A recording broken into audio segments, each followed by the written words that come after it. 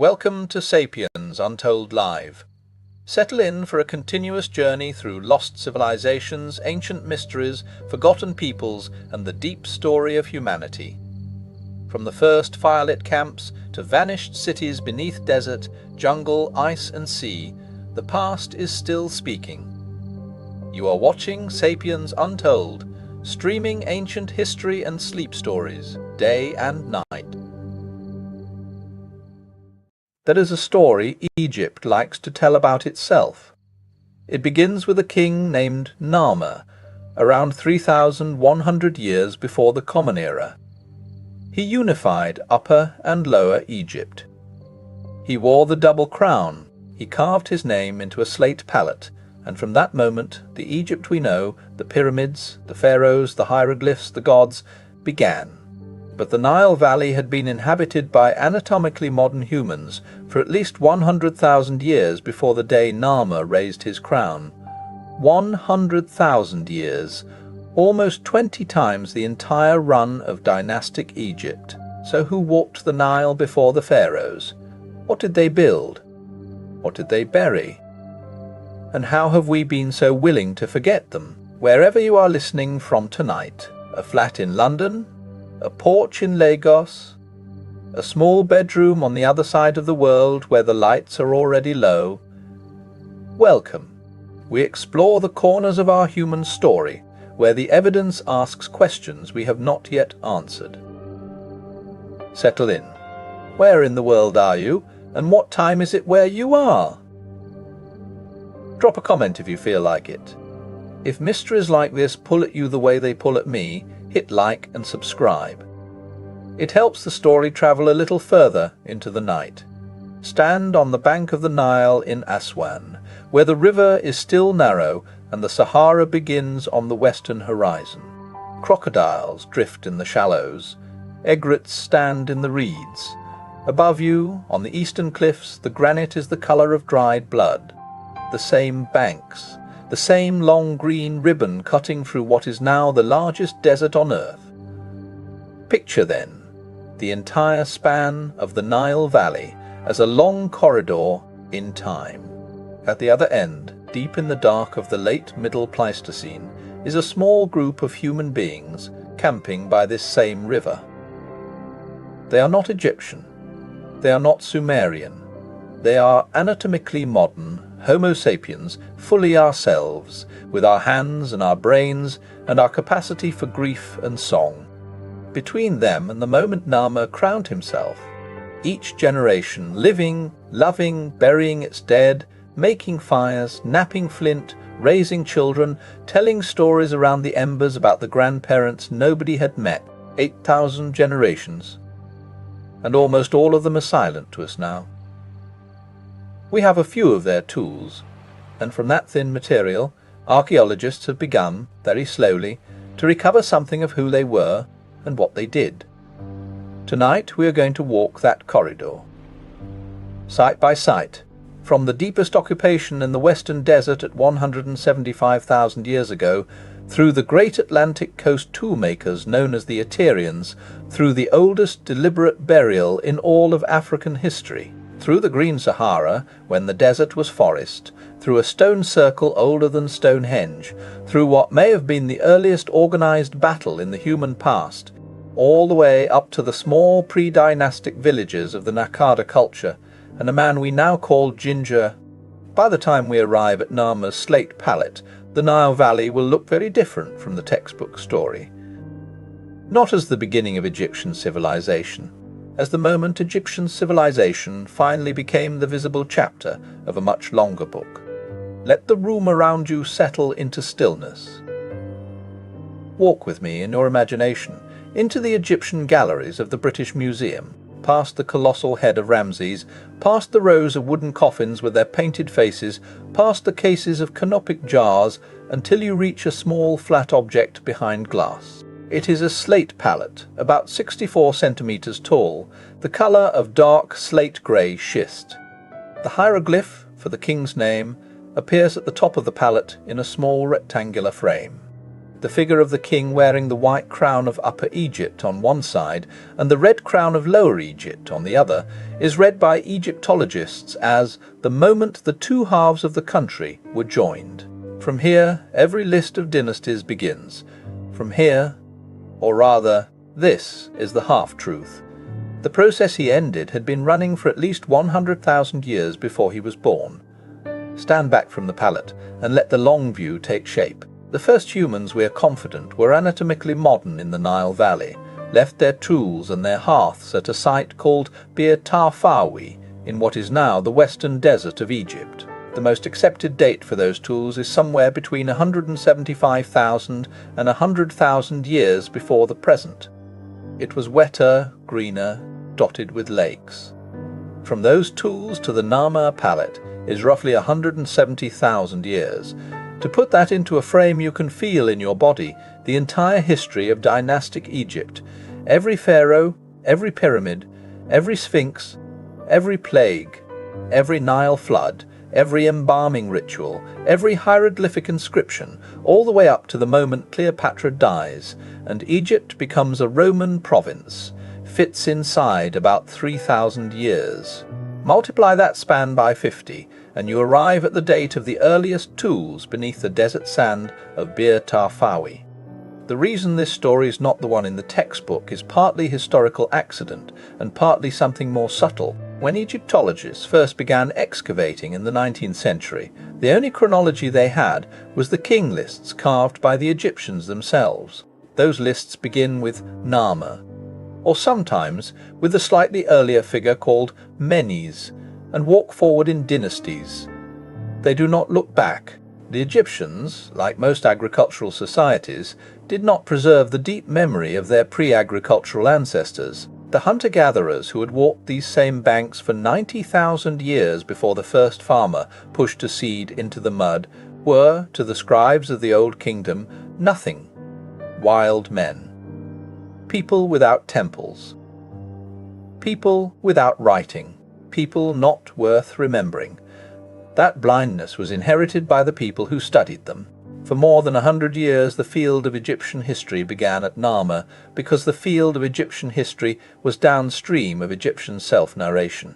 Only when archaeologists began to look at the layers underneath the temples, the deserts on either side of the river, the cliff faces above the dynastic cemeteries, did the older story begin to surface. Tonight we are going to walk that story, not as a list of dynasties, as a series of small lit points in deep time.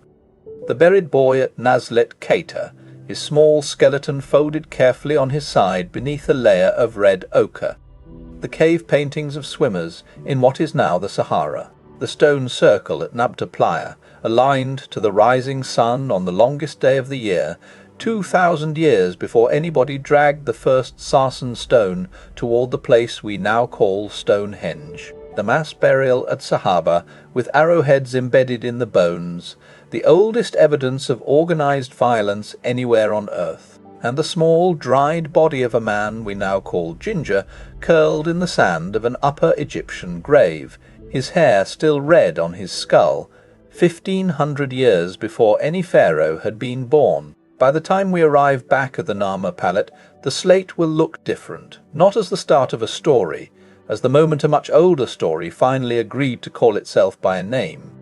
Not yet. We begin out in the western desert, where a dry hollow holds the bones and the burnt flints of a campsite that was already ancient when the first ice age ended. The site is called Bir Tarfawi. Walk with me. Picture a hollow in the desert. Western Egypt, 400 kilometers west of the Nile, in a region today so hot and so dry that nothing larger than a beetle stays out at midday. The sky is a hard, featureless blue. The horizon is so flat that distances are difficult to judge. There is no road, there is no marker. The only reason to be here is that something is buried underneath the sand, and someone has come to dig it out. There is only a shallow depression in the desert floor, ringed by faint old shorelines that no longer reach water. But once, a long time ago, several lakes, in fact, one after another, in the gentler periods between ice ages, when the rain belt swung north and the Sahara softened into a savanna. People came to those lakes. They lived on the shores. They knapped tools from the local quartzite cobbles and the chert nodules that weathered out of the limestone. They butchered hippopotamus and antelope and large extinct bovids whose bones we now find scattered through the lake bed sediments. The site was first excavated systematically in the 1970s by a joint Polish and American team led by the archaeologists Romuald Schild and Fred Wendorf. They cut trenches into the sediment layers and worked downward, year after year, season after season. The deeper they went, the older the artifacts became. Stone tools, hearths, the bones of long-vanished animals, the dating by every method available, uranium series on shell, thermoluminescence on burnt flint, optically stimulated luminescence on quartz grains, converged on a startling answer. The lower layers of Bir Tafawi were occupied between roughly 175,000 and 100,000 years ago, a period that, to most people, evokes only ice sheets and woolly mammoths and the slow swing of glacial cycles in cold regions. But here, in the heart of what is now the largest desert in the world, in the middle of those same cycles, the climate was wet enough and warm enough to support large animals, lakes, marshlands, and the human beings who hunted along their shores. There was no Sumer. There was no agriculture, no writing, no domesticated cattle, walking the lake margins and burning their fires under a stranger sky than the one we see tonight. The Milky Way ran at a different angle through their dark. And yet, their tools, when you handle them, sit comfortably in a modern adult palm, because they were shaped to a hand the same shape as yours. Their hearths burned with the same flames. The pattern of butchery on the bones at Bir Tafawi shows the same skilled, practiced communal work that you would find around a fire in any small foraging village in modern Africa or Australia. Cooperation, patience, the slow accumulated knowledge of how an animal comes apart. Denisovans in Central Asia, late Homo erectus survivors in Indonesia, fully modern human beings were already here on the western edge of what would one day be Egypt, building fires next to a lake that no longer exists. There is no monument to those people. But the layers of sediment at Bir Tafawi remember them anyway. The ash from their hearths is still there, fine and grey, embedded in the lake mud. The flakes from their tool-making are still there, scattered around the workshop areas, in distinctive radial patterns. The bones they cracked for marrow are still there, with the percussion marks of a hammerstone clearly visible to any modern butcher. When you stand at the edge of the hollow today, in the white afternoon light, and you let yourself feel the silence of the place, what you are feeling is not the absence of life.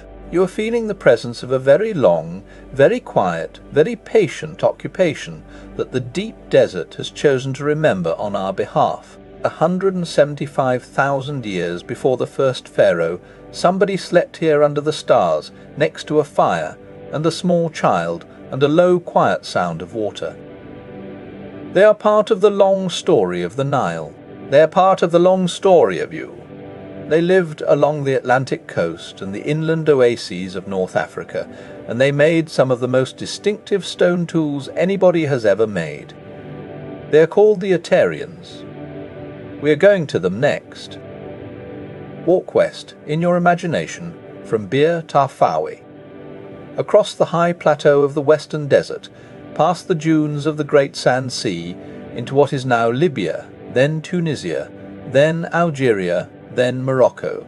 The whole sweep of North Africa, from the Atlantic to the Red Sea, 3,000 miles of uninterrupted hominid country during the late Middle Pleistocene. Imagine it not as a desert, but as an open mosaic landscape, patches of woodland along the rivers, broad savanna in the basins, dense thicket near the springs, animals everywhere, elephants, and human beings walking quietly through it all. These human beings made a particular kind of stone tool that archaeologists eventually came to recognize across the entire span of North Africa. The tools have a small protruding base, a tang where they would have been hafted onto a wooden shaft to make a spear point or a knife. The tang is what gives the culture its name, because the type site where they were first identified in detail was a small rock shelter at Bir el Outa in eastern Algeria. The people who made these tools are called the Aterians. The dates for their occupation, refined over the past 20 years, run from roughly 145,000 to about 35,000 years ago. 6.5 times the entire run of dynastic Egypt. The Aterians are not a single tribe. They are not even a single language group. We do not know what they called themselves. What we know is that across an enormous territory, over an enormous span of time, a recognizable set of tool-making conventions held together. Spear points with tangs, scrapers with backed edges, drilled marine shells used as beads found in caves more than 200 kilometers from the nearest coast, pieces of red ochre, ground for pigment, found in sites where there was no obvious practical use for the color beyond ritual or decoration. Beads of marine shells, drilled with deliberate small holes, strung on cord, worn around someone's neck or wrist or ankle, 80,000 years before the first pyramid. Some of them have been found nearly 600 kilometers inland from the coast. They were carried by hand across desert and over hills, and then strung and worn and given as gifts and lost and found again and worn by somebody else. We do not know what the beads meant to them. The shells are part of it. The choice of stone is another. Aterian sites in Egypt sometimes contain tools made from rocks quarried hundreds of kilometers away. The toolmakers either travelled across that distance themselves or, more likely, traded for the material along chains of acquaintances, hand to hand, family to family. That kind of exchange requires a stable social network. It requires kinship that holds across great distances. It requires people who know the names of strangers' grandparents. Now think about what this means for the Nile Valley. While Bir Tarfawi was being occupied by the lake-edge people, while the Aterians were spreading their tang tool-making conventions across all of North Africa, the green corridors that linked the Sahara to the Nile were busy with movement. Hunting groups passed through. Trading partners visited each other's encampments. Marriages were arranged across hundreds of miles. The Nile was not isolated.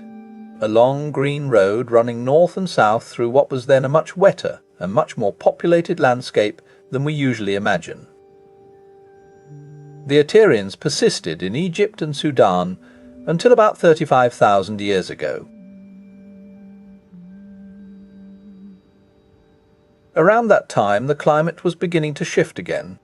The pattern of human life was changing. Some groups moved south into the wetter belts of Central Africa. Some moved into the Levant and contributed to the slow process of out-of-Africa migration that would eventually carry our species into Europe and Asia.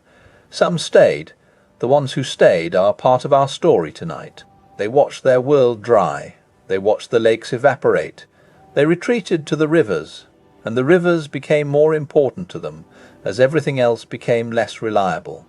By the time the Aterians were fading, the Nile was already what it would remain for the next 30,000 years, the only continuous corridor of life through what was rapidly becoming the largest desert on Earth. The next chapter of our walk is the chapter where the river itself takes centre stage. We are going to a hilltop near the southern end of Egypt, where in 1980 an excavation team uncovered something that should not have existed in the late Pleistocene: a bellied child. A formal grave. Stone mining shafts dug deep into the cliff face. The site is called Nazlet Kata. The cliff face at Nazlet Kata is unremarkable to look at. It is a stretch of low sandstone bluffs about 30 kilometers south of the town of Tata, on the western bank of the Nile in Upper Egypt. The cliffs are honey-coloured in the morning, deeper amber in the late light. The river runs slow and broad below them.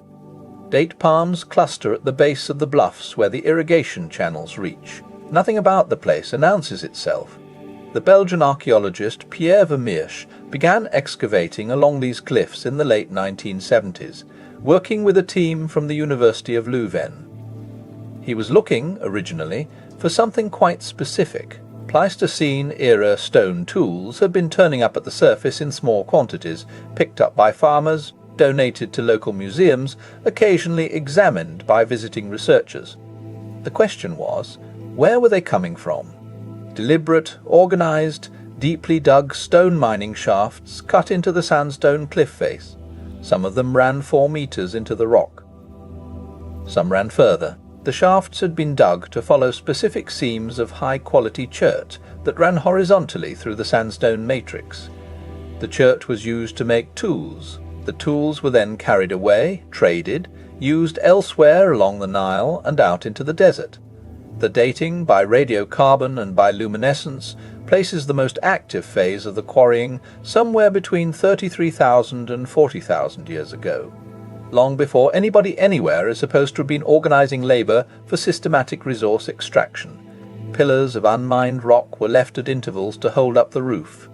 Ventilation passages were cut. Some of the shafts had been backfilled deliberately after they were exhausted to prevent collapse and protect the cliff face for future use. This is engineering. This is project management. This is, in a recognisable sense, organised human labour, working a piece of geology that interests us, and walking home to families and to fires that we know almost nothing about. But Vermeersch and his team found something else at Nazlet Kata that was, in its quieter way, even more important. About 33,000 years ago, in a small hollow at the base of the cliff face near the working quarries, somebody died. He was a young adult male, perhaps in his early 20s when he died, judging by the unfused growth plates of his bones. We do not know his name. Of course we do not. They placed him on his back, deliberately, in a shallow pit they had dug into the sandy floor.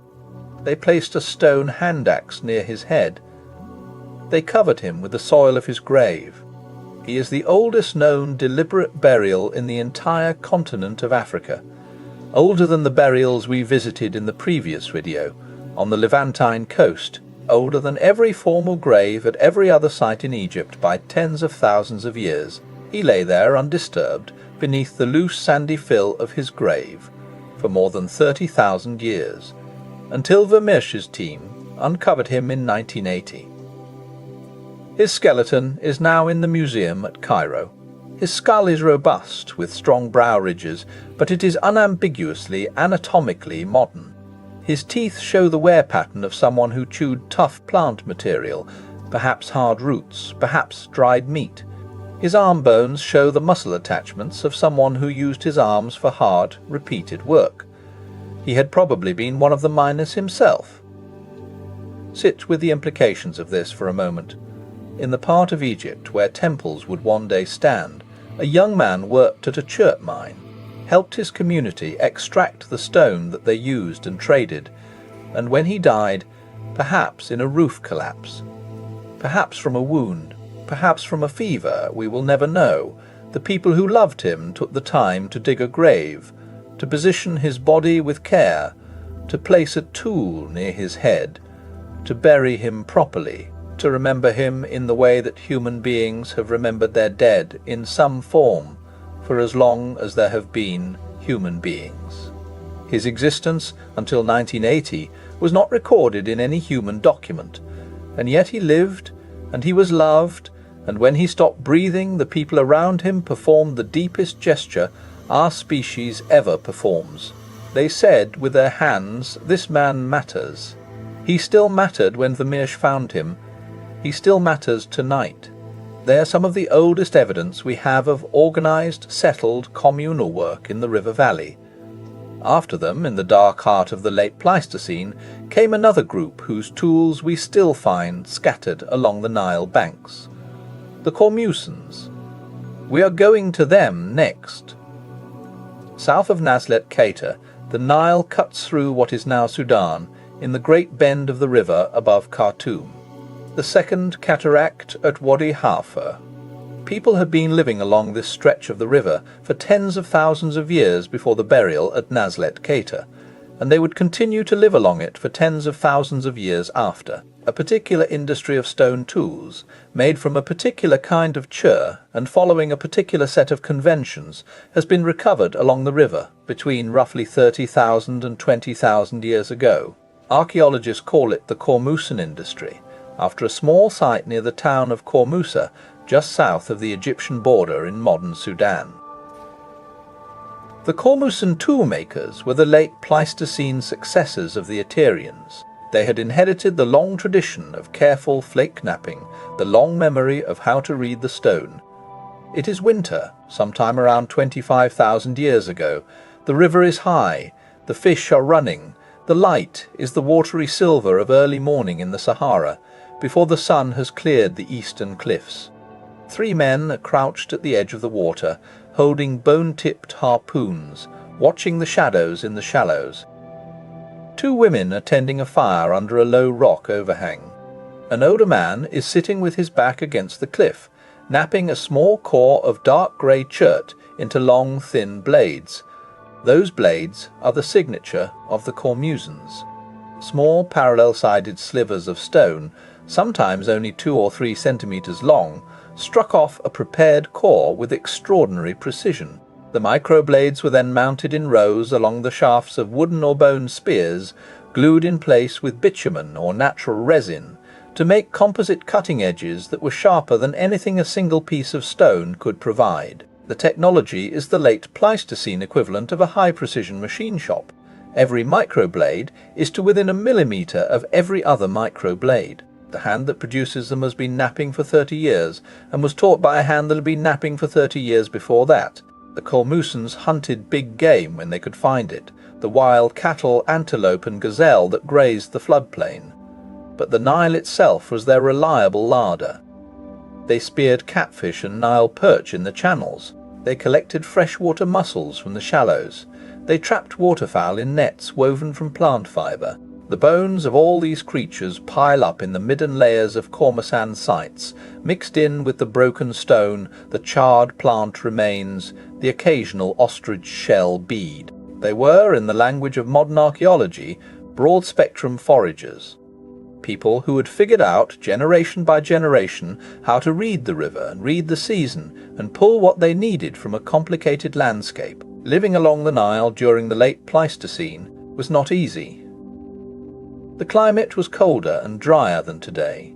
There were periods when the river itself shrank, when the floodplain narrowed, when game became scarce and people died in larger numbers than usual. We can see those periods in the archaeological record as gaps in occupation, layers of wind-blown sand between layers of human debris, the silent paragraphs in the long story of the river. But people always came back. The river was always there. Water in a desert is gravity. Eventually you have to return. By 20,000 years ago, the climate began to soften. The rain belts were starting to swing northward again. The Sahara was preparing to bloom for the last time in the human era. The great green Sahara of the early Holocene, which we will visit shortly. The Kormusans were among the people who watched that transformation begin. The end of their tool-making tradition is dated to roughly 20,000 years ago, when their distinctive microblade industry fades from the archaeological record and is replaced by something different. Whether they died out or merged with incoming groups from the south, or were absorbed into the new tradition we call the Hafan and the Kadan, we do not know. They marry into the next pattern. They become a stratum in the long bedrock of human memory. By the time of the Kormusans, the Nile Valley already had a cultural tradition that reached back over 120,000 years. There were songs about places that no longer existed because the climate had moved on. The river had a voice, and that voice had been speaking in many languages for an enormously long time. They moved out into a Sahara that was, and it is in that green country around 12,000 years ago that we find the next chapter of our story. And, painted on the walls of caves and rock shelters, human figures who are not hunting. They are swimming. We are going there next. There is a wadi in the southwestern corner of Egypt, near the border with Libya, in a region so remote that no road reaches it. You climb a low cliff face on foot. You enter a shallow rock shelter where the sandstone has weathered into a shallow concave bowl, and on the wall of that bowl, in faded red ochre, are the painted figures. None of them is more than 20 centimeters high. They are stylized but unmistakably human. Their bodies are curved, their arms outstretched, their legs trailing behind them. They are floating in something. The shape of the something is not water as we usually depict it. There are no waves. There are no boats. The figures are simply suspended in a horizontal posture, as if they had been caught mid-stroke in a calm lake on a summer afternoon. The site is called the Cave of Swimmers. It was discovered in 1933 by the Hungarian explorer László Almásy, who would later be fictionalized very loosely as the protagonist of the novel and film The English Patient. Almásy himself was a careful observer. He understood what he was seeing. He wrote in his expedition diary that the figures were swimming. The local Bedouin guides, who had known the cave for generations, agreed. The figures had always been swimmers. The question was, why? In a region where rainfall today is less than 5 millimeters a year, where the nearest natural water is 300 kilometers away, who would paint pictures of human beings swimming? The answer is that they painted them because they had swum. The cave paintings at Wadi Sura date to roughly 8,000 to 10,000 years before the present. They belong to a period that geographers call the African Humid Period, or sometimes the Green Sahara. For about 5,000 years, between approximately 10,000 and 5,000 years before the Common Era, the Sahara was not a desert. The monsoonal rain belt of Africa swung dramatically north, all the way up into what is now Egypt and Libya and Algeria. Annual rainfall in the Central Sahara reached levels comparable to modern Mediterranean climates. Lakes formed, rivers ran, forests grew where today there are only dunes. Hippopotamuses bathed in lakes the size of small inland seas. The cave paintings of the Green Sahara are some of the most extraordinary visual records anywhere in the prehistoric world. They are not concentrated only at Wadi Sura. They are scattered across the Tassili-en-Niger plateau in southern Algeria, the Akassus Mountains in Libya, the Tibesti Range in northern Chad, and dozens of smaller sites across Egypt and Sudan. They depict in red and white and yellow ochre an entire vanished world.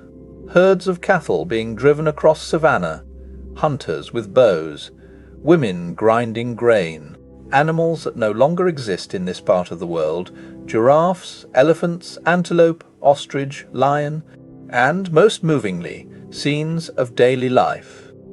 A man carrying a child on his shoulders. They are the works of artists. Skilled, patient, communally taught artists who knew exactly what they wanted the wall to remember. Some of the styles look so different from each other that anthropologists have given them separate names: the Roundhead period, the Bovidian period, the Horse period, the Camel period, corresponding to successive waves of human culture passing through the Sahara as the climate slowly changed. What this tells us is that during the early Holocene, the Sahara was not a barrier between sub-Saharan Africa and the Mediterranean. It was a corridor. People moved freely across it. They herded cattle from the south up into the central highlands. They traded ostrich shell beads and rare stones over enormous distances. They painted the rock faces of the inland mountains with images of their lives, and they built relationships with the people of the Nile Valley that were close, frequent, and reciprocal. By around 5,000 years before the Common Era, this period was ending. The rain belts began to swing south again.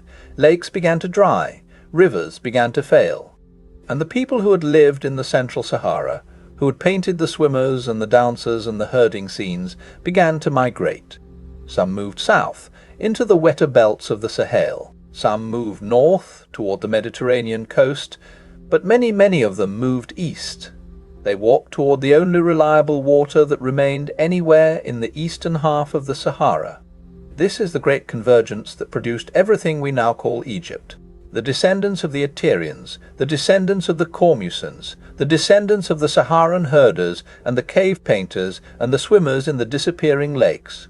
All of them, over thousands of years, drifted in toward the Nile. Their cultures merged. Their tools combined, their stories blended, the vocabulary of their separate languages dissolved into a common river tongue, and the population of the Nile Valley grew dense and grew complex, and began for the first time to do something none of those earlier cultures had done. The first thing they built was a stone circle, at a place called Nabta Playa, in the middle of what was just then becoming the desert again. The site is called Nabta Playa. It sits about 100 kilometers west of the modern Egyptian town of Abu Simbel, and just across the Nubian border into what is now southern Egypt. There is nothing there now in any obvious sense. A dry depression in the desert floor, the faint rim of an ancient lake, a few low mounds of broken bedrock. But what stood here, between roughly 7,500 and 6,000 years before the Common Era, was one of the most remarkable structures in early human history. Nabta Playa was a small ceremonial site, used over the course of perhaps 1,500 years during the wettest centuries of the Green Sahara.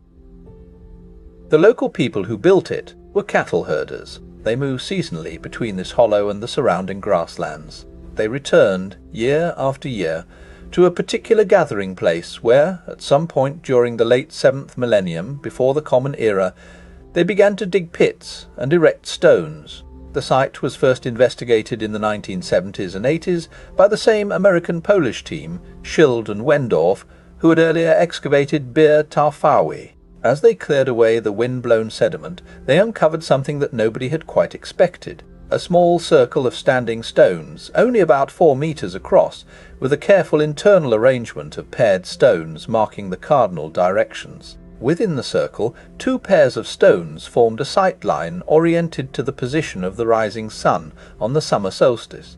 Outside the circle, larger stones had been quarried and dragged here from miles away, oriented along avenues that pointed towards specific stars in the night sky, as those stars had risen in the 7th millennium before the Common Era. The dating by radiocarbon on charcoal from the surrounding ash layers places the active phase of the site at approximately 7,500 years before the present. To be clear about what that means in the context of the broader prehistoric world, Nabta Playa was already old when the first stone of the great megalithic monument at Stonehenge in southern England was being raised. By 2,000 years, this is one of the moments in our walk through the deep Egyptian past where the conventional textbook version of human history simply has to be rewritten. The schoolbook image of robed figures watching the sun rise over the heelstone is part of how we picture our species learning to read the sky. But Nabta Playa was doing the same thing, with the same kind of skill, 20 centuries earlier, and not in the wet meadows of southern Britain, in the heart of what would soon become the largest desert in the world. The astronomical alignments at Nabta Playa are subtle. The site is small. It is not designed for 10,000 spectators, the way some of the later European megaliths were. It is designed for a small mobile community of perhaps a few hundred herders, returning to a known gathering place to mark the turning of the year. In the Northern Hemisphere, the summer solstice marks the longest day of the year and, in regions of monsoonal climate, the approximate beginning of the rains. For cattle herders living on a knife edge between green pasture and dry death, the day the rains arrived was the most consequential day in the calendar. They built a stone circle to mark it. The technical sophistication of what they built has been argued over by archaeologists for the past 30 years. Some scholars dispute the precision of the alignments. Others have measured them carefully and concluded that the orientations are intentional and accurate. The mainstream view today, after careful resurvey, is that Nabta Playa is genuinely a calendrical observatory. It is not as elaborate as Stonehenge. It does not need to be. It does what it was built to do. Beyond the stone circle, the people of Nabta Playa did something else that is striking. Whole cattle, intact, sometimes in pairs, in pits cut into the bedrock. The cattle had been killed deliberately and interred carefully, in chambers roofed with stone slabs. Some of the burials were accompanied by jewellery, by carved bone tools, by smaller votive items. Cattle were sacred at Nabta Playa. In some sense we cannot entirely recover. They mattered enough that when one was killed, it received a burial more elaborate than most human burials of the same period, which would dominate Egyptian religion for the next 4,000 years. The goddess Hathor, the divine bovine consort of the sun god, the cow-headed deities of the Old Kingdom, does not arrive in Egypt fully formed with the dynasties. It arrives at the Nile from the west, brought in by the herders of the disappearing Sahara, who had been venerating cattle in stone-roofed pits at Nabta Playa nearly 5,000 years before the first pharaoh. By around 6,000 years before the Common Era, the climate at Nabta Playa was failing. The lake was drying. The pasture was thinning. The herders began to migrate east, carrying their cattle, their stone circle astronomy, their cattle burial cult, their painted pottery. They moved toward the river. Their descendants are some of the people we will call Egyptians. The precision masonry of the pre-dynastic walls. Much of it has roots that reach back not to the Nile alone, but to the disappearing Sahara, to the small stone circle at Nabta Playa, to the herders who watched the longest day of the year through paired upright stones 2,000 years before anyone in Britain knew how to lift a single sarsen. The word would not exist for thousands of years, but they were already thinking the thoughts and building the structures that Egypt would later inherit. The next site we're going to visit is on the border between Egypt and Sudan, in a high stretch of riverbank where, 14,000 years ago, a small group of people died together violently. There is a stretch of cliff above the Nile, just north of the second cataract in what is now Sudan, where the river runs hard and the rocks are red with iron. The name in Arabic means, roughly, the Mountain of the Companions. The companions referred to are the dead. Jebel Sahaba was excavated in 1965 by the American archaeologist Fred Wendorf, the same researcher who would later work at Bir Tarfawi and Nabta Playa. Wendorf had been brought in as part of an international rescue effort. The Aswan High Dam was nearing completion. The artificial reservoir behind it, Lake Nasser, was about to flood enormous tracts of the Nile Valley between Egypt and Sudan, drowning archaeological sites that had not yet even been catalogued. Teams from a dozen countries were racing to dig what they could before the water rose. Wendorf's team uncovered, on a low terrace above the river, 59 bodies, men, women and children, buried in shallow pits dug into the gravel, around 14,000 years before the Common Era. Late Pleistocene. The bodies were placed on their sides, in the fetal position, oriented east to west, the same orientation that would become standard along the Nile thousands of years later. Many were buried with grave goods. Most striking, the cemetery was reused. Some pits had been reopened and a second body added beside the first. This was not a single mass grave. This was a place to which the community returned, again and again, over generations, to bury its dead. Embedded in the bones. Stone-tipped projectiles, fired from bows, from a distance close enough to penetrate cloth and skin and reach bone. Of the 59 bodies in the cemetery, more than half, at least 24, showed clear evidence of violent death. Some had been struck by multiple projectiles. Some had defensive wounds on their forearms, the marks left when a person raises their hand to ward off an oncoming blade. One older man had been hit by 2 arrows in the stomach and a third in the back. Almost all the victims were adults of fighting age, but some were children, some were elderly. The wounds were inflicted by stone projectile points, whose closest cultural match is to a different group, the Kadan culture, who lived just to the north along the same river. This is the oldest evidence of organized intergroup violence anywhere in the human archaeological record. Not a single isolated killing. A pattern. The people who were buried at Jebel Sahaba had died in encounters that match what we would later call battles. Several of the bodies show wounds at multiple stages of healing, meaning these individuals had survived previous attacks before being killed in a final one. The killings continued over decades, perhaps centuries. The cemetery was the slow accumulation of casualties from a long, intermittent struggle between the people who lived above the river at Sahaba and another group whose territory began further north. The honest answer is that we cannot know for certain, but the timing, the location, and the climate context point in a particular direction. The climate was beginning to swing into the warmer, wetter period of the Holocene, but not steadily. There were sharp cold reversals, there were dry years. The Nile floodplain in this stretch was narrow, and squeezed by harsh, dry uplands on either side. The fish runs in the river, the gathering places for waterfowl, the patches of fertile silt where edible plants grew. These were limited resources, and the population that depended on them was, by Pleistocene standards, dense. When two groups of foragers compete for the same shrinking resources, sometimes they share, sometimes they trade, sometimes they marry into each other's families and merge, and sometimes, when the pressure is high enough and the alternatives have failed, they fight. Sahaba is the earliest physical record we have of that fighting taking the form of organized, repeated, projectile weapon engagement between identifiable cultural groups. It is, in plain English, the oldest known battlefield. I want to be careful here, because the popular imagination of prehistory has often been distorted in the direction of either constant brutal warfare or completely peaceful Eden. Neither picture is accurate. The cemetery at Sahaba shows that organized lethal violence between human communities is at least 14,000 years old in this part of the world. It does not show that violence was constant.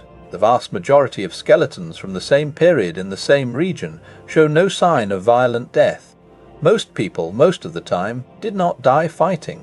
Sahaba was an exception, generated by an exceptional moment of resource pressure and intergroup friction.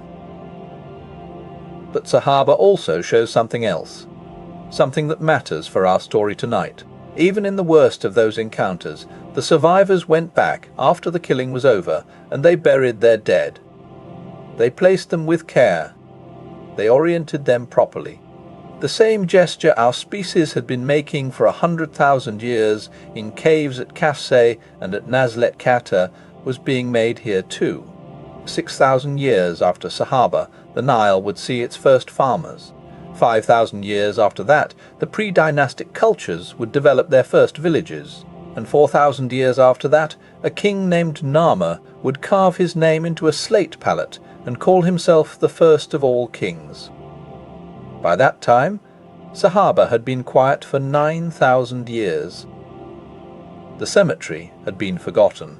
The bodies were beneath the gravel of the river terrace, sleeping, waiting for the flood that would, in 1965, finally bring an archaeologist to lift them out. We are going to a small grave in Upper Egypt, 60 centuries before the first pyramid was built, where a man with red hair lay curled in the warm sand of his pit. There is a glass case in the British Museum on the upper floor where a man named Ginger sleeps. He is curled on his right side, his knees drawn up toward his chest, his hands together near his face. His skin is the colour of old leather, dried and contracted across his bones over thousands of years. His hair is still attached to his skull, copper red, which is the colour from which his nickname was given. He has been here, behind the glass, for over 100 years. He is 5,500 years old. Ginger was found at a site called Gabaline, on the west bank of the Nile in Upper Egypt, near a stretch of cliff face about 30 kilometres south of Luxor. He was excavated in the late 19th century by Wallace Budge of the British Museum. He had been buried in a shallow oval pit dug into the dry sand, in the fetal position, the same position the Sahaba dead had been placed in 8,000 years earlier. There was no priestly preparation. The sand of Upper Egypt is so dry and so hot and so absorbent of moisture that bodies buried directly in it sometimes do not decompose. They desiccate. They mummify naturally. The fluids leave the body before the bacteria can do their work, and what remains is a leather and bone preservation that can last for tens of thousands of years. Ginger is one of the most complete examples of natural Egyptian mummification ever recovered. His skin, his hair, his nails, the soft tissue of his face, the muscles still attached to his bones. All of it is still there, dried into the shape of his death. He died young, the current best estimate, based on his teeth and his unfused growth plates is that he was somewhere between 18 and 21 years old when he died. He was tall for his time, perhaps 165 centimeters. He had been physically active. The wear on his skeleton suggests he did manual work, likely related to fishing or farming. He probably died suddenly. We do not know how. He lived around 3,400 years before the Common Era. It was something archaeologists call the Nakada culture, or sometimes the pre-dynastic period. They farmed wheat and barley. They herded goats. They traded with their neighbours up and down the river. They made beautiful red and black pottery. They worked copper. They buried their dead with care in shallow desert graves. Almost everything we usually associate with Egyptian civilization was already present in some form during the Nakada period. The mud brick architecture, the reed boats, the pictorial conventions that would later become hieroglyphs, the cosmological concepts of the sun god, the cattle goddess, the underworld journey, the careful preparation of the dead for the next life, the orientation of graves to the west, where the sun set and the dead were said to follow, the use of red ochre on bodies, the use of copper amulets and shell jewellery. All of it was there, 15 centuries before the first king united the two lands. Nakada was not pharaonic. It had no pharaohs, but it was the womb of the pharaonic civilization. Everything Egypt would later become was already growing inside it. Narmer, when he eventually unified the two crowns, did not invent Egyptian civilization. He inherited it, fully formed, from his grandparents' grandparents. So step back now, and let the long view of the river settle in your imagination one last time. We have walked all the way from a hearth at Bir Tarfawi, 175,000 years before the present, where a small group of anatomically modern human beings butchered an antelope on the shore of a vanished lake. We have walked through the Aterian world, where shell beads were carried hundreds of kilometers inland and worn around the necks of people whose names will never be spoken again. We have stood beside a young man at Nazlet Kata, his body folded carefully into a sandstone hollow with a stone tool placed near his head, 30,000 years before any pyramid. We have heard the ring of microblades at Kormasan campfires along the late Pleistocene river. We have walked into the green Sahara and seen the painted swimmers in a cave that today sits in the heart of the driest desert on earth. We have stood inside the small stone circle at Nabta Playa, where herders watched the rising sun on the longest day of the year 2,000 years before Stonehenge. We have stood above the bone and arrow cemetery at Sahaba, where the oldest known battlefield in human history quietly remembers its dead. His hair still red, his hands together near his face, his small grave full of the same gestures that the Egyptians would later carve into stone for kings. Narmer is the page where the writing begins. He is not the page where the story begins, but the gestures by which they buried each other, by which they made fires, by which they walked the river and watched the stars and painted the walls of the caves above their lakes, were the same gestures the pharaohs would inherit. The Egypt we know is the latest visible chapter of an enormous unwritten book. Let the names of forgotten places drift somewhere just behind sleep. Bir Tarfawi, Nazlet Kata. We are the inheritors of every silence, every survival, every first hand that drew a line, every body laid carefully in the warm sand of a small grave. Wherever you are in the world, thank you for letting us tell you a story.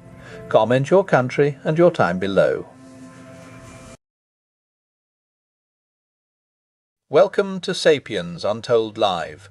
Settle in for a continuous journey through lost civilizations, ancient mysteries, forgotten peoples, and the deep story of humanity. From the first firelit camps to vanished cities beneath desert, jungle, ice and sea, the past is still speaking. You are watching Sapiens Untold, streaming ancient history and sleep stories, day and night. 1947. Byrd leads the largest Antarctic expedition ever. It ends after 8 weeks. 4,700 men. 13 ships. 33 aircraft.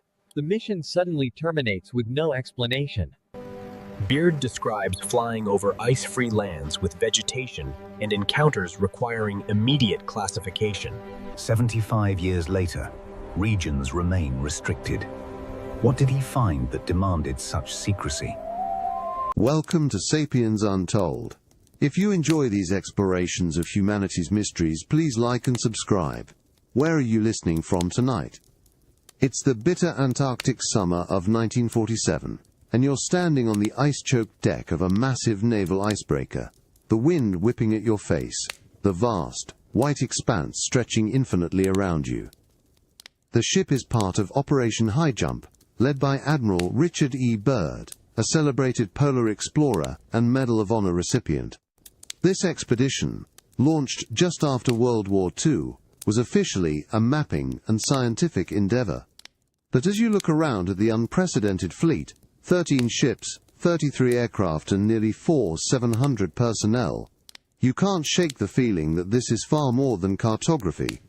Official records show this was the largest Antarctic expedition ever mounted, a scale that seems excessive for mere research, even for the nascent Cold War era. The mission, planned for 6 to 8 months, concluded abruptly, after only 8 weeks. You pore over old dispatches, the hurried messages hinting at an unforeseen urgency. Why did such an overwhelming force retreat so suddenly? Declassified documents reveal unusual mission parameters, and whispers persist of ships returning damaged, and unexplained personnel losses. The military has never fully explained the premature termination, fueling a decades-long enigma.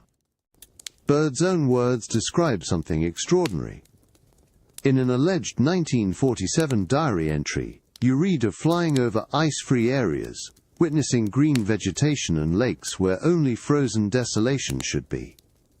Then, a chilling statement reportedly given to a Chilean newspaper. The expedition encountered a new enemy that could fly from pole to pole at incredible speeds. In a radio interview on March 5, 1947, he spoke plainly of a land beyond the pole, further elaborating on an ice-free area the size of the United States. These aren't the words of a man simply mapping terrain. The official explanation is scientific research and post-war military positioning, but the scale of resources, the abrupt ending, and Byrd's cryptic public statements continue to ignite questions. Was it a discovery of vast mineral resources, or perhaps strategic military sites that remain classified? Or did Byrd, a figure of unimpeachable credibility, stumble upon something far more profound beneath the ancient ice? Perhaps an advanced technology, an entrance to a subterranean world, a secret Nazi base established during Germany's own enigmatic expeditions, or even evidence of extraterrestrial presence, as some theories suggest. The mystery deepens with his sudden death in 1957, shortly after his final Antarctic mission. What did Admiral Byrd truly find that required such overwhelming force and such profound secrecy? The biting wind of the Antarctic whips across your face as you gaze out from the deck of the Time City of New York *, anchored near the edge of the Ross Ice Shelf in 1928. This is Admiral Richard E. Byrd's first major expedition to the South Pole, long before Operation High Jump, establishing his reputation not as a fringe figure, but as a pioneering aviator and decorated naval officer, a man whose judgment would later carry immense weight. He was the first to fly over the North Pole in 1926, and would achieve the first South Pole flight in 1929, feats that earned him the Medal of Honor and cemented his place as an unparalleled explorer. His credibility is unassailable, making his later cryptic statements all the more compelling. But Byrd was not the only one drawn to this remote, enigmatic land.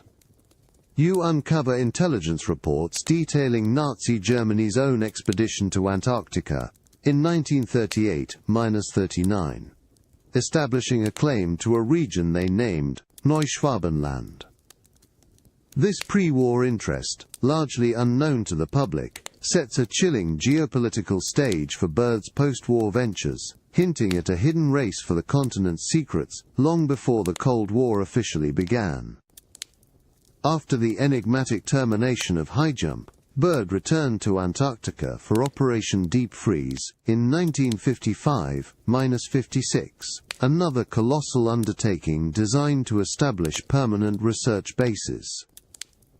Yet just 5 years after his death, in 1961, the Antarctic Treaty was signed by 12 nations, designating the continent for peaceful scientific research only, banning military activity, and postponing claims to sovereignty.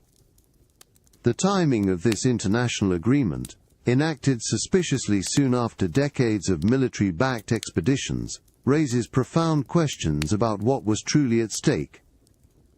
You examine declassified photographs from these expeditions, searching for clues. Some images show anomalous surface features, shapes and patterns in the ice that defy conventional geological explanation, hinting at something unnatural or incredibly ancient beneath the vast white desert. Could these be the outlines of pre-glacial civilizations preserved under millennia of ice, or geological anomalies of immense strategic value? The military has never fully explained their origin. The official narrative asserts purely scientific and strategic interests for Byrd's missions, and the subsequent international accord. But standing here, watching the ice glint under the pale sun, you can't help but wonder if the extreme lengths to explore and then trust to protect, this continent, hint at discoveries far beyond what has ever been publicly revealed. What secrets did Byrd and his crews truly witness in this desolate, yet fiercely guarded land? The hum of the aircraft engines fills your ears, a steady thrum against the vast silence of Antarctica, as you soar across the continent's interior in the crisp, cold air. Below, the endless white expanse stretches to the horizon, a mesmerizing, unforgiving landscape. You imagine yourself in Byrd's cockpit during Operation High Jump, the panorama unfolding beneath the wings. For hours, it's an unbroken sea of ice and snow, yet official records show that these flights were not just for mapping. They were probing deep into uncharted territory. Suddenly, a shock of impossible color breaks the monochromatic vista. You lean closer to the window, disbelieving, as the ice gives way to a terrain unlike anything you expected. Here, according to Admiral Byrd's alleged 1947 diary entries, were ice-free areas, vast stretches of land with actual vegetation, and even clear, azure lakes. Imagine the profound wonder and disorientation of witnessing such a sight in the heart of the frozen continent. This account describes an oasis, a warm interior region that defies all conventional geographical understanding of Antarctica. These cryptic entries fuel theories that Byrd may have discovered evidence of pre-glacial civilizations preserved under the ice, or perhaps a geothermally active zone supporting an entire, unknown ecosystem. Could this have been the land beyond the pole Byrd mentioned in his radio interview? It's a vision that aligns with persistent hollow earth theories, suggesting hidden entrances to subterranean worlds warmed from within. Then, there's the chilling statement Byrd reportedly made to a Chilean newspaper, describing an encounter with a new enemy that could fly from pole to pole at incredible speeds. This isn't the language of scientific discovery, but of military engagement with an unknown, formidable force. Did Byrd and his men stumble upon advanced technology from an unknown origin, perhaps remnants of ancient civilizations, or even an extraterrestrial presence? The possibility of Nazi bases established during Germany's prior secret expeditions also looms, an enemy capable of such feats. After the mission's abrupt end, Byrd was allegedly subjected to a classified debriefing and ordered to remain silent about his discoveries. The military has never fully explained this secrecy, or the disproportionate resources committed to the expedition. The truth of what Byrd saw in that ice-free expanse, and who or what constituted this new enemy, remains locked away, leaving you to ponder the immense secrets that may lie beneath Antarctica's frozen veil. The bitter, dry cold of Marie Byrd land presses in around you, even through the thick window of the vintage aircraft. You are airborne again, tracing the phantom flight paths of Admiral Byrd's expeditions, this time focusing on a particular unnerving detail: the compass needle. Pilots from Operation High Jump, flying over these desolate regions, reported erratic instrument behavior, particularly unusual magnetic fluctuations that defied explanation. You imagine the crew's unease as their vital navigation tools, usually steady and reliable, began to flutter wildly, pointing not to the magnetic pole, but to something else entirely beneath the vast ice sheet. This unusual magnetic activity over Marie Byrd land adds another layer to the enigma surrounding Operation High Jump's abrupt termination. Was the mission's premature end, after only 8 weeks, instead of the planned 8 months, merely a logistical failure, or was it a swift evacuation prompted by encounters with phenomena that overwhelmed even the most advanced military technology of the time? The military has never fully explained the cause for the sudden withdrawal of 700 men, 13 ships, and 33 aircraft. Such anomalies fuel speculation that Byrd may have encountered something far from conventional. Could these magnetic disturbances be the signature of advanced technology hidden beneath the ice? Perhaps an ancient power source from a pre-glacial civilization, or even a sophisticated, unknown craft as described in Byrd's alleged secret diary entries, which mention disc-shaped vehicles and advanced beings? Or do they point to clandestine bases, perhaps established by Nazi Germany's own earlier Antarctic explorations, leveraging an undiscovered energy source? The evidence gaps are vast. Byrd's alleged secret diary, detailing encounters with advanced entities and descriptions of lands beyond the poles, remains controversial, its authenticity fiercely debated, leaving you to question if it's a genuine record or a later fabrication. Were Byrd's reported statements about a new enemy simply misquoted by the press, or were they deliberately suppressed after his classified debriefing upon return? Regardless, his sudden death in 1957, shortly after his final Antarctic mission, only adds to the lingering questions. What did these inexplicable magnetic forces signify? And what did Admiral Byrd take to his grave about the true nature of this most enigmatic continent? The scent of aged parchment fills the quiet air as you lean over a reproduction of the Piri Reis map, illuminated by the soft, flickering glow of a lantern. This extraordinary document, meticulously drawn by an Ottoman admiral in 1513, is renowned for its astonishing accuracy in depicting coastlines of Europe, Africa, and the Americas, long before such comprehensive global cartography was thought possible. But it's the map's most southerly section that arrests your attention, showing a landmass unmistakably resembling the continent of Antarctica. Here lies the profound anomaly. Antarctica was not officially sighted until 1820, and its coastline remained largely unmapped beneath vast ice sheets until the 20th century. Yet, the Piri Reis map presents a detailed, ice-free asterisk shoreline of what appears to be Queen Maud Land, a region of Antarctica. Mainstream cartography struggles with this depiction. How could a map from the early 16th century show a continent that was then unknown, and in a geological state that hasn't existed for millions of years? Alternative researchers point to the map's own annotations, which state it was compiled from older source maps, some dating back to the 4th century BCE, or even earlier. This implies an ancient civilization possessed sophisticated knowledge, capable of surveying the Earth's landmasses when Antarctica was not fully encased in ice. Geologists confirm that Antarctica was indeed largely ice-free millions of years ago. This raises an astonishing question. Did incredibly advanced ancient navigators or mapmakers possess knowledge of a pre-glacial Antarctica, passing it down through lost records. This ancient enigma echoes Admiral Byrd's own alleged discoveries during Operation Highjump. You recall his supposed 1947 diary entries, describing flights over ice-free regions, complete with vegetation and lakes.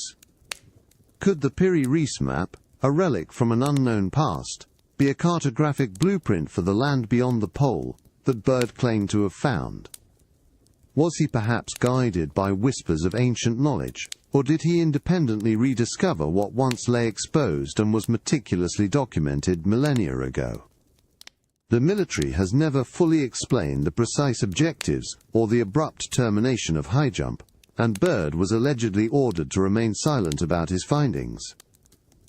The truth about what he saw, and how it might connect to this incredible historical map, remains classified.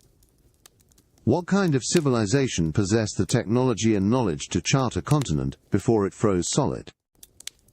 Could its remnants, as depicted on this ancient map, be exactly what Admiral Byrd stumbled upon, hidden for ages beneath the vast silent Antarctic ice? You listen intently to the faint, rhythmic pulse of the Earth, transmitted through the sensitive instruments of a modern seismic station, buried deep within Antarctica's ice. It's a distant echo of geological time, a whisper from beneath miles of frozen history.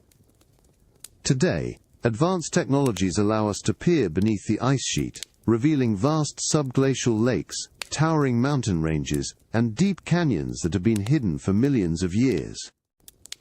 But sometimes, among the expected geological formations, seismic anomalies appear, patterns that are difficult to reconcile with natural processes alone. Imagine Admiral Byrd and his crew during Operation Highjump, flying over these same regions, without the benefit of modern sub-ice imaging. What they saw from the air, describing ice-free areas, vegetation and lakes in his alleged diary, might be corroborated by what these instruments now hint at, a dynamic, hidden world beneath the static surface. If warm interior regions exist, perhaps sustained by geothermal activity, or even unknown energy sources, they could melt the ice from below, creating the very environments Byrd described. Declassified documents from Operation Highjump refer to unusual mission parameters, suggesting an interest beyond mere cartography. Was the immense military deployment, with its 700 men, 13 ships, and 33 aircraft, tasked not just with mapping, but with investigating these very geological anomalies?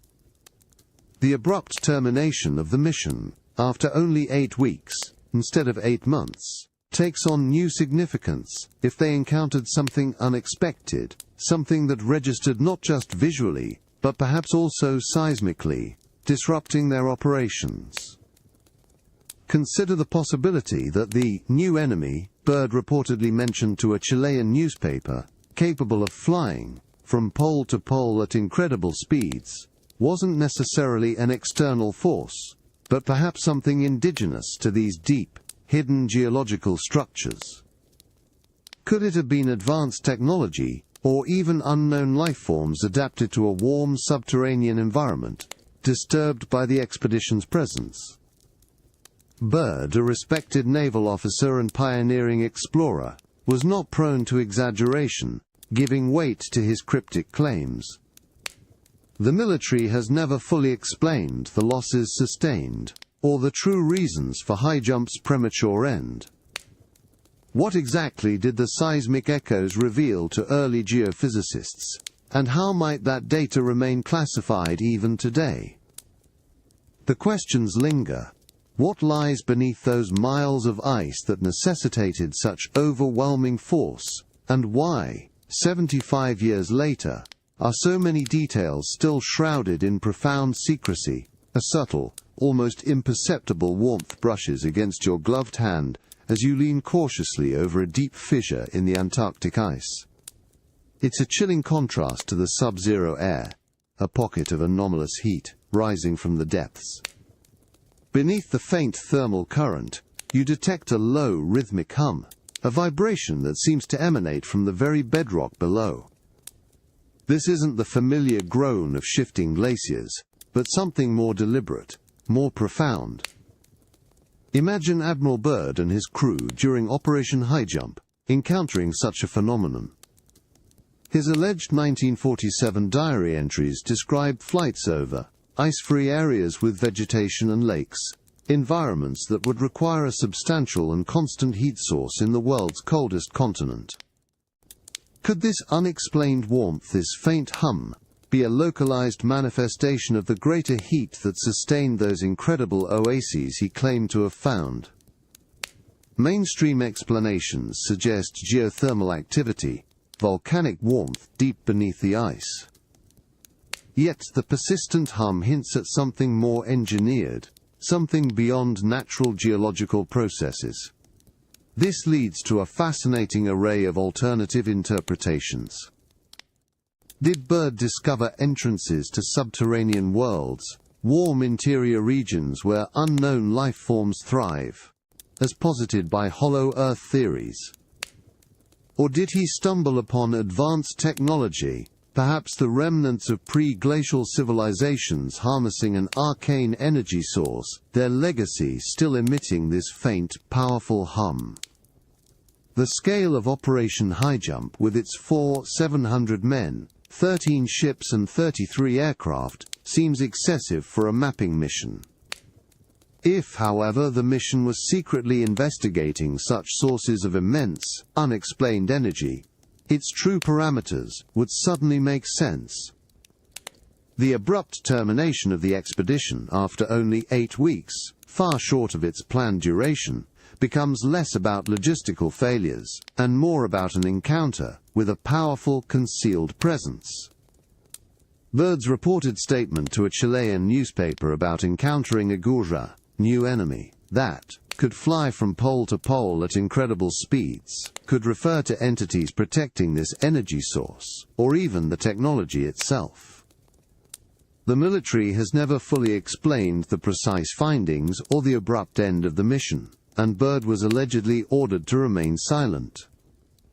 What secret lies beneath this fissure, generating heat and a rhythmic pulse in the heart of the ice? Was it a classified geological discovery of immense strategic value, or something far more extraordinary, something that still lies hidden, humming softly beneath miles of ice? A frigid, dry gust sweeps across your face as you stand before a remote Antarctic mountain range, its jagged peaks piercing the vast white expanse. Above them you observe an eerie spectacle. Anomalous cloud formations gather, unlike any natural meteorological phenomenon you've seen. These aren't typical wisps or storm fronts. They are strangely localized, swirling with an unnerving precision, hinting at a hidden force influencing the atmosphere. Imagine Admiral Byrd, during Operation Highjump, flying over such a landscape.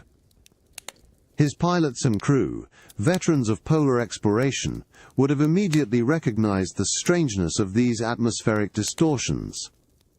Official records show Operation Highjump was the largest Antarctic expedition ever mounted, with 700 men, 13 ships, and 33 aircraft.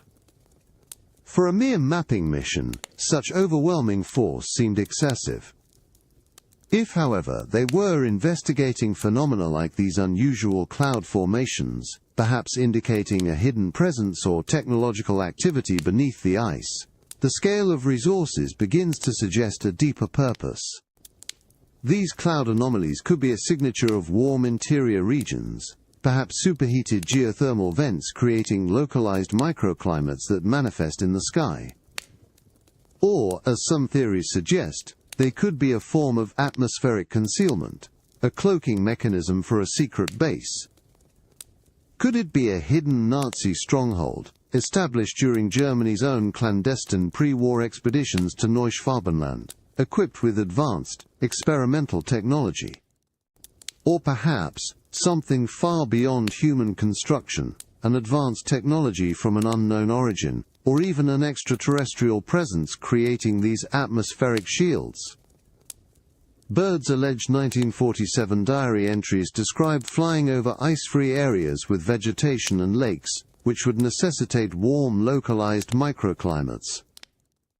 These anomalous clouds could be the visible manifestation of such concealed warmer zones. Furthermore, his reported statement to a Chilean newspaper about encountering a Mochi-Shine Polardsasholti, new enemy, that could fly from pole to pole at incredible speeds, might refer to craft emerging from, or operating within, these very atmospheric disturbances. The abrupt termination of Operation Highjump after only 8 weeks, instead of the planned 6 to 8 months, remains unexplained. Was it a retreat prompted by encountering these mysterious atmospheric phenomena, or the advanced entities behind them? Byrd, a decorated naval officer and respected explorer, was allegedly ordered to remain silent after his classified debriefing. The military has never fully explained these enduring mysteries. What truly caused these strange cloud formations over Antarctica's hidden mountains? And what secret did Admiral Byrd carry, unspoken, about the forces that shaped them? The biting Antarctic wind fades into a profound silence as you duck through the shimmering blue entrance of an ice cave. The air within is unnaturally still, a stark contrast to the swirling gusts outside. The light, filtered through layers of ancient ice, casts an ethereal, otherworldly glow, painting the cavern walls in shades of sapphire and turquoise. There's no echo here, only a hushed absorption of sound, as if the very ice is listening. This stillness, this lack of natural movement or sound, creates a deep sense of mystery, suggesting an environment deliberately cut off from the tumultuous world beyond. Imagine Admiral Byrd's expeditions, particularly Operation Highjump, encountering such a hidden gateway. His alleged 1947 diary entries speak of flying over ice-free areas, hinting at a world concealed beneath the frozen surface. Could these ice caves, or deeper fissures, be entrances to those warm interior regions, a subterranean world far removed from the brutal Antarctic weather? The sheer scale of Operation Highjump, 700 men, 13 ships and 33 aircraft, seems excessive for a simple mapping mission. Yet, if the objective included probing for and securing such monumental discoveries, the resources deployed become understandable. This unnaturally still interior could harbor many secrets. Mainstream explanations might point to stable geological formations or unique wind patterns. However, alternative theories propose far more intriguing possibilities. Could this be a hidden base, perhaps one established by Nazi Germany during their own clandestine Antarctic expeditions, now cloaked and protected? Or perhaps it's an entrance to a lost world, a pre-glacial civilization preserved in a warm pocket, or a site housing advanced technology from unknown origins, even extraterrestrial presence, as some claims suggest. The abrupt termination of Operation Highjump, after only 8 weeks, rather than the planned 6 to 8 months, becomes deeply significant in this context. Did the expedition discover an entry point, or even breach one, leading to an encounter that forced a rapid withdrawal? Byrd's reported statement to a Chilean newspaper about a commodity, new enemy, that could fly from pole to pole at incredible speeds, fuels the speculation of a confrontation with something powerful and unknown. The military has never fully explained the precise reasons for the mission's premature end, or the alleged personnel losses. Byrd was reportedly ordered to remain silent after his classified debriefing. What silence truly pervades this ice cave, and what forgotten chapters of humanity's past, or unimaginable future, does it guard? The cold, rough texture of a subglacial rock sample rests in your palm, its surface etched by millions of years beneath the ice. You bring a hand lens close, examining the curious mineral streaks that vein through the ancient stone. They possess an unusual luster, a faint, metallic sheen that doesn't quite match the surrounding geology. These aren't common deposits. Their precise formation and composition suggest a process beyond typical Antarctic geological activity. Imagine scientists during Admiral Byrd's Operation Deep Freeze 1955-56 collecting such samples. While Deep Freeze was officially about establishing permanent scientific bases, the military involvement and immense resources hinted at a deeper agenda, perhaps investigating valuable geological discoveries. Could these mineral streaks be evidence of vast, strategic mineral resources, elements vital for emerging Cold War technologies, necessitating classification and control? This would provide a mundane, yet powerful explanation for the intense secrecy. However, the precision of these streaks, their almost engineered appearance, opens the door to more extraordinary theories. Could they be remnants or byproducts of advanced technology from an unknown origin? Perhaps the waste material or structural components of machinery belonging to a pre-glacial civilization, long since buried, or even an extraterrestrial presence. Admiral Byrd's alleged secret diary, with its descriptions of encounters with disc-shaped craft and advanced beings, suggests technology far beyond human capability at the time. The abrupt termination of Operation Highjump, planned for 6 to 8 months but ending after only 8 weeks, remains a critical factual mystery.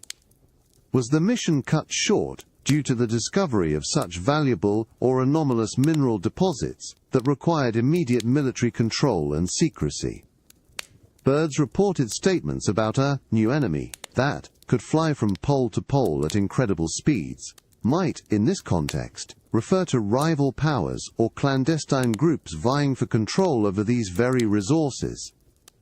The military has never fully explained the true nature of the findings from these expeditions, and Byrd was allegedly ordered to remain silent after his classified debriefing.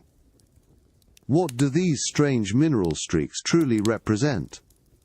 Are they merely a unique geological formation awaiting scientific explanation, or do they hold a deeper, more profound secret, a material clue to the extraordinary discoveries Admiral Byrd might have taken to his grave? The truth likely lies somewhere between, but the questions these silent rocks raise continue to echo across the frozen continent. The sterile, cool air of a polar research laboratory hums around you as you meticulously examine a section of an ice core, extracted from miles deep beneath the Antarctic surface. This cylindrical column of ancient ice, a frozen timeline stretching back hundreds of thousands of years, typically holds dust, gases, and microscopic organisms. But here, preserved with astonishing detail, is something utterly unexpected. A distinct, non-native plant specimen, its delicate leaves and stem unmistakably intact, frozen solid within ice layers, far older than any current surface vegetation. This discovery resonates profoundly with Admiral Richard E. Byrd's alleged 1947 diary entries. You recall his description of flying over ice-free areas with vegetation and lakes during Operation Highjump, a claim that defied all conventional understanding of Antarctica's desolate interior. Mainstream science might attribute such a find to ancient pollen or seeds transported by wind or currents and subsequently buried. Yet, the completeness of this specimen, and its context within layers dated to millions of years ago, suggests a more remarkable truth. This plant grew in an environment far different from the one we know today. Could this be direct evidence of a warmer, pre-glacial Antarctica, a lost ecosystem that existed millions of years ago, its remnants now frozen in time? Or more controversially, does it hint at the warm interior regions that Byrd claimed to have discovered, sustained by hidden geothermal activity or an unknown energy source? If these warm pockets exist, they could support life, including species thought long extinct or entirely unknown to science, suggesting complex unknown life forms beneath the ice. The immense military resources deployed for Operation Highjump, 700 men, 13 ships and 33 aircraft, were ostensibly for mapping. But if the true objective was to explore and secure such profound biological or environmental discoveries, the scale becomes less puzzling. The abrupt termination of the mission after only 8 weeks, rather than the planned 6 to 8 months, could signify not just a logistical failure, but a rapid withdrawal after encountering biological or even technological phenomena that demanded immediate secrecy. Byrd, a celebrated naval officer and respected explorer, was allegedly ordered to remain silent after his classified debriefing.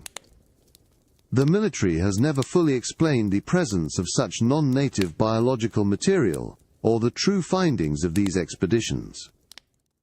What does this tiny frozen plant tell us about Antarctica's forgotten past, or its hidden present?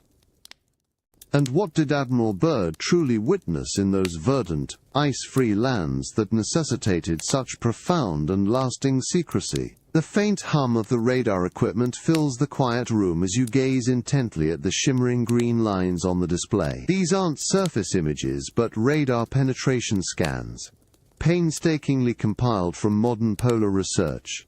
Below miles of solid ice, the ground beneath Antarctica slowly reveals its secrets. And there, starkly visible amidst natural geological undulations, are forms that defy explanation.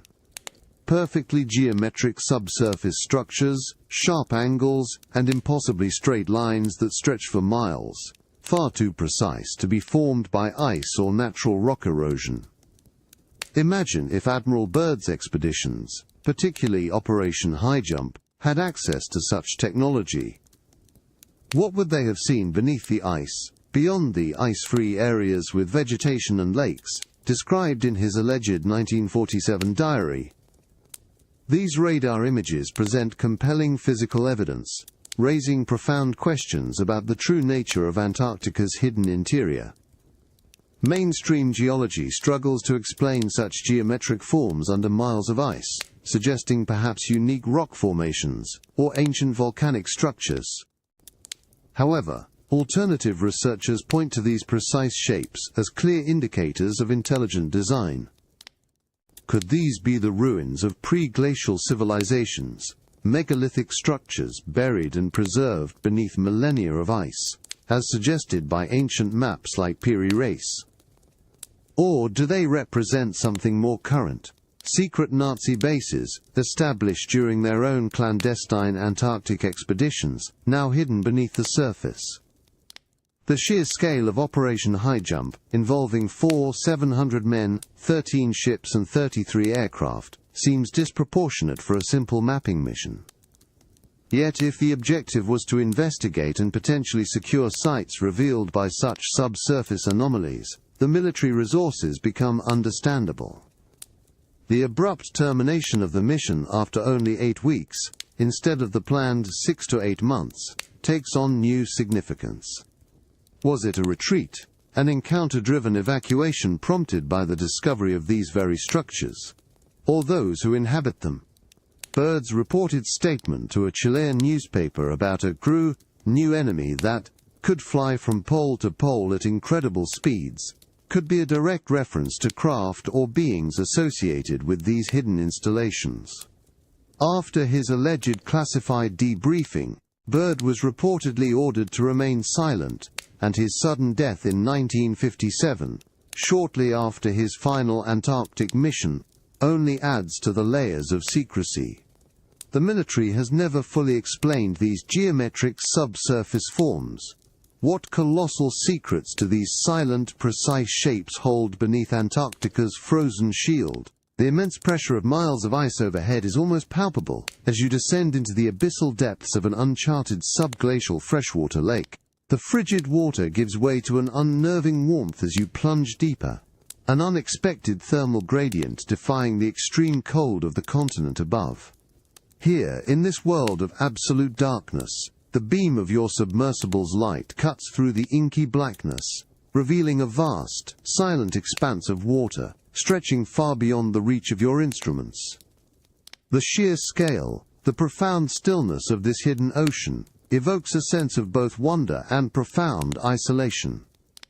Imagine the shock if Admiral Byrd's expeditions, particularly Operation High Jump, had somehow penetrated this realm. His alleged 1947 diary entries described not just ice-free areas, but specifically lakes, teeming with unexpected life, suggesting warm interior regions beneath the ice. While modern science has now confirmed the existence of subglacial lakes, Byrd's claims, made decades before such discoveries were possible, hint at an understanding or encounter far more direct. What could live in such a vast, ancient, isolated freshwater world?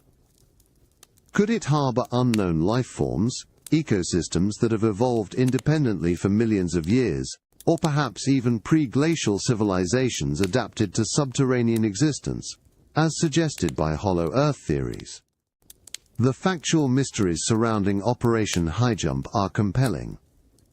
Why did this largest Antarctic expedition ever mounted, with 700 men, 13 ships and 33 aircraft, planned for 6 to 8 months, abruptly end after only 8 weeks? If such a monumental subglacial lake, potentially holding classified geological discoveries or strategic resources, was found, it would profoundly change the mission's scope. The urgency and secrecy surrounding its termination become understandable if a discovery of such magnitude or an encounter with its inhabitants took place. Byrd's own words describe an encounter with a tread-dry new enemy that could fly from pole to pole at incredible speeds, reported to a Chilean newspaper after Highjump. Could these enemies be linked to the profound depths of such a hidden lake, perhaps defending a subterranean domain? After his return, Byrd was allegedly ordered to remain silent about his discoveries following a classified debriefing. And the military has never fully explained the precise reasons for the abrupt ending or the unconfirmed personnel losses. What secrets does this vast, dark subglacial lake truly hold, and how might they connect to what Admiral Byrd took to his grave? The profound pressure of miles of ancient ice bears down as you listen, through ultra-sensitive hydrophones, to the depths of Lake Vostok. This vast, dark, subglacial lake, entombed beneath 4 kilometers of ice for millions of years, is one of Earth's last truly untouched environments. The silence is broken only by the crackle and hiss of the deep, and then, distinctively, unidentifiable sonar pings echo from the abyssal blackness. These aren't the familiar sounds of geological shifts or known aquatic life. Their cadence and frequency are anomalous, suggesting a deliberate origin. Imagine Admiral Byrd, decades ago, theorizing about such a hidden world. His alleged 1947 diary entries describe encounters with ice-free areas, vast lakes, and warm interior regions beneath the polar cap, claims that precede scientific discovery of Lake Vostok by many years. Did his expeditions, particularly Operation Highjump, glimpse into these deep hidden waters, or detect similar, unexplained signals? The land beyond the pole, Byrd mentioned in his 1947 radio interview, might not have been a surface landmass, but a concealed, subterranean realm of astonishing scale. These sonar pings fuel a range of theories. Could they be the communication of highly evolved unknown life forms, adapted to thrive in this extreme, isolated environment, their biology and intelligence far beyond our current understanding? Or do they represent something technological? Perhaps signals from advanced craft or installations, remnants of a pre-glacial civilization now preserved under the ice, or even a hidden base established by clandestine forces like Nazi Germany's alleged Antarctic strongholds. The idea aligns with Byrd's reported warning of a Crom-Aft Mu enemy that could fly from pole to pole at incredible speeds. Operation Highjump, the largest Antarctic expedition ever mounted, involving 700 men and a massive fleet, was abruptly terminated after only 8 weeks. The military has never fully explained the premature end, the reported losses, or the true mission parameters.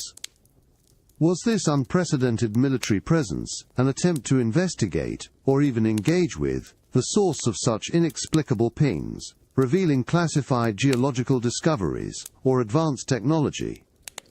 Byrd was allegedly ordered to remain silent after his classified debriefing, taking the deeper truths of his discoveries to his grave in 1957. What intelligence do these silent sonar pings, echoing from Lake Vostok's ancient depths, still hide, and what did Admiral Byrd truly know about their origin? The sheer cold of the Antarctic air clings to your fingers as you hold a small, dense fragment of metal, unearthed from a moraine deposit. This piece of rock and debris left behind by the slow, inexorable march of a glacier ordinarily contains only geological detritus, but this object, no larger than your palm, carries a surprising weight, its metallic surface hinting at an origin far from the natural world. Its composition, upon preliminary examination, suggests an alloy unlike any commonly known in that era, or even today. Imagine if Admiral Byrd's men, during Operation High Jump, 1946-47, stumbled upon such an artifact. While officially a mapping mission, the expedition's unprecedented scale, 700 men, 13 ships, and 33 aircraft, for what was supposedly cartography, raises questions about deeper objectives. Declassified documents reveal unusual mission parameters, hinting at investigations beyond simple geography. Could the discovery of such anomalous material, or even larger structures from which it came, have been among the classified geological discoveries they were pursuing? The fragment's unique properties fuel a host of compelling theories. Is it a piece of advanced technology from an unknown origin, perhaps wreckage from the new enemy? Byrd reportedly told a Chilean newspaper about an enemy capable of flying from pole to pole at incredible speeds.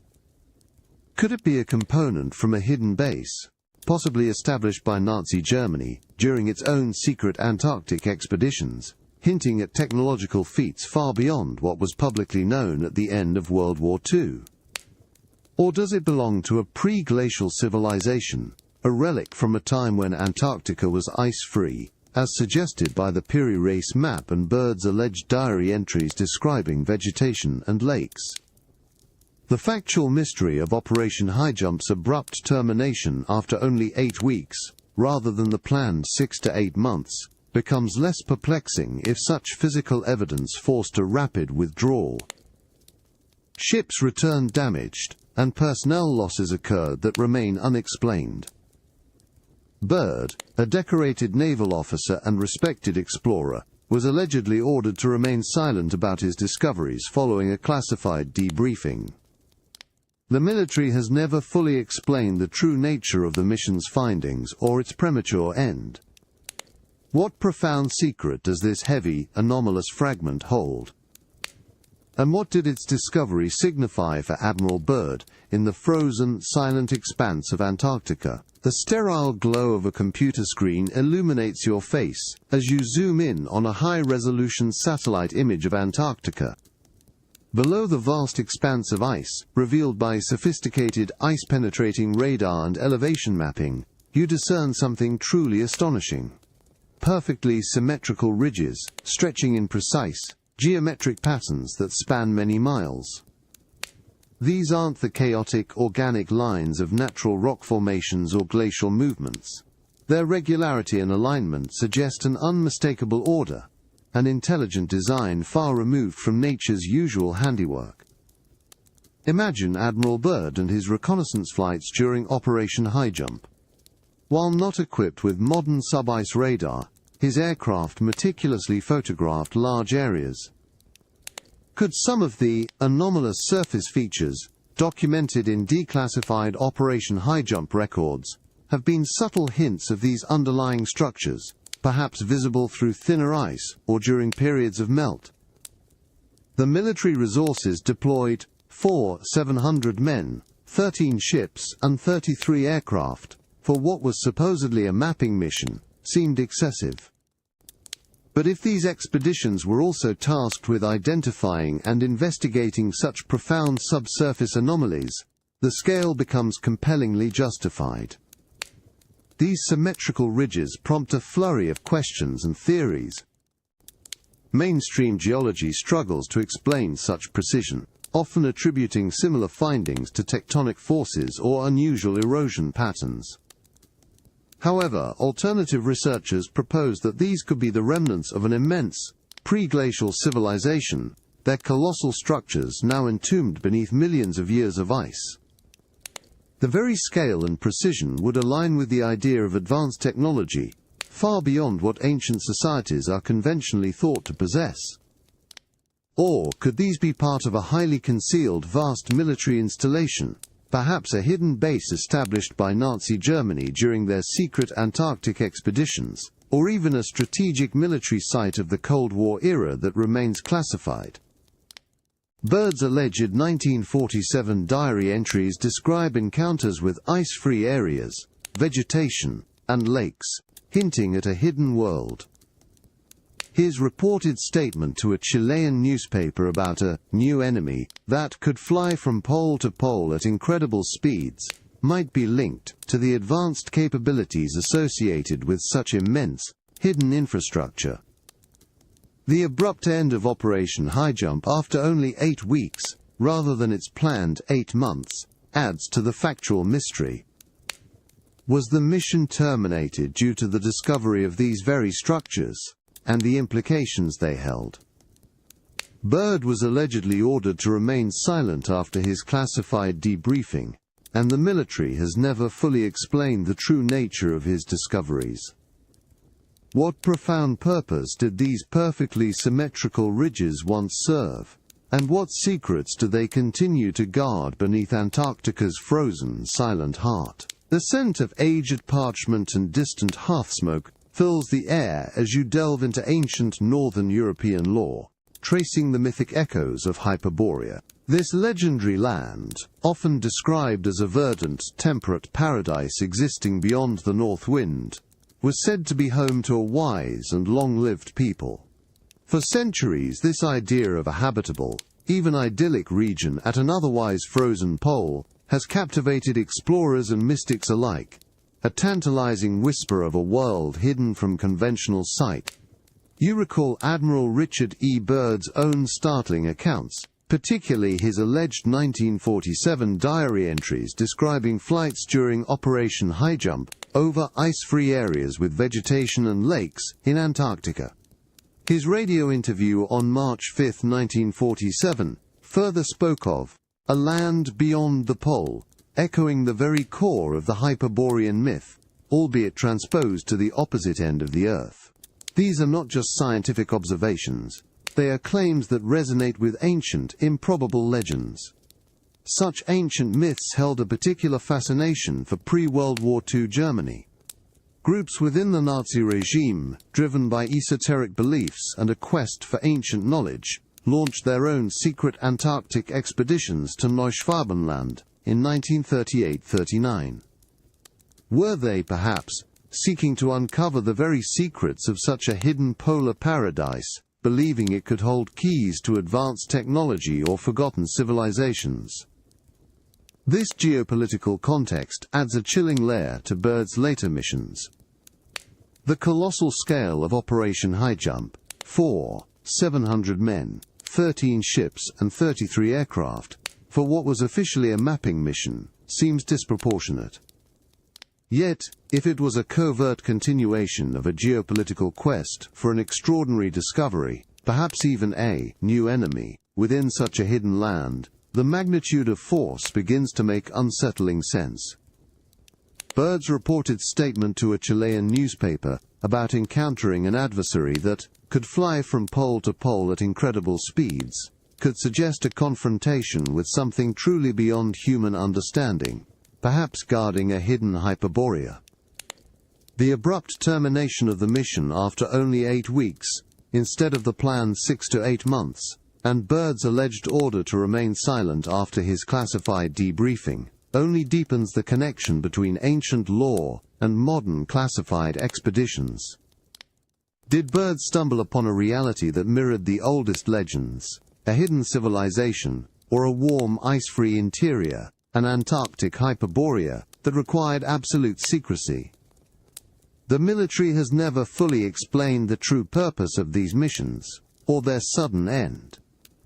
What forgotten truths lie hidden beneath the ice, perhaps guarded by those who once called a polar paradise home? The soft rustle of ancient palm leaf manuscripts fills the air as you lean over faded texts, feeling the weight of millennia in your hands. You are deep within classical Indian scriptures, such as the Mahabharata asterisk, and treatises like the asterisk Vaimanika Shastra asterisk, which describe incredible flying machines known as vimanas. These ancient Sanskrit texts detail craft capable of silent flight, hovering, rapid maneuvers and speeds that would astonish even our contemporary engineers, often powered by seemingly impossible methods of propulsion. This brings to mind Admiral Richard E. Byrd's chilling account, reportedly given to a Chilean newspaper after Operation High Jump, 1946-47, where he spoke of encountering a new enemy that could fly from pole to pole at incredible speeds. The correlation between these ancient descriptions of vimanas and Byrd's startling modern claim is impossible to ignore. The propulsion methods hinted at in these ancient texts, often involving mercury vortex engines or sophisticated energy manipulation, resonate uncannily with theoretical concepts of anti-gravity propulsion, a technology still largely confined to the realm of speculative science today. Mainstream archaeology largely views vimana descriptions as mythological or allegorical tales, products of ancient imagination.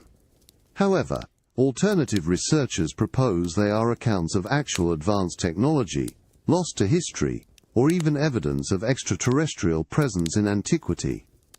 This perspective suggests that ancient civilizations possessed a profound understanding of physics, or received knowledge from unknown sources, challenging conventional timelines of human technological development.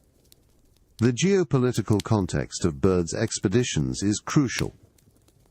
Post-World War II tensions saw a desperate scramble for advanced technologies, including anti-gravity concepts, fueled by rumors of Nazi Germany's own secret Antarctic expeditions, and their quest for esoteric knowledge.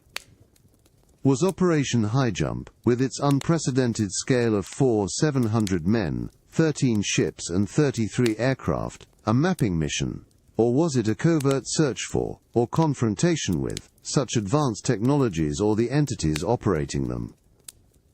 The military has never fully explained why High Jump, planned for 6 to 8 months, abruptly ended after only 8 weeks. Byrd, a highly credible decorated naval officer, was allegedly ordered to remain silent after his classified debriefing. The authenticity of his alleged secret diary, which purportedly details encounters with disc-shaped craft and advanced beings, is debated, yet his public statements remain part of the factual mystery. Could these ancient Vimana texts offer a glimpse into the very technology Byrd encountered? What did he truly witness that mirrored these fantastic descriptions, requiring such overwhelming force and such profound secrecy, even 75 years later? The crisp mountain air of the Andes invigorates you as you stand before the colossal walls of Sacsayhuaman, overlooking Cusco, Peru. You run your hand along the smooth, cold surface of these immense stones, some weighing over 100 tons. They are fitted together with such astonishing precision that even today, centuries after their construction, you cannot slide a sheet of paper between the joints, achieved without mortar or metal tools. The sheer scale of these megalithic blocks, and the inexplicable engineering required to quarry, transport and perfectly place them, leaves you in quiet awe. Mainstream archaeology attributes these fortifications to the Inca Empire, built through ingenious use of ramps, levers, and immense collective labor. Yet, alternative researchers point to the impossibility of such precision and scale with known Inca technology, suggesting that an older, unknown civilization, with more advanced methods, may have laid the foundation, or even built the entire structure, long before the Inca. This whispers of forgotten capabilities, of a past where human ingenuity, or perhaps something more, was far greater than we conventionally understand. This profound mystery of impossible ancient architecture resonates deeply, with the enigma of Admiral Richard E. Byrd's Antarctic expeditions. Imagine if such lost advanced technology, or the remnants of a highly sophisticated, pre-glacial civilization, were discovered not in the mountains of Peru, but beneath the miles of ice in Antarctica. Byrd's alleged 1947 diary entries describe precisely such a scenario, flying over ice-free areas with vegetation and lakes, suggesting a habitable world that defies Antarctica's frozen image. Could these hidden lands harbor the very kind of advanced culture capable of building structures like Sacsayhuaman? The factual mysteries of Operation Highjump, the largest Antarctic expedition ever mounted, remain largely unexplained. Why did it involve 700 men, 13 ships and 33 aircraft for what was supposedly just a mapping mission? And why did it abruptly end after only 8 weeks, when planned for 6 to 8 months? If Byrd encountered evidence of such a highly advanced, perhaps even technologically superior, civilization beneath the ice, similar to the whispers left by Sacsayhuaman, it would explain the overwhelming force, the sudden retreat, and the subsequent layers of profound secrecy. Byrd, a decorated naval officer and respected explorer, was allegedly ordered to remain silent about his discoveries following a classified debriefing. The military has never fully explained the true nature of what he encountered. What secrets of advanced forgotten civilizations does the precision of Sacsayhuaman hint at? And what similar, perhaps even greater, wonders did Admiral Byrd take to his grave from beneath Antarctica's frozen veil? The cool, ancient stone of Göbekli Tepe rests beneath your fingertips, its monumental T-shaped pillars rising starkly against the Anatolian sky. As dusk falls, the constellations begin to pierce the deepening blue, and you sense the profound connection these 11,000-year-old megaliths held to the cosmos. Carved symbols on these stones, dating back to a time thought pre-agricultural, depict constellations and celestial events with an accuracy that suggests a sophisticated astronomical knowledge, unexpected from so-called hunter-gatherer societies. This site, older than Stonehenge and the Giza pyramids by millennia, challenges the very timeline of human civilization and its understanding of the heavens. Mainstream archaeology grapples with how a society without settled agriculture could mobilize the resources and possess the complex calendrical and astronomical insight evident here. Alternative researchers posit that Göbekli Tepe hints at a far more advanced past, a lost civilization with capabilities and knowledge that predate our accepted historical narrative. This ancient enigma, a whisper of forgotten wisdom, resonates with the profound questions surrounding Admiral Richard E. Byrd's controversial Antarctic expeditions. Imagine if such advanced, lost astronomical knowledge extended to a detailed understanding of Earth's geography, including a pre-glacial Antarctica. Byrd's own words described flying over ice-free areas with vegetation and lakes in his alleged 1947 diary, and his radio interview mentioned a land beyond the pole. Could these statements be more than just extraordinary discovery, but a rediscovery of a world once known to ancient, sophisticated cultures, whose astronomical charts and geographical knowledge now lie buried or hidden? The sheer scale of Operation Highjump, with its 700 men, 13 ships and 33 aircraft, seems disproportionate for a routine mapping mission. If, however, the mission was probing for evidence of such a pre-glacial civilization, perhaps guided by classified intelligence or ancient texts, the overwhelming force becomes understandable. The abrupt termination of the expedition after only 8 weeks, rather than its planned duration, suggests an encounter that defied expectation, perhaps with advanced technology, or even the remnants of a civilization that guarded its profound knowledge. Byrd, a decorated naval officer and respected explorer, was allegedly ordered to remain silent after his classified debriefing. The military has never fully explained the true purpose or sudden end of Highjump. What secrets of lost astronomical knowledge and ancient civilizations does Göbekli Tepe silently guard? And what similar, profound truths did Admiral Byrd uncover beneath the ice of Antarctica? Truths that may redefine humanity's understanding of its own past, and which remain classified even today. The dry, dusty air of an ancient exhibition hall surrounds you as you carefully examine a replica of the Baghdad Battery. Discovered in Iraq in 1938 and dated to the Parthian era, roughly 250 BCE to 250 CE, this artifact consists of a clay jar, a copper cylinder, and an iron rod, all carefully assembled. When filled with an electrolyte like grape juice, it produces a small electric current. This unassuming device challenges conventional historical timelines by implying that ancient peoples possessed an understanding of electrochemistry and a mastery of metallurgy to create the necessary components, far earlier than traditionally believed. Mainstream archaeology debates its purpose, suggesting it was for electroplating or even ancient medical treatments, or perhaps a novelty. However, alternative researchers propose it was a genuine battery, demonstrating an advanced metallurgy and scientific knowledge that suggests a forgotten chapter in human technological history. This anachronistic artifact echoes the profound questions surrounding Admiral Richard E. Byrd's controversial Antarctic expeditions. Imagine if Operation High Jump, with its unprecedented scale of 4,700 men, 13 ships and 33 aircraft, was not just a mapping mission, but a search for sources of advanced technology. Could Byrd's expeditions have been seeking evidence of an ancient, technologically capable civilization, perhaps one that could have produced devices like the Baghdad Battery on a grander, more powerful scale? Byrd's alleged 1947 diary entries describe encounters with advanced beings and disc-shaped craft, hinting at a technology far beyond what was known in the mid-20th century. The geopolitical context of post-World War II tensions, where a global race for advanced weaponry was paramount, adds urgency to these theories. If an ancient, powerful energy source or technological artifacts were found, it would be a discovery of immense strategic value, necessitating profound secrecy.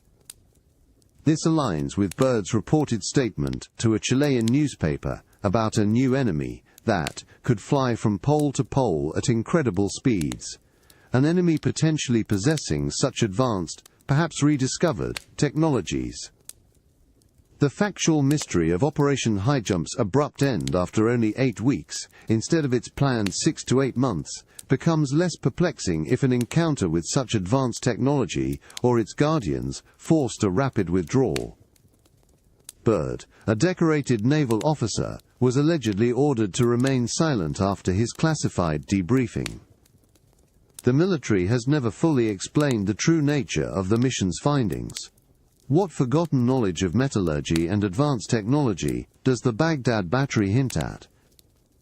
And what similar, profound technological secrets did Admiral Byrd uncover beneath Antarctica's frozen veil, secrets that remain classified even today? The warm, crystalline waters of the Caribbean gently lap against your skin as you hover above the Bimini Road, a submerged rock formation off the coast of North Bimini. Below, a perfectly straight path of massive rectangular stone blocks stretches for hundreds of meters, appearing almost deliberately laid.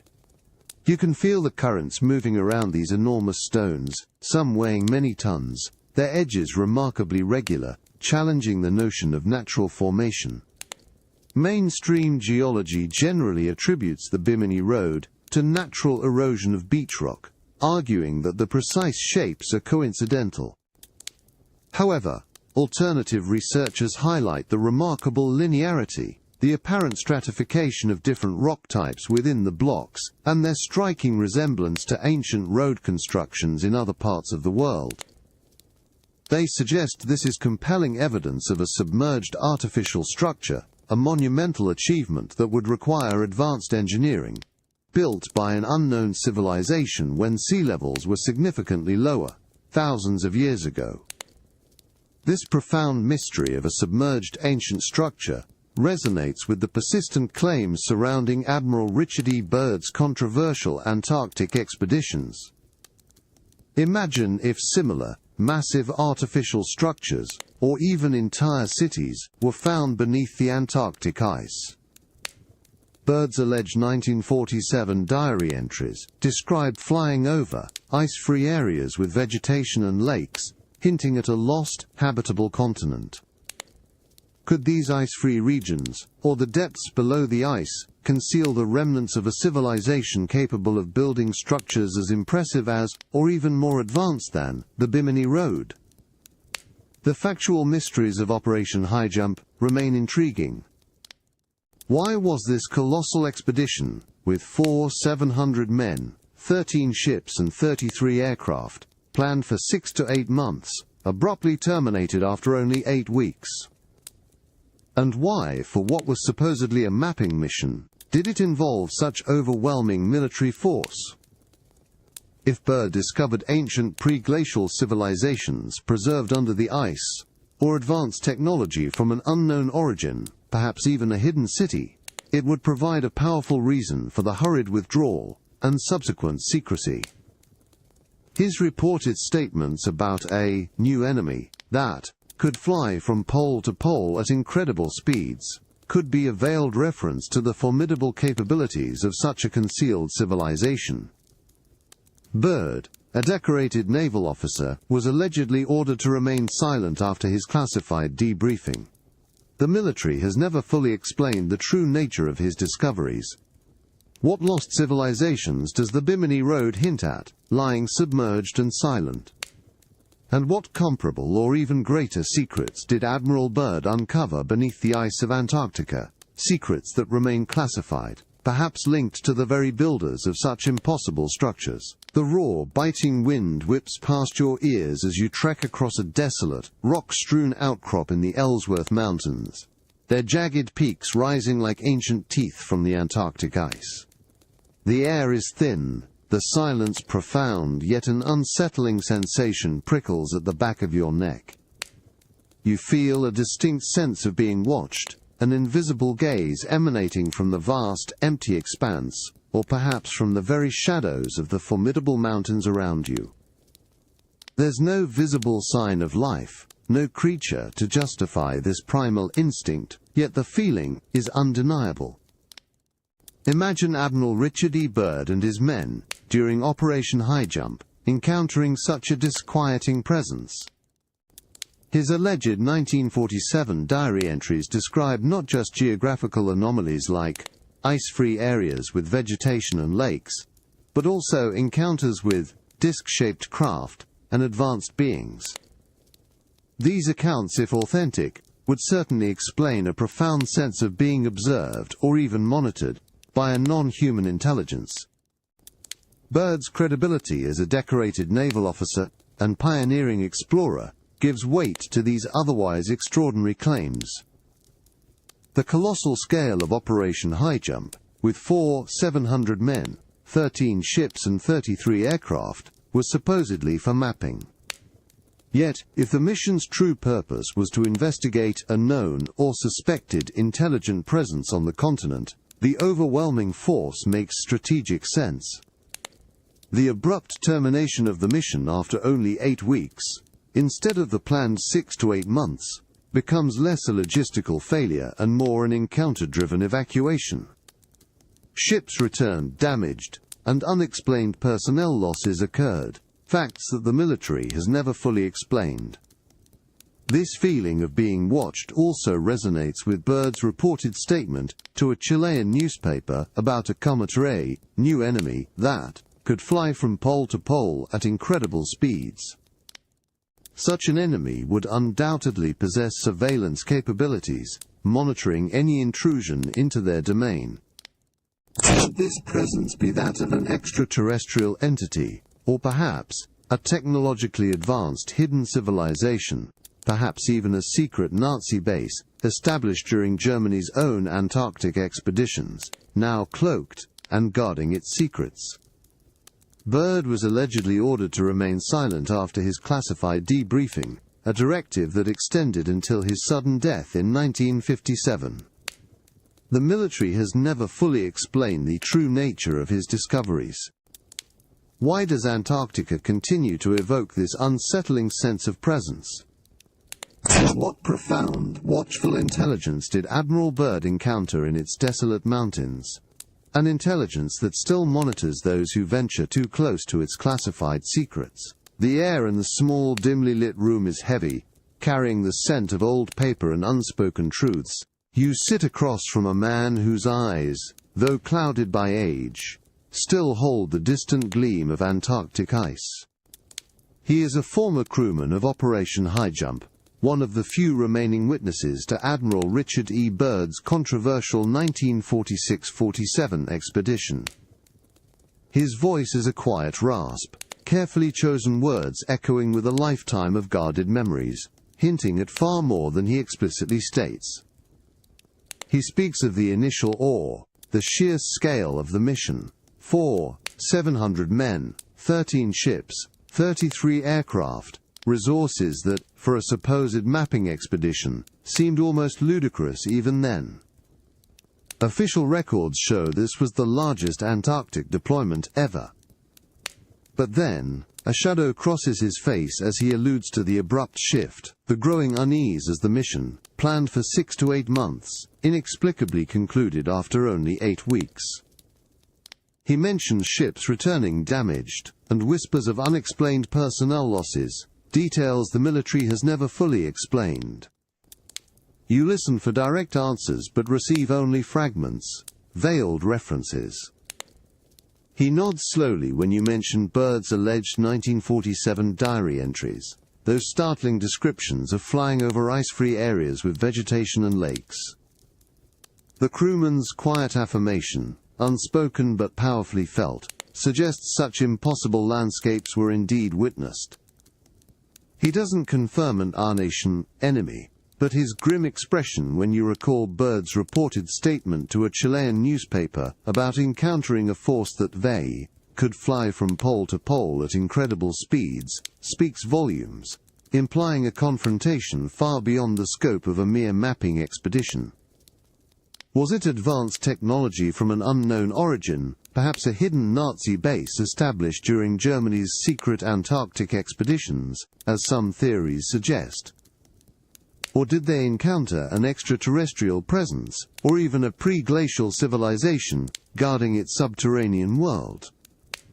This quiet testimony reinforces the weight of Byrd's own credibility. A decorated naval officer, who was allegedly ordered to remain silent, after a classified debriefing.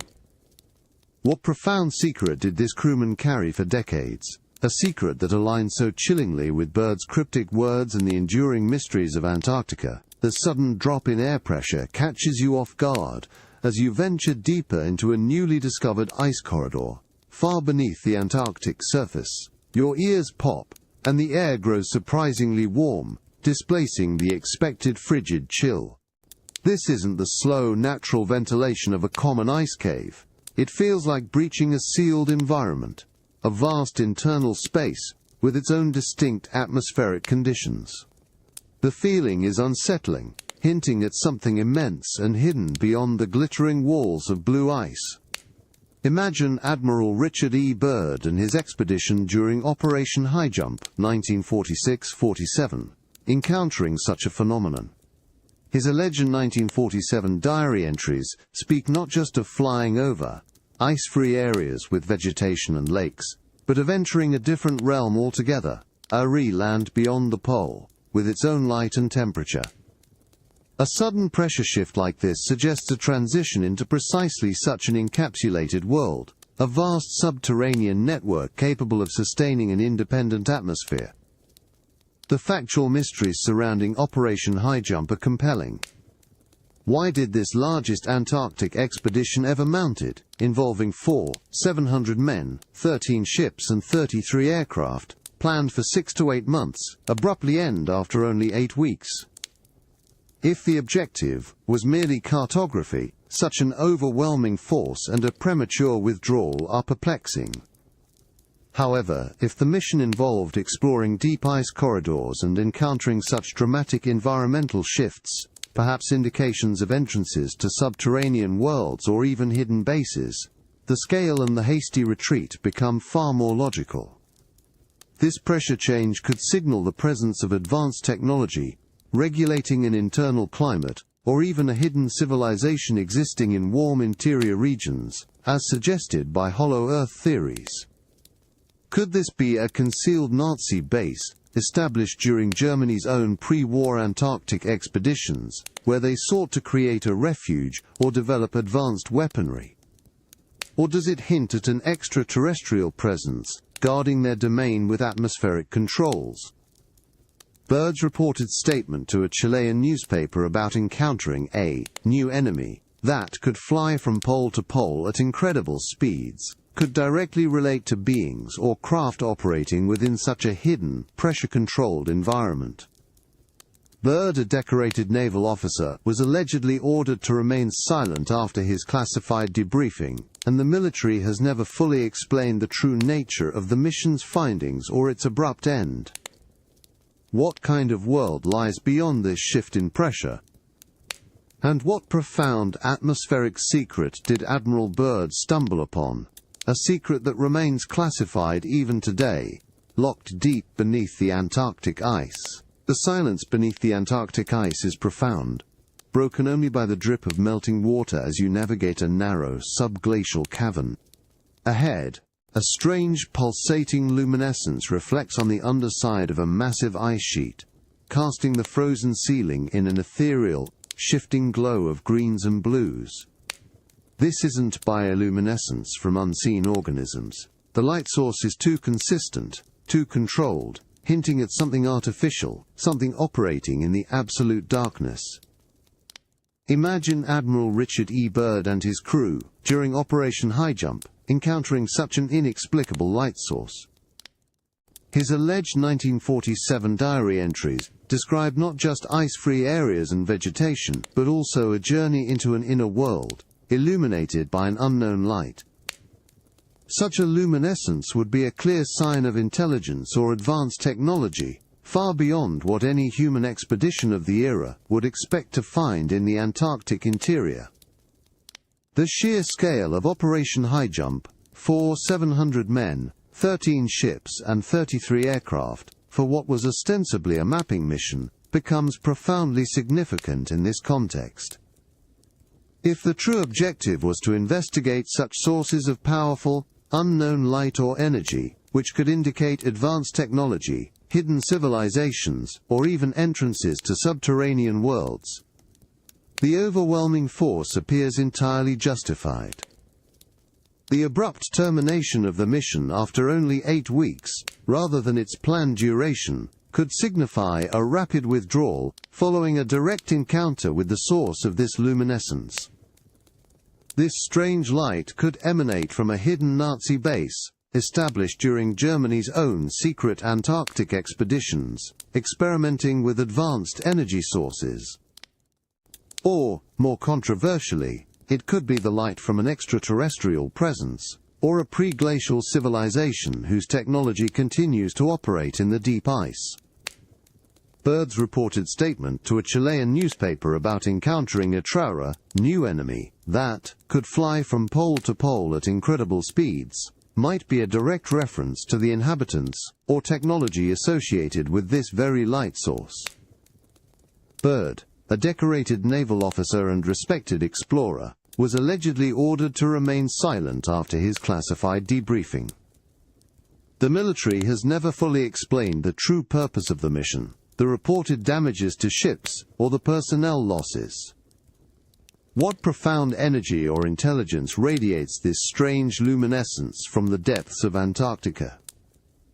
And what did Admiral Byrd truly witness in its ethereal glow, a secret that remains classified and hidden from public knowledge even today? The hushed murmur of scientific debate fills the room as you stand among a gathering of glaciologists, their faces illuminated by intricate maps and thermal imaging data of the Antarctic interior. The discussion centers on anomalous heat flows, inexplicable pockets of warmth detected beneath miles of ice that defy conventional models of geothermal activity. These aren't minor fluctuations. In certain regions, the heat signature is significant enough to suggest widespread melting from below, sustaining vast subglacial lakes and even flowing rivers. This scientific mystery resonates profoundly with Admiral Richard E. Byrd's controversial expeditions. You recall his alleged 1947 diary entries describing flights over ice-free areas with vegetation and lakes. Such a landscape could only exist if sustained by powerful, consistent heat sources from beneath the ice, precisely what these anomalous heat flows suggest. Byrd's report to a Chilean newspaper about encountering a land beyond the pole would also align with the existence of such a geothermally active interior, creating an oasis in an otherwise frozen continent. Mainstream glaciology attributes these heat flows to various geological factors, such as unusually thin crust or a high concentration of radioactive elements. However, the sheer scale and consistency of some of these anomalies lead alternative researchers to consider more extraordinary possibilities. Could they be generated by advanced technology, perhaps the energy sources of a hidden civilization? Could they power subterranean bases, like those allegedly sought by Nazi Germany during its secret Antarctic expeditions? Or do they hint at the presence of unknown life forms, or even a pre-glacial civilization whose engineered systems continue to operate?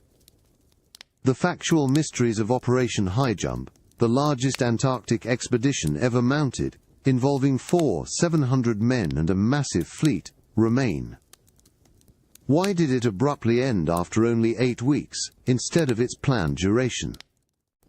The immense resources seem excessive for a mapping mission, but if the true objective was to investigate these anomalous heat flows and their potential sources, then the scale of the deployment becomes chillingly understandable. Byrd was allegedly ordered to remain silent after his classified debriefing, and the military has never fully explained the true nature of his discoveries. What profound power lies beneath the Antarctic interior, generating these anomalous heat flows? And what did Admiral Byrd truly find in those warm, verdant lands that required such profound secrecy and a military response of unprecedented scale? The immense pressure of Antarctica's ice sheet seems to sigh around you, a deep, resonant hum that vibrates through the very bedrock. You stand in a theoretical landscape, piecing together the physics that could sustain life in this frozen realm, geothermal vents. These cracks in the Earth's crust, often found along tectonic plate boundaries, release heat from the planet's molten core, acting as natural heaters. Within a glaciologist's careful calculations, this phenomenon could melt vast sections of the overlying ice, creating enormous subglacial lakes and even flowing rivers, far from the sun's light. This scientific understanding offers a fascinating lens through which to view Admiral Richard E. Byrd's extraordinary claims. You recall his alleged 1947 diary entries during Operation Highjump, describing flights over ice-free areas with vegetation and lakes. Such verdant oases in the heart of Antarctica would require a monumental heat source, precisely what these widespread geothermal anomalies could provide, fostering warm interior regions capable of sustaining complex ecosystems. Byrd's mention of a land beyond the pole in his radio interview further suggests an environment profoundly different from the frozen surface. Mainstream geology acknowledges geothermal activity, but its extent and potential for creating large, habitable zones beneath the Antarctic ice remain a subject of active research. Alternative theories, however, readily embrace the idea that these thermal anomalies could nurture unknown life forms, perhaps entirely new species adapted to chemosynthetic environments, isolated for millions of years. Or more controversially, could such warm, hidden environments have once supported, or still shelter, a pre-glacial civilization? The factual mysteries surrounding Operation Highjump persist. Why did this largest Antarctic expedition ever mounted, with its 700 men and massive fleet, abruptly end after only 8 weeks, instead of its planned 6 to 8 months? The sheer scale of resources deployed seems excessive for mere cartography, but if the mission was to investigate significant geothermal activity, its potential to melt ice, create hidden ecosystems, or reveal classified geological discoveries, the force becomes understandable. Byrd was allegedly ordered to remain silent after his classified debriefing, and the military has never fully explained the precise reasons for the mission's premature end or the reported losses. What wonders did Byrd truly encounter in those warm, ice-free regions, sustained by the Earth's inner heat? Did he witness unknown life forms? Or perhaps the remnants of an advanced civilization harnessing this very energy? What truth, linking theoretical physics to extraordinary discovery, did Admiral Byrd take to his grave, leaving us to wonder about the profound hidden world thriving beneath Antarctica's frozen veil? The brittle scent of old newsprint fills your nostrils as you carefully unfold a collection of yellowed news clippings from the 1950s. These aren't the sensational headlines of tabloids, but subtly worded articles from respectable, albeit smaller, newspapers, often tucked away in regional archives. They recount anecdotal reports from returned servicemen of Operation High Jump and Operation Deep Freeze, speaking of unusual phenomena, strange aerial craft, and a pervasive sense of secrecy surrounding Admiral Richard E. Byrd's Antarctic expeditions. Many of these stories were quickly downplayed or disappeared from mainstream press, hinting at a deliberate suppression. You discern patterns in these fragmented reports, mentions of rapid, silent vehicles, strange lights in the sky, and an almost palpable atmosphere of fear and confusion among the crew. These hushed accounts echo Byrd's own public statements, particularly his alleged 1947 interview with a Chilean newspaper, where he warned of a new enemy that could fly from pole to pole at incredible speeds. The consistency across these disparate suppressed sources lends weight to the idea that Byrd's cryptic words were not an isolated incident, but a heavily censored glimpse into a profound truth. The factual mysteries surrounding Operation High Jump are emphasized by these clippings. Why did this largest Antarctic expedition ever mounted, with its 700 men and massive fleet, abruptly end after only 8 weeks, instead of its planned 6 to 8 months?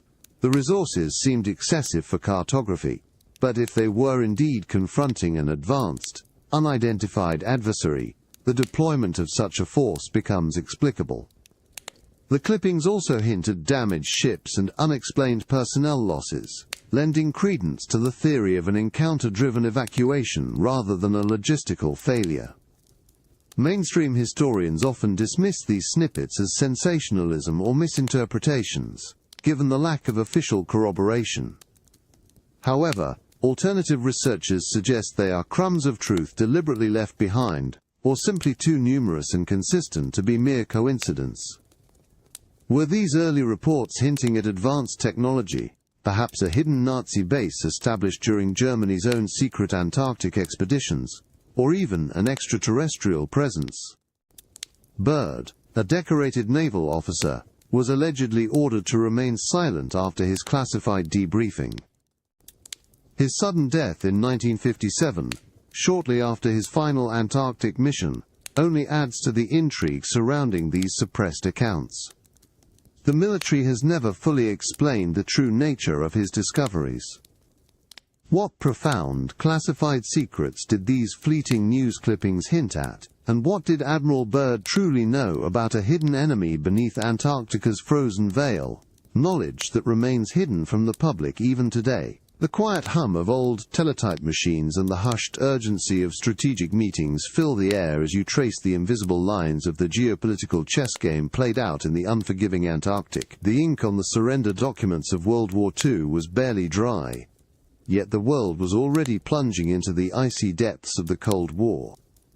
In this tense new era, every unmapped corner of the globe became a potential theater for espionage and strategic advantage.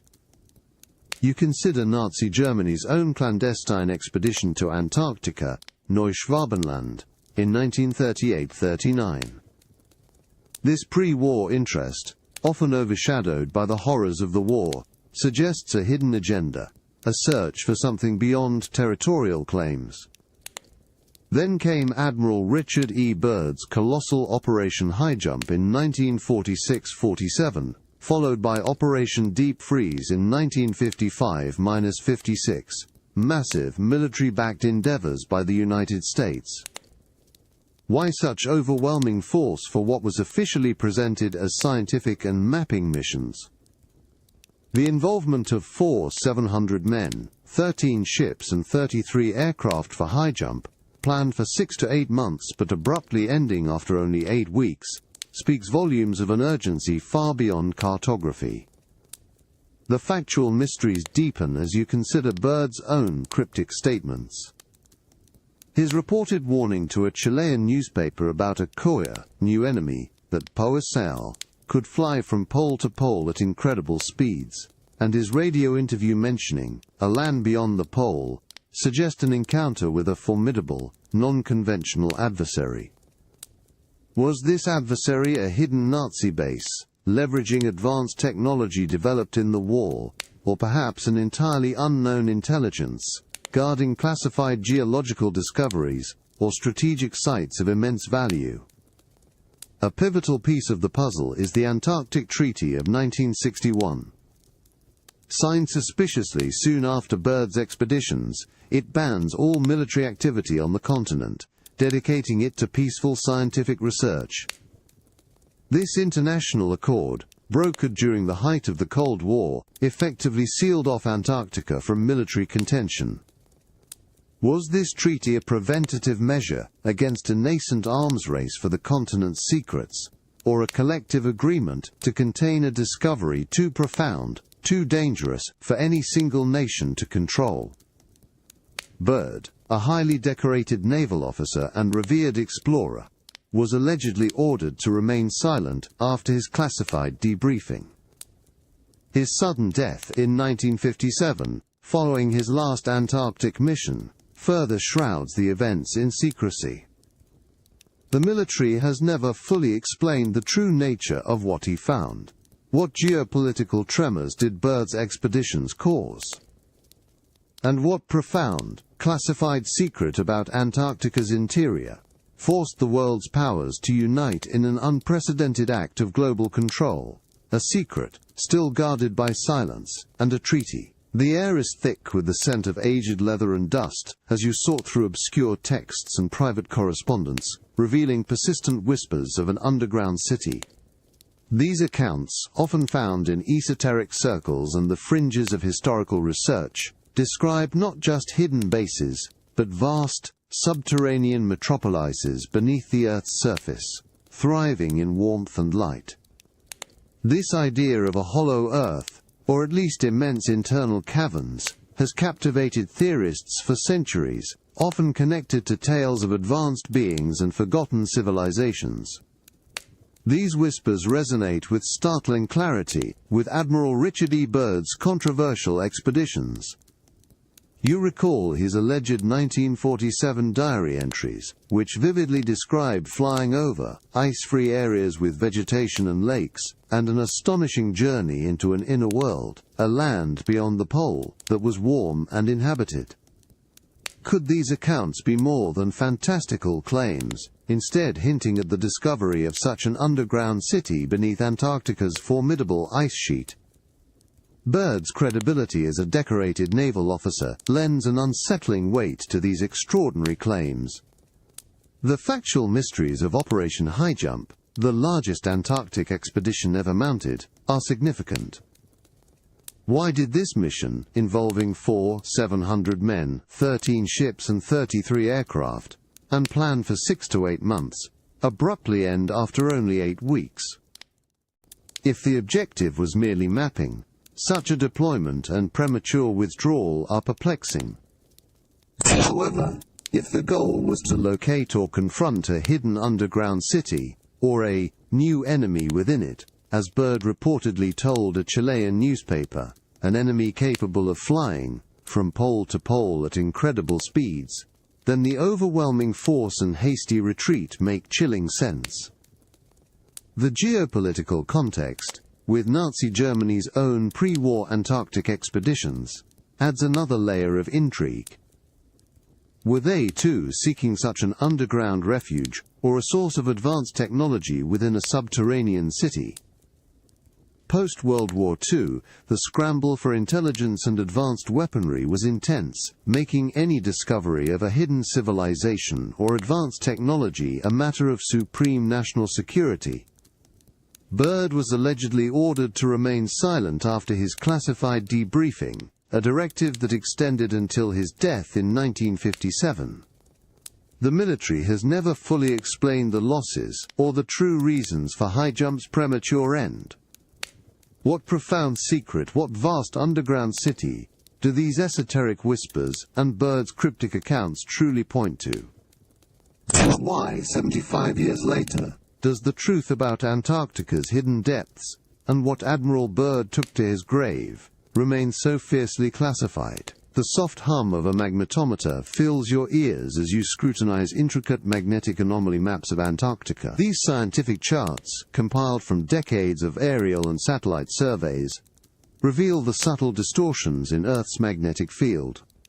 While many anomalies are natural, caused by variations in geological composition, certain patterns on these maps stand out. Perfectly circular disturbances, long straight lines of magnetic variation, and regular grid-like signatures that appear to be artificial, too precise and localized to be merely geological. Imagine Admiral Richard E. Byrd's crews during Operation Highjump, using early magnetic sensing equipment. Their instruments would have picked up strong, inexplicable fluctuations, possibly causing the erratic compass behavior reported during flights over Marie Birdland. These magnetic anomalies, captured today with far greater resolution, lend powerful credence to the persistent claims that Byrd discovered something extraordinary beneath the ice. Mainstream geophysicists generally seek natural explanations for these magnetic variations. However, alternative researchers argue that the geometric precision and localized intensity of some anomalies strongly suggest the presence of massive, buried metallic objects or advanced energy sources. Could these be the magnetic signatures of vast, hidden structures built by a pre-glacial civilization? Or perhaps they reveal a concealed Nazi base, established during Germany's own secret Antarctic expeditions, harnessing experimental technologies that distort the local magnetic field. The factual mysteries surrounding Operation Highjump are particularly relevant here. Why did this largest Antarctic expedition ever mounted, with its 700 men, 13 ships and 33 aircraft, planned for 6 to 8 months, abruptly end after only 8 weeks? The immense resources seem excessive for cartography, but if the mission was to investigate, and perhaps neutralize, sources of powerful artificial magnetic anomalies, the scale becomes compellingly justified. Byrd's reported statement to a Chilean newspaper about encountering a new enemy that could fly from pole to pole at incredible speeds could directly refer to technologically advanced craft operating within or emanating from these magnetically active zones. Byrd, a decorated naval officer, was allegedly ordered to remain silent after his classified debriefing, and his sudden death in 1957, shortly after his final Antarctic mission, further shrouds these discoveries in secrecy. The military has never fully explained the true nature of these magnetic anomalies, or the abrupt end of the mission. What advanced technology or hidden intelligence creates these artificial magnetic signatures beneath Antarctica's frozen surface? And what profound classified secrets did Admiral Byrd uncover, secrets that still ripple through the Earth's magnetic field, hidden from public knowledge even today? The quiet hum of seismic data analysis fills the lab as you delve into the Earth's deep past, exploring the intriguing yet controversial concept of crustal displacement. Unlike plate tectonics, which describes the slow drift of continents, this theory posits that the entire outer shell of the Earth can occasionally shift rapidly over the underlying mantle, relocating massive landmasses, including poles, to entirely different climatic zones in a geological blink of an eye. If true, it would mean that Antarctica, currently a frozen wasteland, could have been in a much more temperate, even tropical latitude, relatively recently in geological terms. This theoretical possibility casts Admiral Richard E. Byrd's controversial expeditions into an even more profound light. You recall his alleged 1947 diary entries describing flights during Operation High Jump over ice-free areas with vegetation and lakes. Such verdant landscapes in the heart of Antarctica, if viewed through the lens of crustal displacement, suggest that the continent might not have been frozen for millions of years, but that parts of it were exposed and even temperate much more recently. Byrd's radio interview, mentioning a land beyond the pole, takes on a literal, geographic meaning within this theory. Mainstream geology primarily adheres to plate tectonics, which suggests a slower, more gradual continental drift. However, alternative researchers propose that crustal displacement could explain rapid climate changes in the past, accounting for anomalous finds like non-native plant specimens in ice cores. If Antarctica was indeed positioned differently, it could have harbored pre-glacial civilizations. Their ruins, now buried by ice after a sudden shift, reposition the continent to the pole. The factual mysteries surrounding Operation High Jump are compelling. Why did it involve 700 men, 13 ships, and 33 aircraft for what was supposedly a mapping mission? If the mission's true purpose was to investigate a recently displaced continent, exploring for evidence of lost civilizations or strategic military sites in newly exposed or once temperate zones, the scale becomes entirely logical. The abrupt termination of the mission after only 8 weeks, instead of its planned 6 to 8 months, could signify an encounter with something guarding these ancient secrets. Welcome to Sapiens Untold Live. Settle in for a continuous journey through lost civilizations, ancient mysteries, forgotten peoples, and the deep story of humanity. From the first firelit camps to vanished cities beneath desert, jungle, ice and sea, the past is still speaking. You are watching Sapiens Untold, streaming ancient history and sleep stories, day and night. Welcome to Sapiens Untold. If you enjoy these explorations of humanity's mysteries, please like and subscribe. Where are you listening from tonight? It's a cool, dry dawn in the Judean desert, and you're standing near the entrance of Cave 4 at Qumran, where a weight of dust once settled on a treasure that redefined our understanding of ancient texts. Here, amidst fragments of scrolls, you encounter not carved stone, but whispers preserved on parchment, the Book of Enoch. This ancient Hebrew-Aramaic manuscript, excluded from most biblical canons but revered by the Ethiopian Orthodox Tewahedo Church, purports to recount events long before the Great Flood, dating its preserved form to 300 BCE, yet claiming far older memories. You turn your attention across the Mesopotamian plain to the sun-baked sites of ancient Sumer, where archaeologists unearthed cuneiform tablets, humanity's oldest writings, some from 3200 BCE. These clay records speak of the Anunnaki, beings who descended from the heavens to earth, interacted intimately with early humans, and imparted transformative knowledge. Remarkably, both traditions independently record narratives of advanced non-human entities arriving on Earth, initiating humanity's dramatic societal shift. Ancient texts describe striking parallels that suggest a profound textual mystery. The Book of Enoch details 200 watchers who descended upon Mount Hermon, took human wives, and fathered the monstrous Nephilim giants. They taught forbidden knowledge. Azazel revealed weapon-making and cosmetics, Shemhazai taught root-cutting and sorcery, Barakel astronomy. Across the cultural chasm, Sumerian texts chronicle the Anunnaki, who brought civilization's foundations: agriculture, mathematics, writing, astronomical knowledge, and law through divine decrees known as the Me. They also engaged in what some interpret as genetic experiments, creating hybrid beings. Separated by culture but united in narrative, Both traditions describe beings descending from above, interbreeding with humans, imparting advanced knowledge, and facing eventual divine judgment. As the desert sun climbs higher over the Qumran caves, you feel the tangible silence, a reverence for the ancient voices echoing from fragments of parchment. You hold the conceptual weight of the Book of Enoch, a text that speaks of 200 watchers descending to Mount Hermon, taking human wives, and teaching forbidden knowledge that transformed humanity.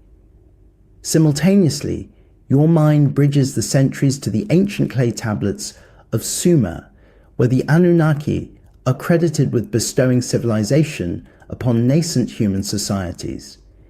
Ancient texts describe a remarkable pattern of knowledge transfer across both traditions. The Watchers in Enoch detailed forbidden arts. Azazel taught weapon making and the art of cosmetics. Shemazai instructed in root cutting and sorcery, and Barakel unveiled the mysteries of astrology. Similarly, Sumerian texts credit Anunnaki gods like Enki with bringing agriculture, written language, mathematical systems, and astronomical knowledge, the very foundations of civilization encapsulated in their ME divine decrees. It's not a vague, they taught stuff, but a precise matching of knowledge categories: agriculture, metallurgy, astronomy, mathematics, writing, medicine, and spiritual practices. Both traditions record beings from above, imparting transformative wisdom. The parallels extend to specific names and roles. Enoch names 20 specific Watcher leaders, each with roles. Some researchers suggest a mirroring in the Anunnaki pantheon. Enki, the wise teacher and benefactor of humanity, could be seen reflecting Azazel, the knowledge bringer. Enlil, the stern ruler and chief of the Anunnaki Council, resonates with Semyaza, the chief of the Watchers. And the Anunnaki goddess, Ninmah, involved in the creation of humanity and hybrid beings, finds an echo in the Watchers who fathered the Nephilim giants, hybrid offspring mentioned in both traditions. Both narratives culminate in a cataclysmic punishment. The Book of Enoch describes God sending archangels to bind the Watchers, destroy their Nephilim offspring, and cleanse the earth with a great flood. In Sumerian texts, divine council meetings see Enlil decreeing the deluge to wipe out humanity's corruption, with Enki secretly warning the chosen survivor, Ziusudra, to build an ark. These flood narratives, with their divine anger, chosen survivor, and ark specifications, are nearly identical, suggesting either profound cultural transmission or a shared, primal memory. Mainstream biblical scholarship often views Enoch as Jewish apocalyptic literature, influenced by earlier Mesopotamian mythology, suggesting that later Jewish authors borrowed and reframed Sumerian stories. In this view, the Anunnaki are Sumerian gods, mythology, and the Watchers are Jewish angels, theology, with similarities proving cultural transmission, not extraterrestrial contact. Yet a compelling alternative interpretation posits a deeper truth. What if both cultures preserved genuine historical memories of the same events? The names may differ, the cultural framing as gods versus angels may vary, but the core narrative remains remarkably consistent. Advanced beings came from above, shared transformative knowledge, created hybrid offspring, and were ultimately removed by higher cosmic powers, sending a catastrophic flood. These are two independent witnesses describing the same events, each in their unique cultural language. Sumer in southern Iraq and the Levant, where Hebrew tradition flourished, are separated by mere hundreds of miles. Mount Hermon, the Watcher's descent point, lies squarely in the ancient Near East. These civilizations interacted. However, both texts claim to describe events that unfolded long before either culture existed, preserving them as ancient memories rather than contemporary experiences. Whether interpreted as mythology, theology, cultural borrowing, or historical memory of actual events, the parallel narratives are too specific, too detailed, and too consistent to dismiss as mere coincidence. The matching names, roles, knowledge categories, offspring, punishments, and flood narratives suggest either remarkable cultural transmission or a shared source material, potentially memories of real encounters preserved in both traditions. Did Sumerian and Hebrew cultures independently create nearly identical narratives by sheer coincidence? Did later authors deliberately borrow and adapt earlier stories? Or did both preserve fragmented memories of actual historical events, encounters with advanced beings who came from above, taught transformative knowledge, created hybrid offspring, and were removed by cosmic powers sending the Great Flood? If the Anunnaki and Watchers are, in essence, the same entities, what profound implications does that hold for human history and our place in a cosmos far stranger than our mainstream narratives often admit? You stand in the hushed, cool air of a museum archive, the soft glow of a display case illuminating a replica of the Sumerian king list. Your gaze traces the intricate cuneiform script on the clay tablet, humanity's ancient chronicle dating back to around 2100-1800 BCE. The palpable weight of history emanates from this artifact, yet what it records reaches back far beyond its own creation, into an almost unfathomable past. This isn't just a list of kings, it's a window into a time before the known world. You focus on the tablet's most enigmatic section, the kings before the flood. Here, the list enumerates rulers who reigned for astonishingly long periods, not decades or centuries, but tens of thousands of years. 8, or sometimes 10, monarchs are listed, their reigns stretching from 18,600 to 43,200 years each, culminating in a total of 241,200 years for the entire antediluvian era, before the flood swept over, and after the flood swept over, kingship descended from heaven a second time. This documented textual evidence presents a profound mystery. Mainstream archaeological scholarship often interprets these impossibly long regnal years as mythological, symbolic of a golden age, or perhaps reflecting dynasties rather than individual lifespans or even astronomical cycles. The numbers, from this perspective, are allegorical, not literal. However, an alternative interpretation invites deeper contemplation. Could these extraordinary durations hint at the very nature of the beings described in both Sumerian and Enochian traditions? If the Anunnaki and Watchers were advanced, non-human entities with lifespans vastly exceeding our own, then rulers reigning for millennia might not be mythological hyperbole, but a factual record from a different perspective. These kings, who held power directly before the deluge, could represent the advanced entities themselves, or perhaps the early hybrid offspring with extended lifespans governing human populations during what these ancient cultures remembered as a pre-flood epoch. The Sumerian king list, like the Book of Enoch, explicitly marks a clear division: the flood as a catastrophic event that reset history. Before this event, humanity's rulers, and perhaps humanity itself, operated under different conditions, interacting directly with what Sumerian texts call the Anunnaki, those who from heaven to earth came. The list suggests an era when entities with immensely long existences, much like the Watchers who taught for eons, directly shaped early human civilization. This tablet, weathered by time yet still legible, serves as a tangible link to these shared pre-flood narratives. It raises questions about the very definition of king and human in that ancient epoch. Did the Sumerians record the reigns of beings who were not mortal men as we understand them today, but beings closer to the Watchers of Enoch, celestial or terrestrial intelligences with lifespans that stretched across what we now perceive as ages? The enduring puzzle etched in this clay invites us to reconsider the timeline of human history and the identities of those who ruled in its earliest, most mysterious chapters. You lean closer to the cool, quiet exhibit, your gaze drawn to the intricate cuneiform on a Sumerian administrative tablet, perhaps detailing allocations to a temple, or perhaps even a king list fragment.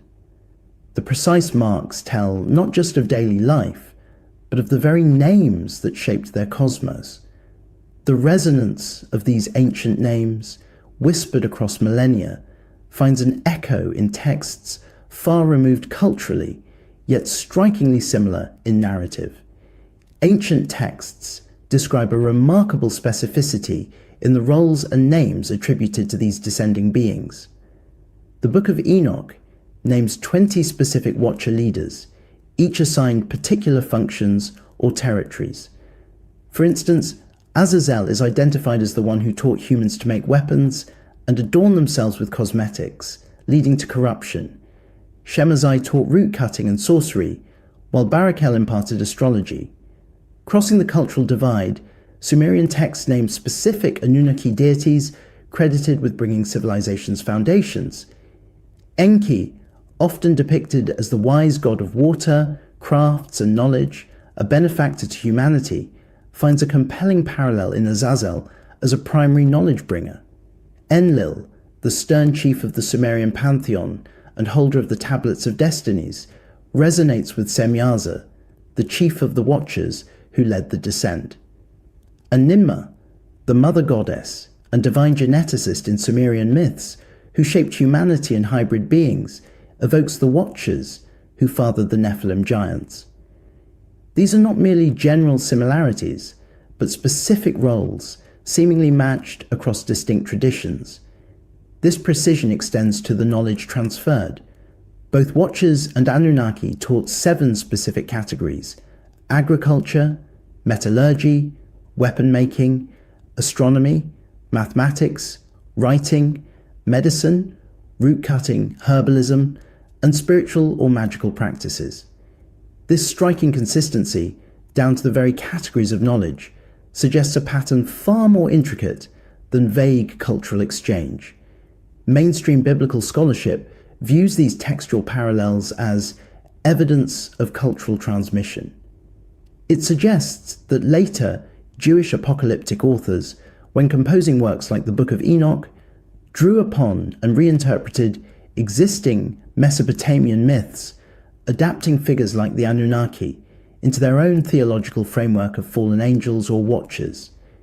From this perspective, the Anunnaki are purely mythological Sumerian gods, and the watchers are theological Jewish angels, with the similarities proving a borrowing of narratives, not shared historical events.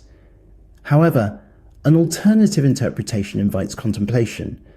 What if these distinct cultural narratives, separated by geography and time, are not simply borrowed tales, but independent cultural expressions attempting to describe the same historical encounters? The names differ, the framing as gods or angels differs, but the core events, descent from above, interbreeding, imparting specific categories of transformative knowledge, and creating hybrid offspring, remain consistently detailed. Such specific, consistent parallels across names, roles, and knowledge categories challenge the idea of mere coincidence, beckoning us to consider a shared source, a profound memory etched into the collective consciousness of ancient humanity. You stand amidst the sun-baked, wind-scoured ruins of Eridu in southern Iraq, feeling the immense antiquity beneath your feet. The layers of archaeological strata here descend deep into the earth, testifying to continuous habitation stretching back to the Ubaid period, roughly 5400 BCE, making it one of the oldest known cities on Earth.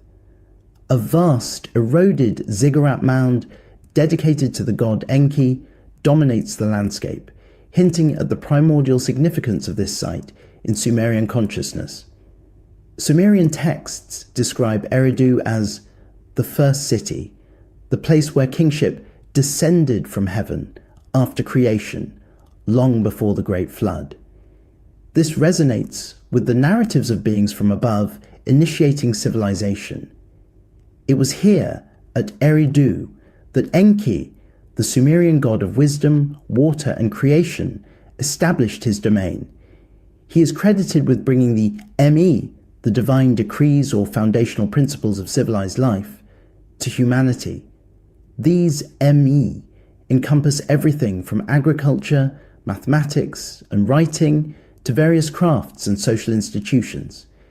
This documented textual evidence of Enki imparting fundamental knowledge to early humans presents a remarkable parallel to the Book of Enoch. There, the Watchers descended to Mount Hermon and taught humanity forbidden knowledge, metallurgy, cosmetics, weapons, and the secrets of the heavens. While the Sumerian texts often frame Enki's gifts as benevolent, the sheer transformative power of this sudden influx of knowledge appearing in an otherwise nascent human society echoes the dramatic societal shift brought about by the Watchers. Mainstream archaeology views Eridu's development, with its succession of temples built directly atop older ones over millennia, as a testament to indigenous human innovation and the gradual organic rise of complex society in Mesopotamia. The sophistication seen in the earliest Ubaid pottery and architectural planning is attributed to the ingenuity of early Sumerians themselves. However, an alternative interpretation explores the possibility that Eridu represents a cultural memory of accelerated development sparked by external influence. What if the kingship descended from heaven and Enki's bestowal of the Me are Sumerian cultural expressions describing encounters with the same advanced entities that the Book of Enoch calls the Watchers? Both traditions independently record the descent of beings who radically uplifted human capabilities, enabling the very foundations of civilization. The geographical connection is undeniable. Sumer and the Levant, where the Enoch tradition formed, are proximate. Could Eridu be one of the original contact points? A place where these advanced beings first shared their transformative knowledge, initiating the human journey toward complex civilization. The enduring ruins of Eridu, steeped in myth and history, invite us to ponder the true origins of our earliest cities and the profound, perhaps non-human sources of our civilization's dawn. You kneel on the archaeological mound, the sun-warmed earth gritty beneath your hand, examining a fragment of exquisitely painted Ubaid pottery dating back to perhaps 5000 BCE. Its intricate geometric patterns speak of a sudden, sophisticated artistry that seems to emerge with surprising speed from earlier, simpler forms. This pottery, found across Mesopotamia, marks the dawn of organized village life, preceding the great Sumerian cities, yet already hinting at complex social structures and shared cultural knowledge. It is precisely this period, the Ubaid era, c. 6500, 3800 BCE, that represents a pivotal moment for humanity, a time when crucial foundations for civilization, large-scale agriculture, permanent settlements, monumental architecture, and specialized crafts appear to crystallize. This documented leap in human capability, occurring millennia before the earliest written records of Sumer, forms a compelling backdrop for the narratives of knowledge transfer found in both the Book of Enoch and Sumerian cuneiform tablets. Ancient texts describe a pattern of beings descending from above to impart advanced knowledge. Enoch 6-8 details Watchers teaching forbidden arts, Azazel introducing weapon-making and cosmetics, Shemhazai sorcery, and Barakel astrology. In parallel, Sumerian texts credit the Anunnaki gods, particularly Enki, with bestowing the Me, the divine decrees encompassing agriculture, sophisticated mathematics, astronomical understanding, and the very concept of written law upon early humans. These gifts transformed human society, moving it from rudimentary existence to the threshold of civilization. Mainstream archaeology attributes the rapid advancements of the Ubaid period to indigenous human innovation, environmental adaptation, and the gradual evolution of social organization. The intricate pottery, the early irrigation systems, and the foundational temple structures are seen as the result of collective human ingenuity responding to the fertile but challenging Mesopotamian environment. However, an alternative interpretation explores the profound questions surrounding this accelerated cultural development. What if the sudden appearance of complex agricultural techniques, advanced architectural planning, and a mastery of materials during the Ubaid period is not solely the product of slow human evolution, but rather the memory of concentrated knowledge transfer? The precise matching of knowledge categories, agriculture, metallurgy, astronomy, mathematics, writing, medicine, and spiritual practices across both the Watchers' teachings and the Anunnaki's gifts suggests a deliberate, organized imparting of information. Could the sophisticated potter's techniques, the geometric precision of Ubaid settlements, or the burgeoning understanding of celestial cycles reflected in early temple alignments be the faint echoes of the forbidden knowledge or divine decrees given by non-human benefactors? The archaeological record, in its remarkable trajectory from hunter-gatherer to city builder, offers a silent testimony, urging us to consider whether the ingenuity we observe was entirely our own, or if it was ignited by ancient encounters with entities who once walked among us, shaping our world in ways we are only beginning to comprehend. The pre-dawn chill bites at your skin as you stand among the towering T-shaped megaliths of Göbekli Tepe in southeastern Turkey. The monumental stones, some weighing over 10 tons, rise from the earth, their carved animal reliefs appearing almost to breathe in the faint silvery light before the sun crests the horizon. This awe-inspiring sight, dating back over 11,000 years to the pre-pottery Neolithic, predates settled agriculture, advanced metallurgy, and even the invention of pottery, a testament to monumental construction by sophisticated hunter-gatherers that, by conventional archaeological timelines, simply shouldn't exist. You run your hand along the weathered limestone, feeling the precision of the carvings, contemplating how a society without fixed settlements or developed tools could conceptualize and execute such a vast, intricate ritual complex. This profound anomaly raises questions that echo the most ancient textual mysteries. Ancient texts describe beings descending from above, imparting knowledge that dramatically transformed early human society. The Book of Enoch details the Watchers teaching forbidden arts, metallurgy, astronomy, and advanced techniques. Sumerian texts, millennia later, credit the Anunnaki with bestowing the very foundations of civilization, the ME, agriculture, mathematics, writing, and architectural principles. Here at Göbekli Tepe, you witness the sudden, unexplained emergence of complex architectural planning and skilled stonemasonry in a period conventionally believed to be primitive. Mainstream archaeology attributes Göbekli Tepe's construction to complex social organization and a sophisticated belief system among hunter-gatherers, suggesting that the drive for ritual gathering preceded and perhaps led to the development of agriculture. From this perspective, it's a monumental achievement of indigenous human ingenuity, pushing back our understanding of when complex societies emerged. However, an alternative interpretation invites contemplation. What if Göbekli Tepe represents the material evidence of the knowledge transfer described in both Sumerian and Enochian traditions? Could these massive, intricately carved structures be a tangible manifestation of the advanced knowledge imparted by entities like the Anunnaki or Watchers? The sheer leap in organizational and engineering capability apparent here, seemingly without a preceding evolutionary development, parallels the narratives of sudden, external influence described in those ancient texts.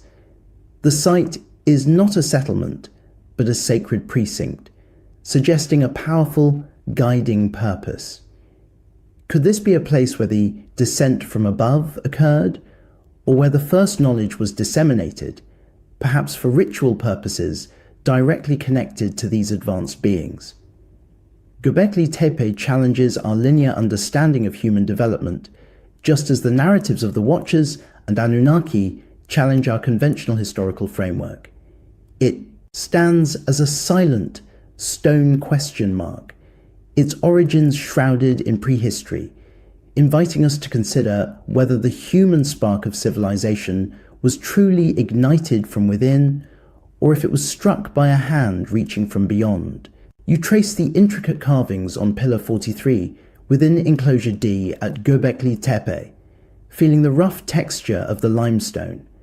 Known as the Vulture Stone, this megalith, dating back 11,000 years, depicts a series of animals, scorpions, vultures, and a headless man, alongside curious symbols, notably 3 small bags or totems. Some researchers interpret these carvings not merely as art, but as a sophisticated astronomical star map, specifically a depiction of a comet impact that occurred around 10,250 BCE, a cataclysmic event marking the Younger Dryas impact hypothesis.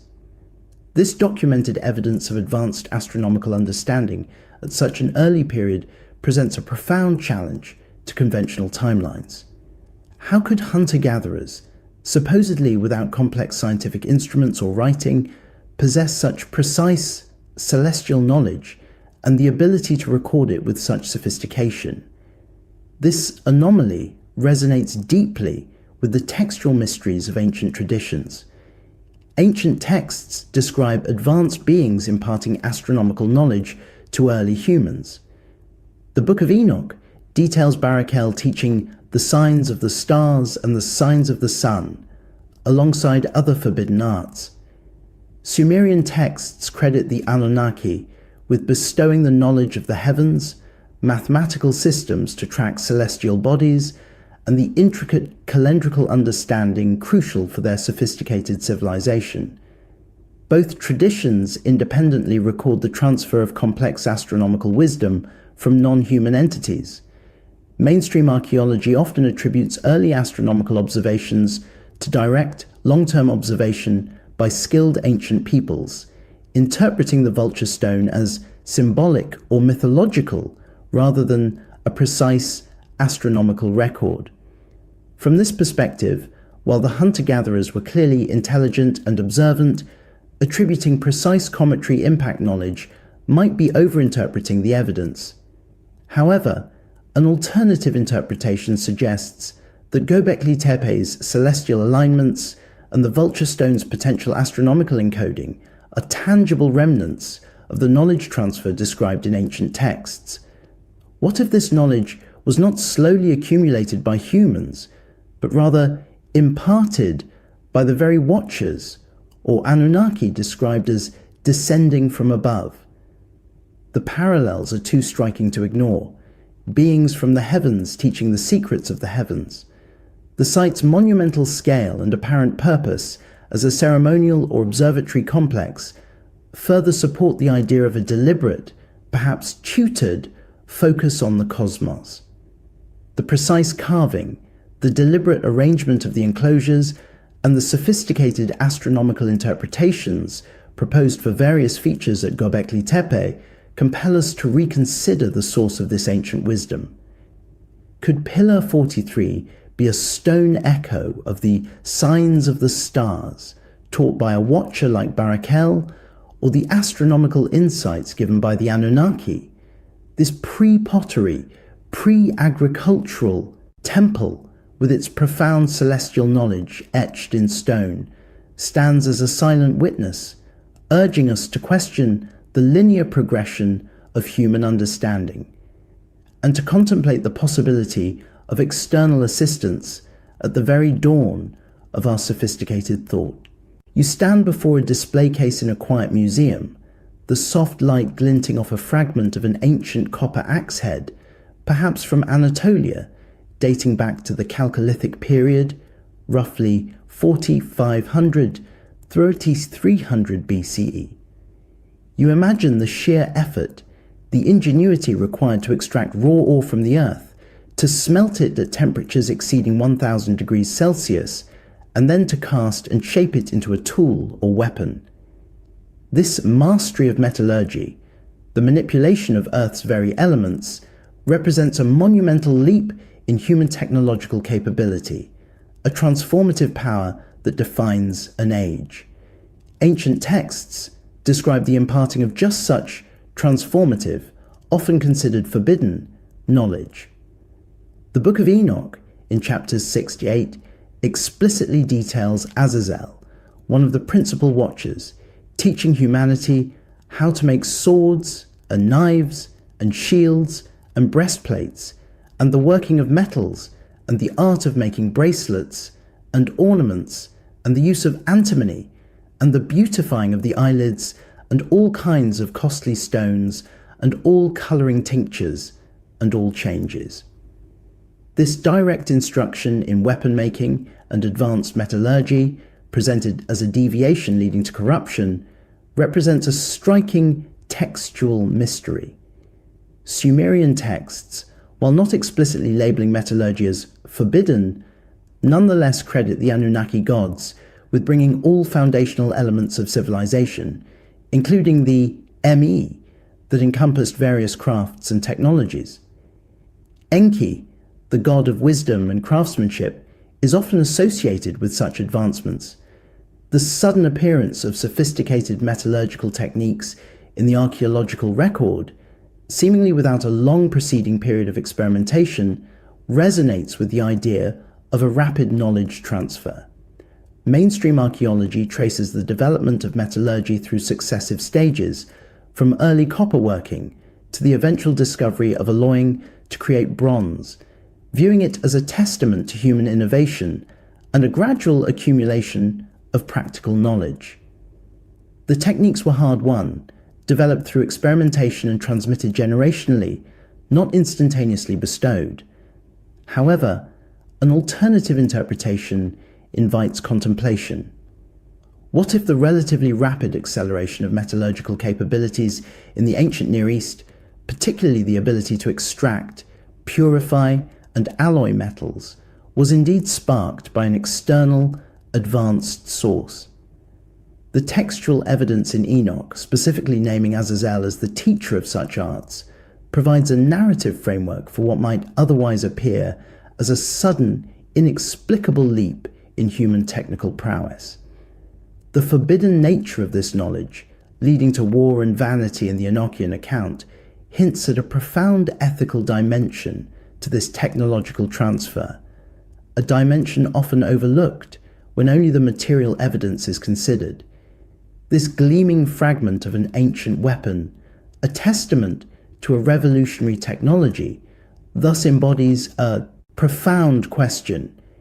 Did early humans independently discover the intricate science of metallurgy through slow, painstaking trial and error? Or does its sudden appearance and the concurrent ancient narratives suggest that the knowledge was, at least in part, bestowed? A gift, or perhaps a transgression, from beings described as the Watchers or Anunnaki, forever altering the trajectory of human civilization. You inhale the subtle, earthy fragrance of ancient coal and aromatic resins, imagining the bustling markets of early Mesopotamian cities, or perhaps the private chambers of a queen. Your hand hovers over a delicate bone coal stick and a small alabaster unguent jar, artifacts dating back thousands of years, found in royal tombs and common graves alike. These tools of adornment, used for beautifying eyes and perfuming skin, speak of a deep-seated human desire for aesthetic expression, yet their sudden sophistication in the ancient world poses a fascinating question. Ancient texts describe the origins of such practices as a form of forbidden knowledge. The Book of Enoch, in chapter 8, explicitly states that Azazel, one of the leading watchers, taught humanity the beautifying of the eyelids and all kinds of costly stones and all colouring tinctures and all changes. This isn't merely about personal vanity. It implies a mastery of chemistry, mineral extraction, and complex preparation methods to create stable, vibrant pigments and lasting fragrances. Such knowledge, given to humans, is directly tied to the ensuing corruption and moral decay that necessitated the Great Flood. Sumerian texts, while not labeling these specific arts as forbidden, nonetheless depict a rapid flourishing of culture following the Anunnaki's arrival and their bestowal of the Me, the divine decrees that established civilization. These Me encompassed not only agriculture and law, but also various crafts, including adornment, weaving, and the sophisticated use of precious materials. The emergence of richly adorned figures in early Sumerian art and the discovery of elaborate jewelry and cosmetic tools in archaeological sites like Urs and Kish align with a sudden mastery of these complex skills. Mainstream archaeology attributes the development of cosmetics and adornments to the natural progression of human culture, evolving from simple body paints to more elaborate concoctions as societies grew wealthier and more specialized. It is seen as a social and ritualistic expression demonstrating status and cultural identity rather than an external gift. However, an alternative interpretation invites contemplation. What if the precise categories of knowledge, from metallurgy to cosmetics, presented by the Watchers in Enoch or by the Anunnaki in Sumerian law, reflect a memory of specific instructions from advanced beings? The ability to extract colouring tinctures from various substances and to refine costly stones for ornamentation requires a sophisticated understanding of natural chemistry and geology. Could this represent an accelerated transfer of knowledge rather than a slow, trial and error discovery by early humans? This quiet jar of coal, with its ancient residue, whispers tales of more than just vanity. It hints at a deep-seated mystery about the origins of human ingenuity and artistry. Did early humans independently discover the intricate science of cosmetics and ornamentation, or does its sudden, sophisticated appearance and the concurrent ancient narratives suggest that this knowledge was, at least in part, bestowed, a gift that, in one tradition, led to the world's undoing, but in another laid the foundation for its earliest beauty? The sun casts long shadows across the ancient stones of Baalbek, Lebanon, as you stand at the base of the massive Roman temple complex. What truly commands your attention, however, are not the elegant Roman columns, but the Cyclopean foundation stones beneath them, megaliths of an inconceivable scale, laid with a precision that defies the ages. You run your hand along the joint between these colossal blocks, part of the legendary trilithon, 3 stones each, weighing an estimated 800 tons. The fit is so impossibly tight that even today, after millennia of earthquakes and erosion, you cannot slide a sheet of paper between them, all achieved without mortar or visible tool marks. Nearby, in the ancient quarry, lies the Stone of the Pregnant Woman, a single carved block estimated to weigh between 1,000 and 1,200 tons, the largest dressed stone in the world, never fully extracted. Its sheer presence evokes a profound sense of awe and persistent questioning. Ancient texts describe beings of immense power and capability. The Book of Enoch speaks of the Nephilim, giant hybrid offspring of the Watchers, and human women possessing incredible strength and stature. Similarly, Sumerian texts recount demigods and heroes of extraordinary might, often the offspring of Anunnaki and humans, capable of feats far beyond mortal men. This documented textual evidence presents a direct parallel to the physical anomaly before you. Mainstream archaeology attributes the construction of the Baalbek platform to Roman engineers, utilizing ingenious, albeit now lost, methods of leverage, ramps, and vast manpower to move and position these stones. It is believed to be a testament to the peak of Roman engineering prowess, even if the precise techniques remain subjects of academic debate. However, an alternative interpretation invites contemplation. What if the builders of these megalithic foundations were not the Romans, but a much older civilization, perhaps even antediluvian, as suggested by local legends that attribute the site to giants or supernatural beings? The scale and precision required to move and set such enormous stones, particularly the trilithon, challenge the known capabilities of ancient human technologies. Could this represent material evidence of the great giants or Nephilim mentioned in Enoch, or the powerful demigods of Sumerian lore, whose strength and perhaps advanced knowledge allowed them to manipulate stone on a scale we struggle to replicate even with modern machinery? Baalbek, situated in a region geographically proximate to Mount Hermon, the traditional site of the Watcher's descent, stands as a silent, monumental question mark. It compels us to consider whether the narratives of superhuman strength and advanced capabilities in our ancient texts are not merely myths, but fragmented memories of a time when beings of extraordinary power walked the earth, leaving behind structures that echo their forgotten presence. The impossible scale of these stones whispers of a builder's lineage far removed from the conventional human story, inviting a deeper look into the shared origins of our architectural wonders and our most ancient, enigmatic tales. You stand beneath the colossal platform of Baalbek, the afternoon sun warming the immense stone blocks. Your gaze drifts from the exquisite, if relatively smaller, Roman columns above, down to the truly staggering foundation stones beneath.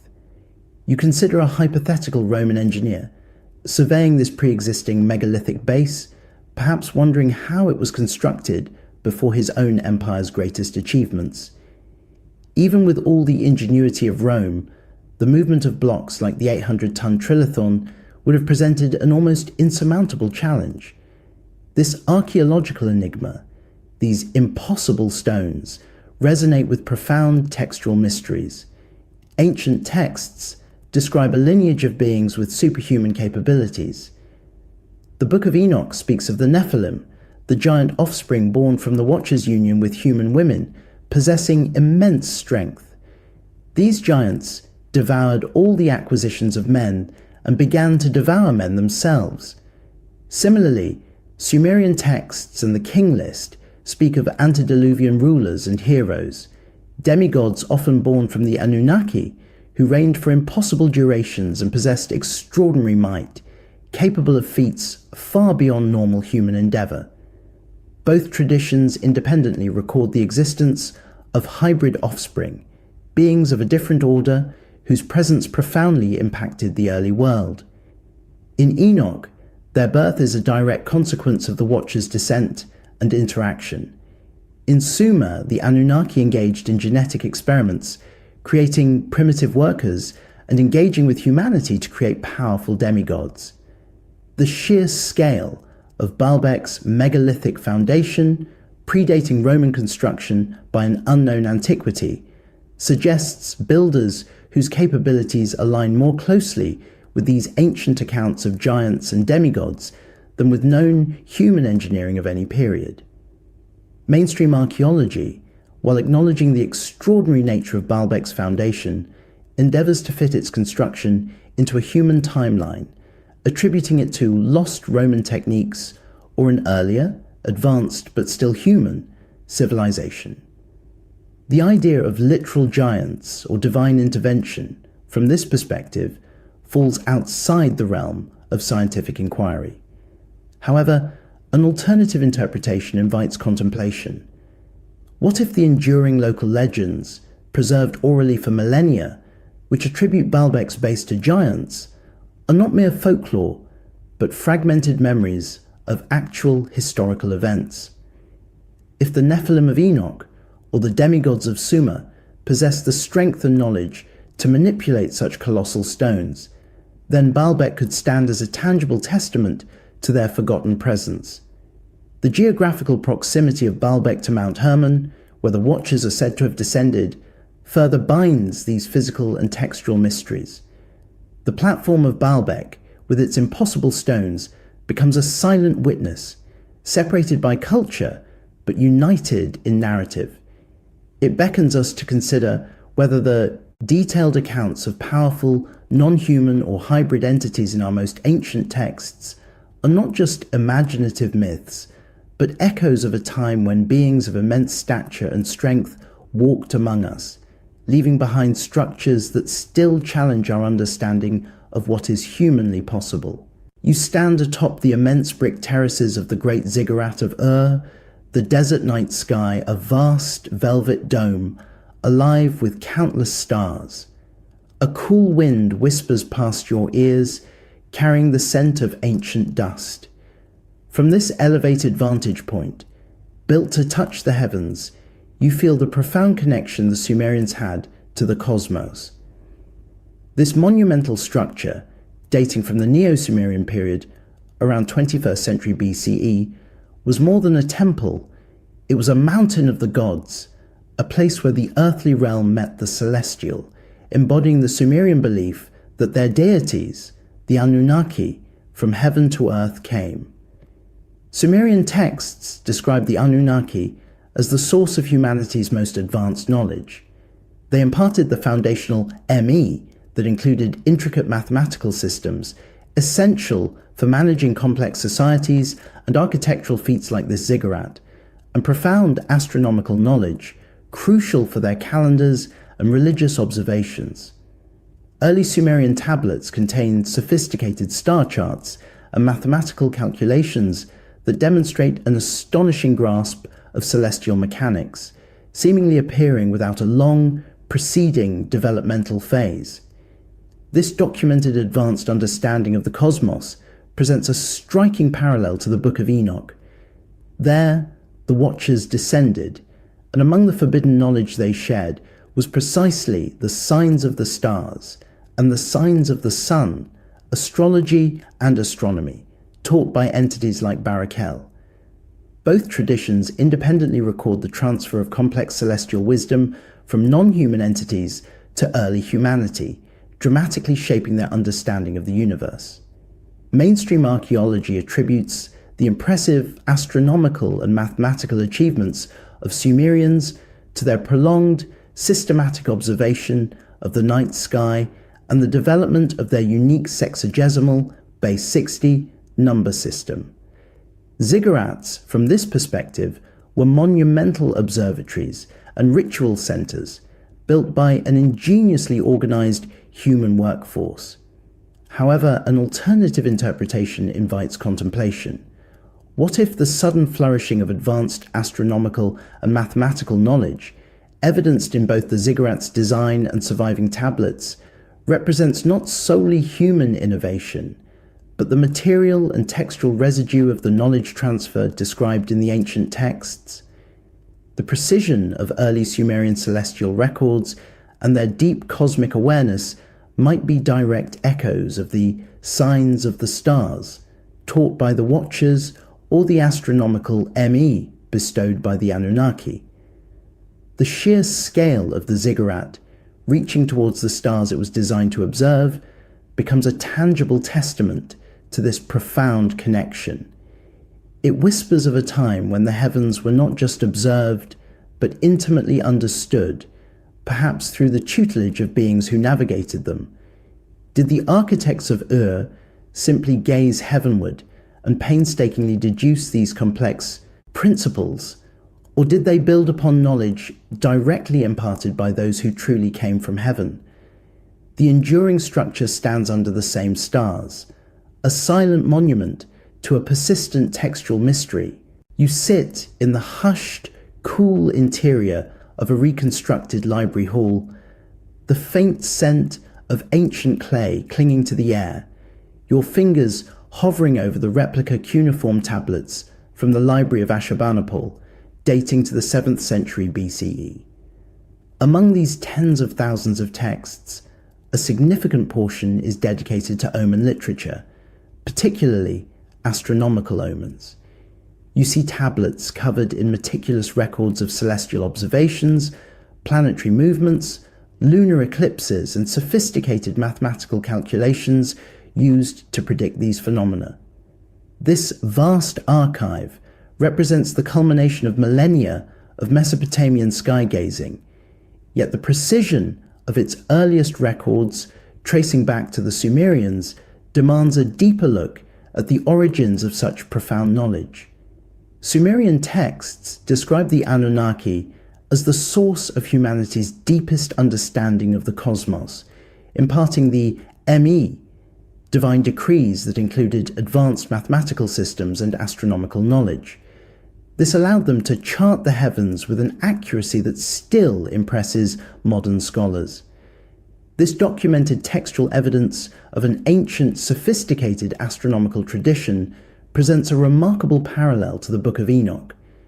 There, among the Watcher's forbidden gifts to humanity, Barakel is specifically named as teaching the signs of the stars and the signs of the sun, alongside other celestial knowledge. Both traditions independently record the transfer of complex astronomical wisdom from non-human entities. Mainstream archaeology attributes the impressive astronomical and mathematical achievements of the Babylonians and their Sumerian predecessors to centuries of dedicated observation, painstaking record-keeping, and the development of their unique sexagesimal base 60 number system. From this perspective, their advanced cosmology and predictive capabilities were the result of diligent, incremental human scientific inquiry. However, an alternative interpretation invites contemplation. What if the sudden flourishing of such precise astronomical understanding, far exceeding the expected capabilities of early human societies, was not solely a product of slow, independent human discovery, but rather the memory of a foundational knowledge transfer? The deep, systemic understanding of celestial mechanics, evident in these ancient tablets, challenges the linear progression of human scientific development. Could this represent the direct influence of beings like Barakel or the Anunnaki, whose knowledge from heaven to earth came? The ancient texts, both Sumerian and Enochian, claim to record events from a time long before their own composition, preserving what they assert are genuine historical memories. The detailed star charts and planetary observations preserved in the Library of Ashurbanipal, echoing the celestial teachings of the Watchers, compel us to consider whether this profound wisdom was an indigenous discovery or a seed of knowledge planted by those who navigated the stars themselves.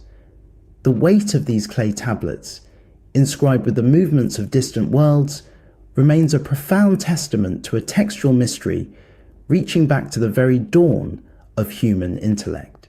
You sit in a quiet hall, the cool air carrying the faint scent of aged paper and preserved clay. Before you lies a replica of tablet Sapiens of the Epic of Gilgamesh, its cuneiform script etched with the story of a cataclysm that changed the world. As your eyes trace the ancient signs, you feel a reverberation, a faint echo of the immense deluge described within. This epic, dating back to at least the Old Babylonian period around 18th century BCE, presents one of humanity's earliest and most detailed flood narratives, recounting events that its authors claimed happened long before their own civilization. Sumerian texts describe a divine council meeting where the great god Enlil, angered by humanity's growing noise and corruption, decrees a devastating flood to destroy all life. However, Enki, the god of wisdom, secretly warns Ziusudra, known as Utnapishtim in the later Akkadian version, to build a large boat, an ark, to save himself and all living creatures. This documented textual evidence details a comprehensive flood narrative, divine anger, a chosen survivor, specific instructions for an ark, and the subsequent destruction of the world. This remarkable account presents striking parallels to the Book of Enoch. There, the narrative also culminates in a divine council meeting, where God, observing the corruption caused by the Watchers and their Nephilim offspring, decides to cleanse the earth with a great flood. God sends archangels to bind the Watchers and destroy their giant progeny, before instructing Noah to prepare for the deluge. Both traditions independently record a catastrophic flood as divine punishment for a corrupted world, with a chosen survivor preserving life to restart humanity. Mainstream biblical scholarship largely views these parallels as evidence of cultural transmission. It suggests that the Hebrew flood narrative, including elements found in Enoch, was influenced by older Mesopotamian flood myths like Gilgamesh, adapted and recontextualized within a monotheistic framework. From this perspective, the similarities prove an exchange of stories, not a shared historical event. However, an alternative interpretation invites contemplation. What if these deeply ingrained, nearly identical flood narratives, separated by culture but united in their core structure, are not simply borrowed tales, but fragmented memories of the same actual historical cataclysm? A global flood event, perhaps linked to the Younger Dryas impact or another cosmic occurrence, could have profoundly traumatized early human populations, becoming the central point around which the stories of divine intervention, corrupt watchers, Anunnaki, and human survival were woven. The tangible presence of these ancient flood accounts, preserved in baked clay and ancient parchment, compels us to consider the profound questions they raise. Did disparate ancient cultures independently create such nearly identical narratives by coincidence? Or do these matching flood narratives, with their divine anger, chosen survivor, and ark specifications, suggest a shared source material, perhaps a collective memory of a real, devastating event that truly swept over the earth, erasing much evidence, yet preserving its terrifying vibration in the deepest layers of human story? You kneel in the hot, dry dust of Tel Farah, the ancient site of Shuruppak in Mesopotamia, your fingers sifting through layers of earth that whisper of forgotten times. Your hand comes to rest on a distinctive stratum, a thick, sterile layer of pure clay, devoid of occupational debris, starkly separating older, vibrant city levels from younger ones. This powerful geological anomaly, dating back to approximately 2900 BCE, speaks silently of a cataclysmic inundation, a great flood that once swept over this ancient city, burying it beneath a shroud of mud. This documented archaeological evidence of a devastating flood at Shuruppak, a city central to Sumerian antediluvian myths, resonates deeply with the flood narratives found in both Sumerian cuneiform tablets and ancient Hebrew Shudras-Aramaic manuscripts. Sumerian texts like the Epic of Gilgamesh and the Sumerian King List explicitly name Shuruppak as the home of Ziusudra, Utnapishtim, the chosen survivor of the Great Flood. These texts describe how the Anunnaki gods, in a divine council, decreed the deluge to destroy a corrupted humanity, with Enki secretly warning Ziusudra to build an ark, saving him and life's seeds from utter destruction. Remarkably, the Book of Enoch preserves a nearly identical narrative.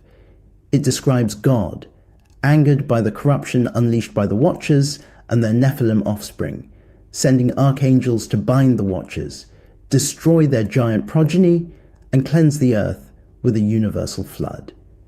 Noah, chosen for his righteousness, is forewarned and commanded to build an ark, thus preserving the remnant of humanity and animal life. Both traditions independently record a catastrophic flood as divine punishment, a chosen survivor, and the meticulous preservation of life. Mainstream archaeology often interprets the Shuruppak flood layer and similar layers found at other Mesopotamian sites like Ur and Kish as evidence of significant local riverine floods rather than a single universal deluge. These devastating local events, from this perspective, were so profoundly impactful that they became enshrined in myth, later being embellished into widespread epic narratives. However, an alternative interpretation invites contemplation. What if this geological layer at Shuruppak is more than just a local inundation? What if these localized flood deposits, occurring around the same general period in various Mesopotamian sites, are fragmented, localized memories or remnants of a much broader, even hemispheric, catastrophic event, a cataclysm of such magnitude that it left an indelible mark on the collective memory of early human civilizations across the Near East? Could the sterile clay beneath your hand be a tangible echo of the very deluge that the Sumerians attributed to the Anunnaki's decree and the Hebrews to divine judgment against the Watcher's transgressions? The silent testimony of Shurupak's flood layer, separating one epoch from another, compels us to consider whether the universal flood narratives preserved in our most ancient texts are not merely mythical adaptations of local disasters, but rather profound, if fragmented, memories of a single world-altering event, a cosmic reset that truly submerged the Earth, wiping away civilizations and forever shaping humanity's understanding of its origins and its place in a dynamic, unpredictable cosmos. You descend into the cool, still air of the crypts beneath the Temple of Hathor at Dendera, the scent of ancient stone clinging to the shadows. Your gaze is drawn to the enigmatic carvings on the walls, illuminated by the soft, filtered light. Among these intricate reliefs, one stands out, the so-called Dendera light. It depicts a large, bulbous, lotus-like object from which a serpent-like filament appears to extend, held by figures and seemingly supported by a D-jed pillar. This remarkable image, part of a Ptolemaic-era temple, c. 330 BCE, appears to echo a much older foundational knowledge, perhaps stretching back to antediluvian times. This documented visual evidence presents a profound archaeological mystery. Mainstream Egyptology interprets the relief as purely symbolic, depicting a jed pillar, symbolizing stability, and a lotus flower, representing creation, from which the god Harsomtus emerges in the form of a serpent, symbolizing cosmic creation and rebirth within Egyptian theology. No actual technology is implied. It is a profound religious statement. However, an alternative interpretation invites contemplation, especially when viewed through the lens of Sumerian and Enochian narratives. Ancient texts describe powerful beings imparting transformative, often forbidden, knowledge to early humanity. The Book of Enoch details watchers, teaching hidden arts and sciences, while Sumerian texts credit the Anunnaki with bestowing the Emi, the divine decrees that established civilization and included advanced understanding of the natural world.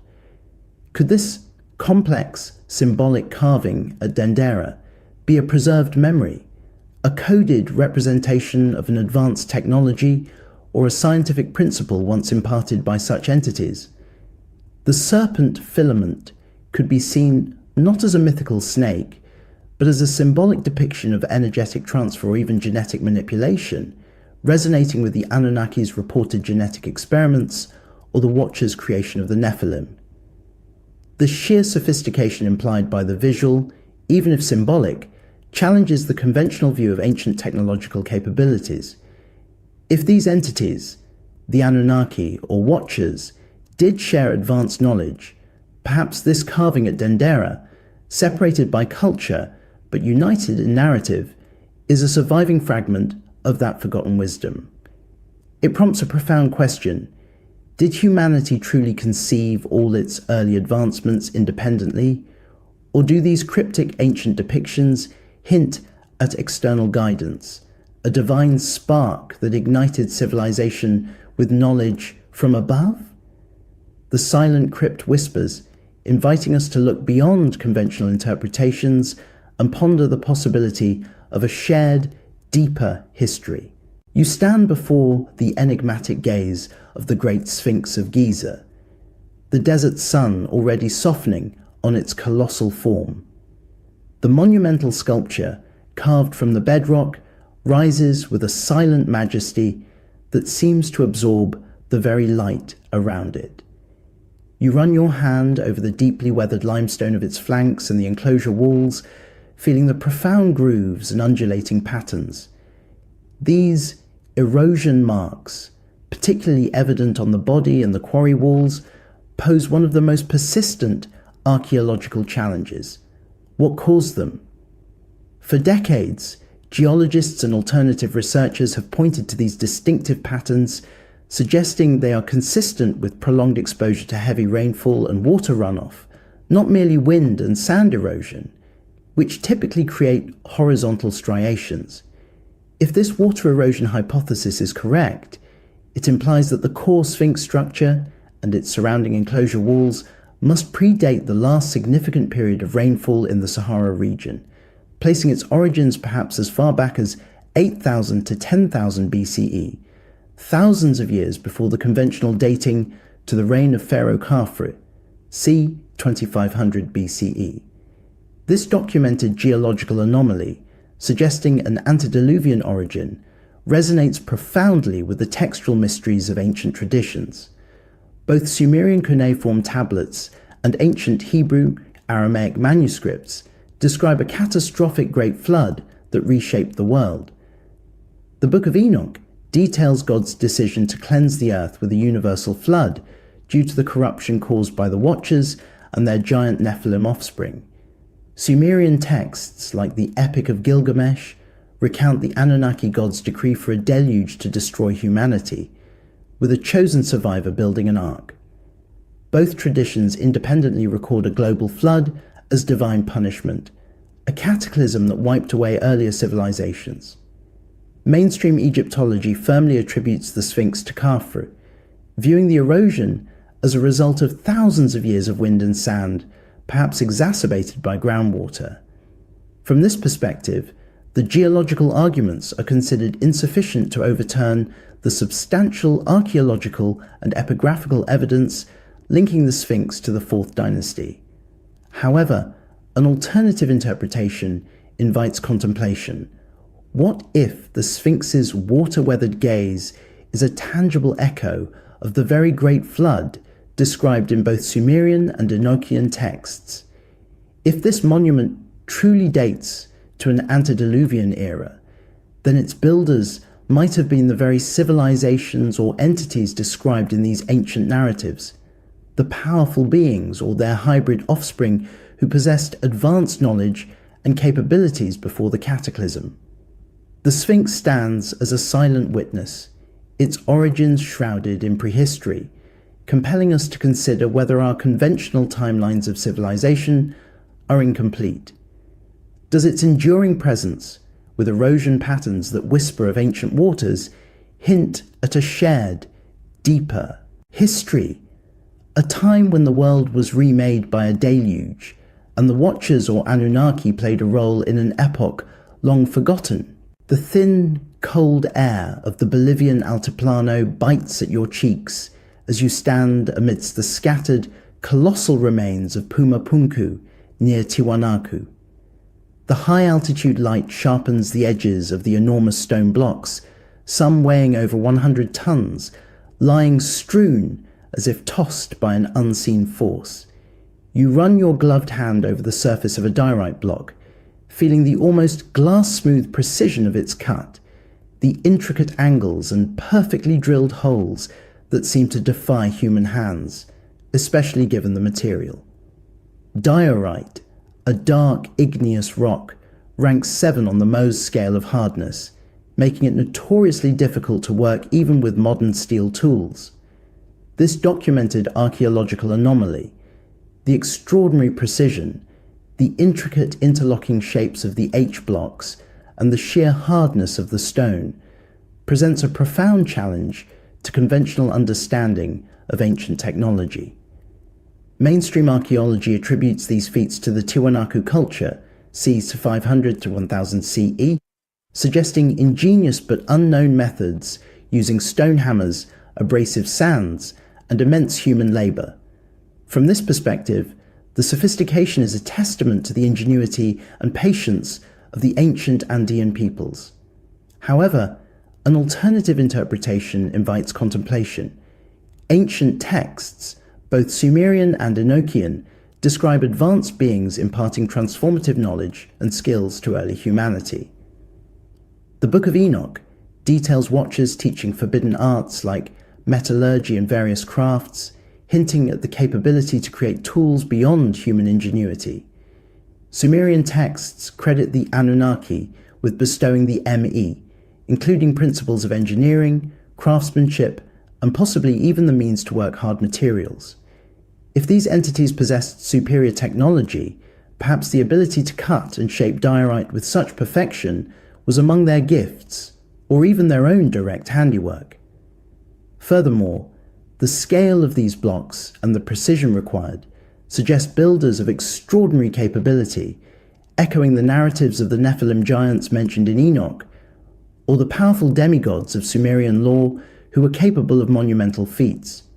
Some theories suggest Pumapunku's initial construction, or at least its underlying platform, predates the Tiwanaku culture by millennia, placing it in an antediluvian epoch, much like the periods described in the Watcher and Anunnaki narratives.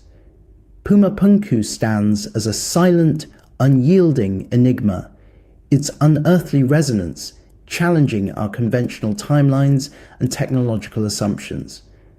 Does the impossible precision etched into these diorite blocks speak of forgotten human ingenuity, or does it echo a deeper, shared memory, a memory of advanced beings who descended from above, imparting knowledge and leaving behind structures that still whisper of their extraordinary presence, pushing us to question the true origins of our planet's most mysterious architectural marvels? The thin, icy air of the Bolivian Altiplano whistles past your ears as you examine the intricate network of stone channels at Pumapunku and the adjacent site of Tiwanaku. Your fingers trace the perfectly smooth, almost polished surfaces of water conduits carved into massive andesite blocks. These channels, designed with an astounding precision, maintain an almost imperceptible gradient, sometimes just 1 centimeter over many meters, ensuring a consistent, controlled flow of water across a vast urban and agricultural landscape. The sheer hydrological sophistication, carved into stone harder than steel, is a marvel that challenges our understanding of ancient engineering. This documented archaeological marvel, the precise gradients, the interlocking systems, and the mastery over hard stone, presents a profound engineering mystery. Mainstream archaeology attributes these hydraulic feats to the advanced Tiwanaku civilization, c. 500s 1000 CE, showcasing their remarkable ingenuity in water management for irrigation and urban sanitation using traditional tools and methods. From this perspective, it is a testament to sophisticated indigenous development. However, an alternative interpretation invites contemplation. Ancient texts, both Sumerian and Enochian, describe advanced beings imparting transformative knowledge, including sophisticated agricultural and engineering skills. Sumerian texts credit the Anunnaki, particularly Enki, the god of water and wisdom, with bringing the Emi, divine decrees that encompassed advanced knowledge of agriculture, irrigation, and architectural planning, essential for the very survival of their civilization in the Fertile Crescent. Similarly, the Book of Enoch speaks of the Watchers teaching various forbidden arts, which some interpret as including practical skills that rapidly advanced human capabilities. The channels at Pumapunku demonstrate an understanding of hydraulics, fluid dynamics, and stone cutting that seems to appear with striking abruptness, far exceeding what one might expect from the supposed technological level of the period. Could this represent a tangible manifestation of the knowledge transfer described in ancient texts? If the Anunnaki or Watchers provided divine decrees or forbidden knowledge, certainly the ability to manipulate water on such a grand and precise scale would be among the most valuable. This engineering prowess, separated by continents yet united in the narrative of advanced knowledge bestowed, suggests a pattern. Puma Punku's perfect water channels, silently directing unseen flows for millennia, compel us to consider whether the sophisticated agricultural and engineering techniques that underpin early civilizations were entirely human-derived. Or do these precise, enduring structures whisper of a deeper, shared memory, a memory of advanced beings who descended from above, imparting the very blueprint for civilized existence, leaving behind an indelible mark on humanity's technological and societal development? You stand in the hushed, climate-controlled gallery of the Baghdad Museum, your gaze drawn to the striking array of early dynastic Sumerian votive statues dating from around 2900 to 2350 BCE. Their most arresting feature is their eyes, exaggeratedly wide, often inlaid with shell and lapis lazuli, staring out with an unblinking intensity that seems to transcend their small, rigid bodies. These figures, representing worshippers perpetually present before their gods, embody a profound reverence and perhaps a memory of something truly extraordinary. This documented artistic convention, the oversized, unblinking eyes, presents a profound visual mystery. Mainstream archaeology interprets these features as symbolic, emphasizing the piety and awe of the worshippers before their all-seeing deities. The large eyes signify alertness, devotion, and a state of perpetual prayer, reflecting the religious beliefs of the Sumerian people. However, an alternative interpretation invites contemplation, especially when viewed through the lens of Sumerian and Enochian narratives of non-human entities. Ancient texts describe powerful beings who descended to Earth and interacted with humanity. The Book of Enoch speaks of the Watchers, beings who looked down from heaven, their watchful gaze a central motif of their narrative. Sumerian texts describe the Anunnaki, those who from heaven to earth came, often depicted with large commanding eyes in cylinder seals and other iconography, reflecting their celestial origin and all-knowing presence. What if these artistic conventions, particularly the oversized eyes, are not merely symbolic piety, but a preserved memory, a subtle visual echo of the actual physical appearance of the beings the Sumerians encountered or their hybrid offspring? If the Watchers, or Anunnaki, possessed visual capabilities or even physical characteristics that differed from humans, perhaps these statues are a cultural attempt to represent those distinguishing features. The unblinking aspect could reflect a different form of sight or a lack of human-like blinking. The statues stand as silent witnesses, their wide, unblinking eyes staring across millennia, separated by culture but united in narrative with the descriptions of Watchers and Anunnaki. They compel us to question whether these artistic choices are purely allegorical, or if they preserve a fragmented memory of genuine historical encounters. Did the Sumerians simply invent this stylistic choice, or were they depicting a memory of beings whose gaze was indeed otherworldly, a reflection of entities who truly descended from heaven, leaving an indelible mark on human art and consciousness? You carefully hold a replica of an alubide figurine, its ancient clay cool and smooth against your palm. Discovered at sites like Eridu in Mesopotamia, these enigmatic figures date back to the Ubaid period, roughly 6500 to 3800 BCE, a time long before the recognized dawn of Sumerian civilization. Your fingers trace its most arresting features: the distinctively elongated reptilian head, the large almond-shaped eyes, sometimes painted with bitumen, and the often slender humanoid body. Some depict female figures suckling infants with similar non-human characteristics. These artifacts present a profound visual mystery, challenging our understanding of who or what early humans depicted as sacred or significant. This documented archaeological evidence of non-human, reptilian-like figures from such an ancient epoch resonates deeply with the textual mysteries of both Sumerian and Enochian traditions. Sumerian texts describe the Anunnaki gods, particularly the goddess Ninmah, engaging in what some interpret as genetic experiments to create primitive workers and hybrid beings. They were beings who, from heaven to earth, came, interacting intimately with early humans. In parallel, the Book of Enoch recounts the Watchers descending to Mount Hermon, taking human wives, and fathering the Nephilim, giant hybrid offspring who possessed extraordinary, often monstrous, forms.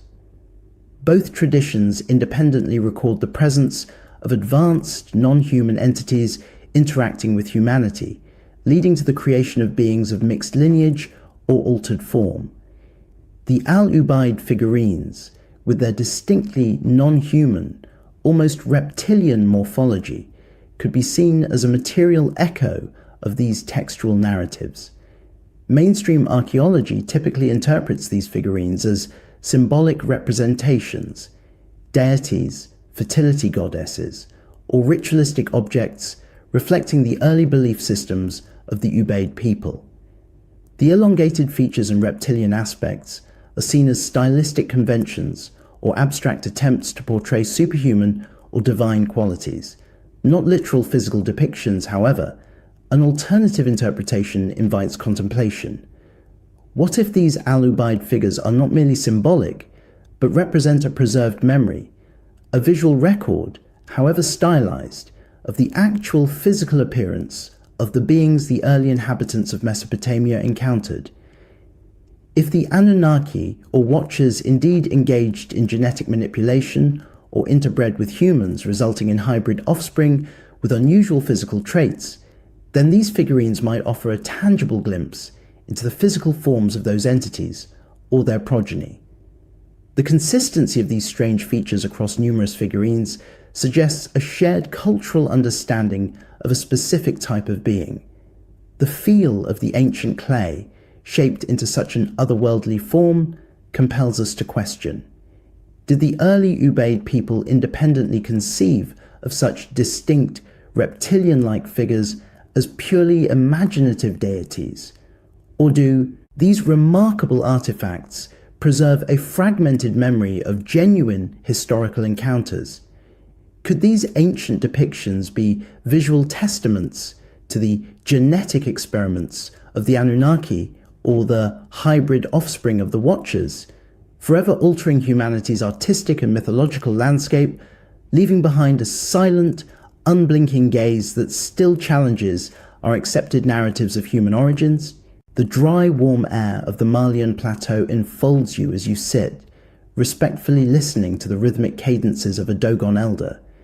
His voice, steeped in generations of oral tradition, paints a vivid cosmic picture, describing a star invisible to the naked eye, Potolo, or Sirius B.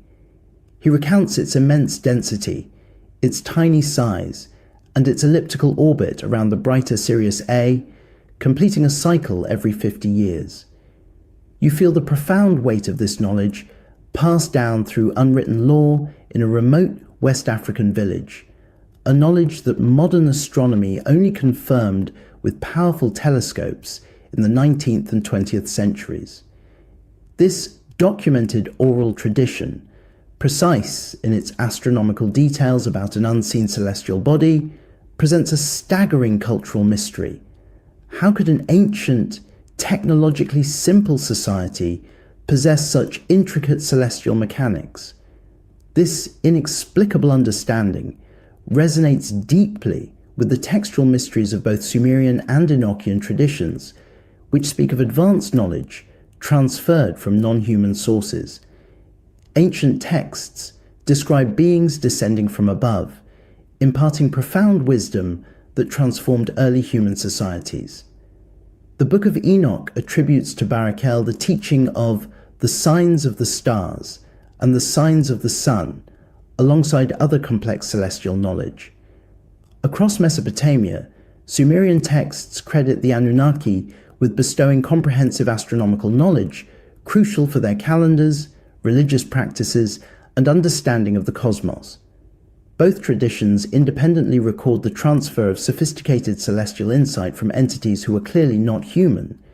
Mainstream anthropological scholarship typically approaches such accounts with skepticism, suggesting possible modern influence, cultural diffusion, or misinterpretation of indigenous narratives by early Western researchers. From this perspective, the Dogon's knowledge of Sirius B, if accurate, might be a recent acquisition, passed on through casual encounters with those who possessed modern scientific understanding. However, an alternative interpretation invites contemplation. What if the Dogon's centuries-old oral traditions are not derived from modern contact, but are a preserved memory, a fragmented echo of a knowledge transfer from an extraordinarily ancient source? If the Anunnaki or Watchers truly descended and taught the signs of the stars, then perhaps echoes of this instruction spread globally, adapting to local cultures. The specificity of the Dogon's information, the invisible nature of Sirius B, its 50-year orbital period, its heavy material, is too precise to dismiss as mere coincidence or simple observation. The elder's voice, telling of the star that makes everything heavy, compels you to question. Did the Dogon independently deduce the existence and properties of an invisible companion star through some unknown indigenous method, or does their extraordinary astronomical wisdom suggest a deeper, shared memory?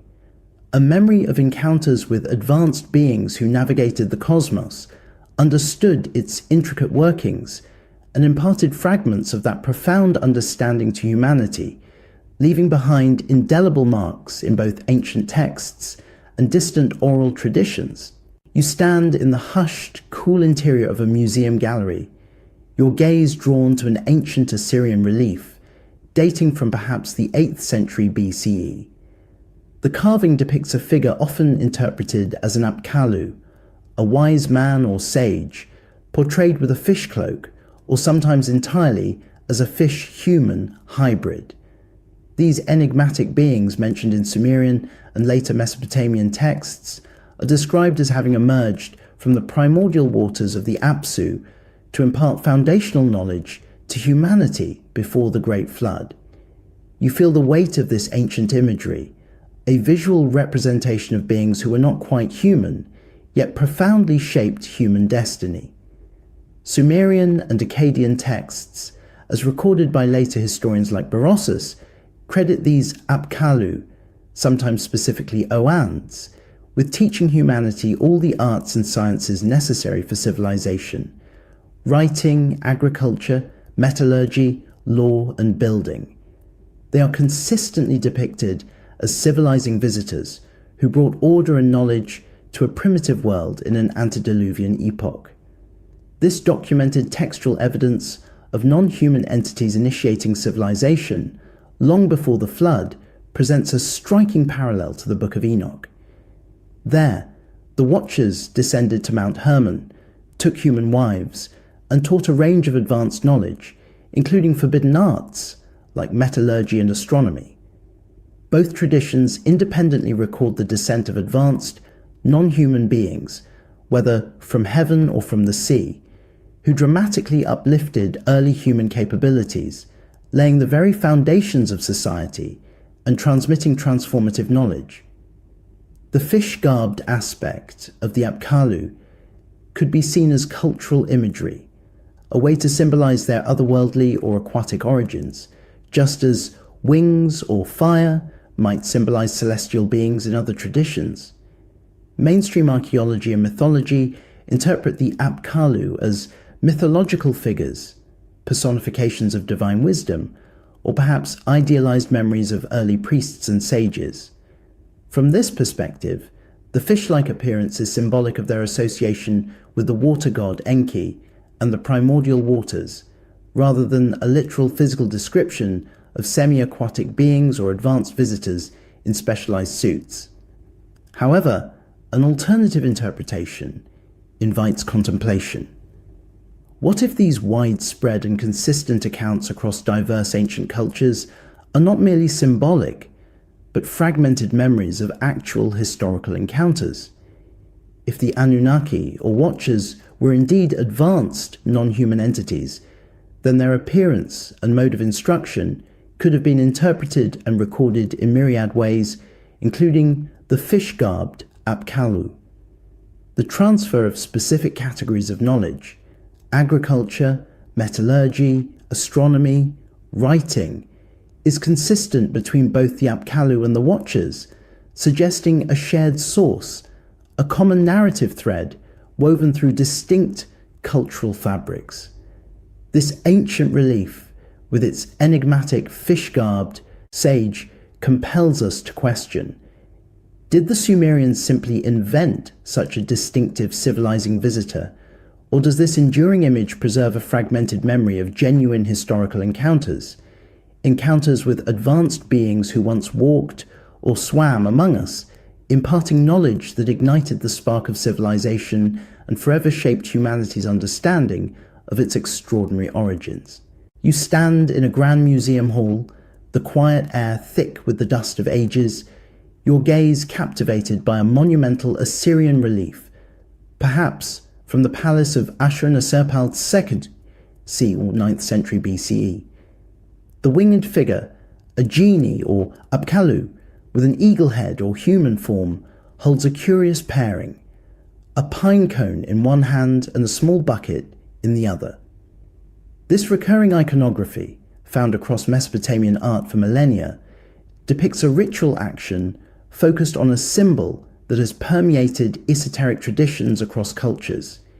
You feel the weight of this ancient symbolism, its true meaning lost to the common observer, yet resonating with deeper textual mysteries.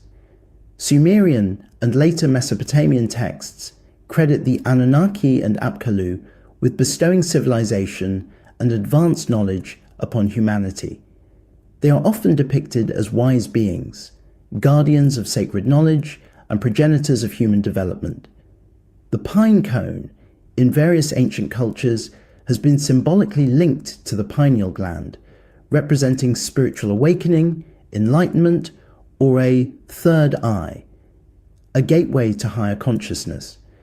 The bucket, often associated with a vessel of purification or containing the water of life, could symbolize the transfer of this esoteric knowledge. This documented visual symbolism presents a profound cultural mystery, especially when viewed through the lens of the Book of Enoch. There, the Watchers descended to Mount Hermon and taught forbidden knowledge, not just practical arts, but also forms of root cutting, sorcery, and other hidden sciences that altered human consciousness and understanding. Both traditions independently record the transfer of advanced, non-material knowledge, touching upon spiritual or magical practices that transcended mundane existence.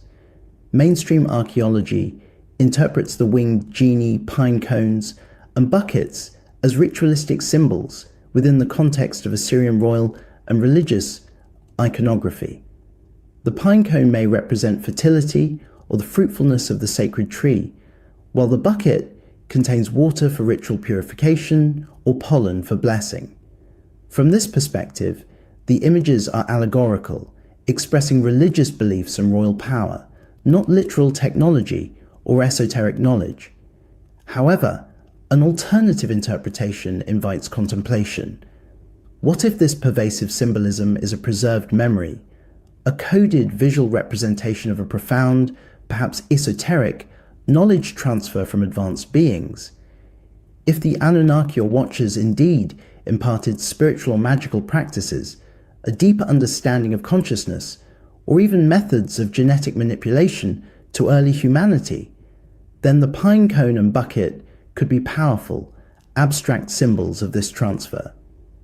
The forbidden nature of some knowledge in Enoch, contrasted with the divine decrees of the Anunnaki, points to a deliberate control over what was shared and how it was to be used. The stone figure, eternally holding its enigmatic tools, compels us to question: did the ancient Mesopotamians simply invent this potent symbolism, or does it preserve a fragmented memory of genuine historical encounters with advanced beings who transmitted not just technology, but a deeper, perhaps spiritual or even genetic, understanding that shaped humanity's consciousness, leaving behind a profound symbol that still whispers of forgotten wisdom? You sit in the hushed, sterile environment of a genetic research lab. The hum of computers, a quiet counterpoint to the profound mysteries held within the very helix of human DNA. You consider the concept of mitochondrial Eve and Y-chromosomal Adam, not singular individuals in a garden, but ancestral bottlenecks, points in time perhaps 150,000, 200,000 years ago, and 200,000, 300,000 years ago respectively, from whom all modern human mitochondrial DNA and Y chromosomes descend. Scientists observe these narrow points in our genetic history. Simultaneously, you contemplate the Great Leap Forward, or cognitive revolution, an inexplicable explosion of art, symbolic thought, sophisticated toolmaking, and complex language that appears in the archaeological record around 70,000, 50,000 years ago, with seemingly little prior evolutionary development. This documented genetic and archaeological anomaly, a sudden acceleration in human cognitive and technological capacity, presents a profound scientific mystery. Mainstream evolutionary biology attributes these phenomena to a combination of environmental pressures, population dynamics, and subtle genetic mutations that, over time, led to increased brain function and communication. It is seen as an organic, albeit rapid, evolutionary step within the human lineage. However, an alternative interpretation invites contemplation, especially when viewed through the lens of Sumerian and Enochian narratives.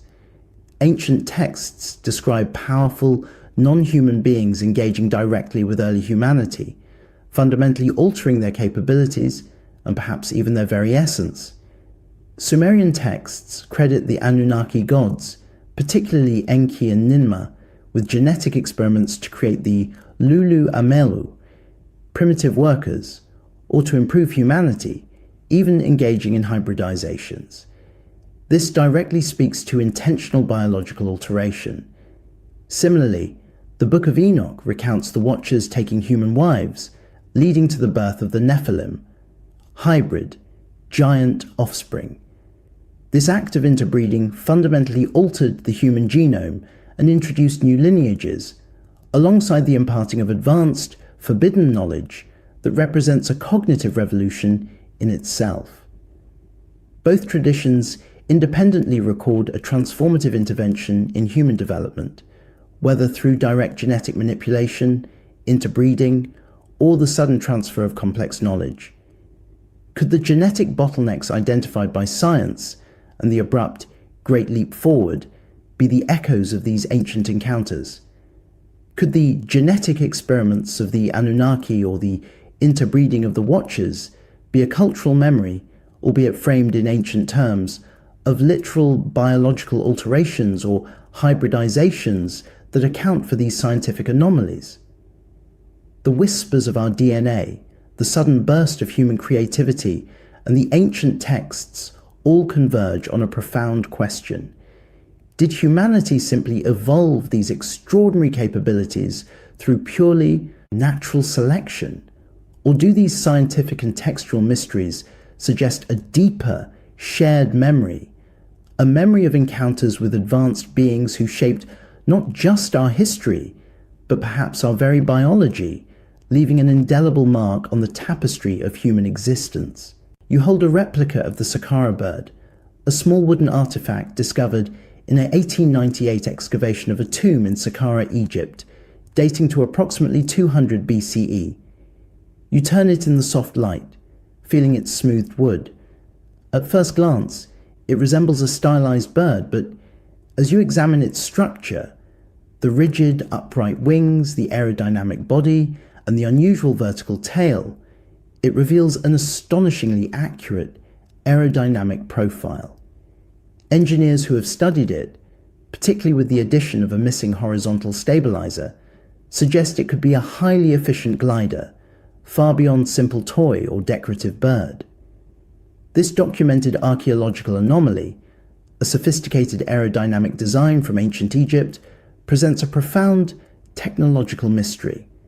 Mainstream Egyptology interprets the Saqqara bird as a ceremonial object, a stylized depiction of a falcon, perhaps linked to the god Horus, or simply a child's toy. From this perspective, any aerodynamic properties are coincidental, not indicative of a lost technology for flight. However, an alternative interpretation invites contemplation, especially when viewed through the lens of Sumerian and Enochian narratives of advanced knowledge. Ancient texts describe powerful beings descending from above, imparting transformative knowledge and technologies. Sumerian texts credit the Anunnaki with various advancements, and depictions of winged beings or skyboats appear in their art. The Book of Enoch speaks of the Watchers descending from heaven, implying a mode of travel that might involve advanced aerial technology and teaching forbidden arts that could encompass such sophisticated engineering. If the Anunnaki or Watchers indeed possessed a form of aerial technology, then artifacts like the Saqqara bird could be preserved memories or miniature models of something real they witnessed or were taught to build.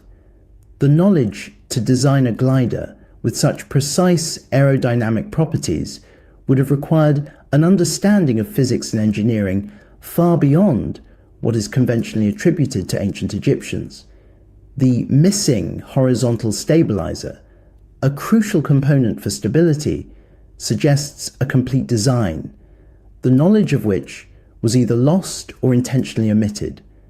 The Saqqara bird, small yet profound, compels us to question: did the ancient Egyptians independently stumble upon such advanced aerodynamic principles, or does its intricate design suggest a deeper, shared memory, a memory of encounters with advanced beings who navigated the skies, leaving behind subtle clues and models of their skyborne knowledge, forever altering humanity's technological and artistic aspirations?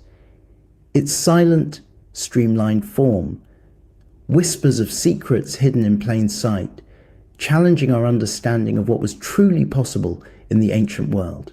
You sit in the quiet solitude of a library, the rustle of ancient Sanskrit texts like the Mahabharata and Ramayana filling the air, their pages whispering tales of incredible flying machines known as vimanas. Dating back several millennia, these epic poems describe detailed aerial vehicles, often crafted from metals, capable of flying at immense speeds, maneuvering in the sky, and even traveling between celestial bodies. You read passages describing their metallic hum, their fiery propulsion, and the thunderous sounds they produced, a stark contrast to the animal-drawn chariots of the era and a profound textual mystery. Ancient texts from diverse cultures describe beings descending from above, implying a mode of advanced aerial transportation. The Book of Enoch speaks of the Watchers descending from heaven to Mount Hermon, an act that implies flight or rapid descent. Similarly, Sumerian texts refer to the Anunnaki as those who from heaven to earth came, often depicted in iconography with wings or in skyboats, further suggesting celestial travel. The detailed descriptions of vimanas, whether interpreted literally or symbolically, represent a remarkable parallel to these concepts of non-human aerial movement and advanced technology.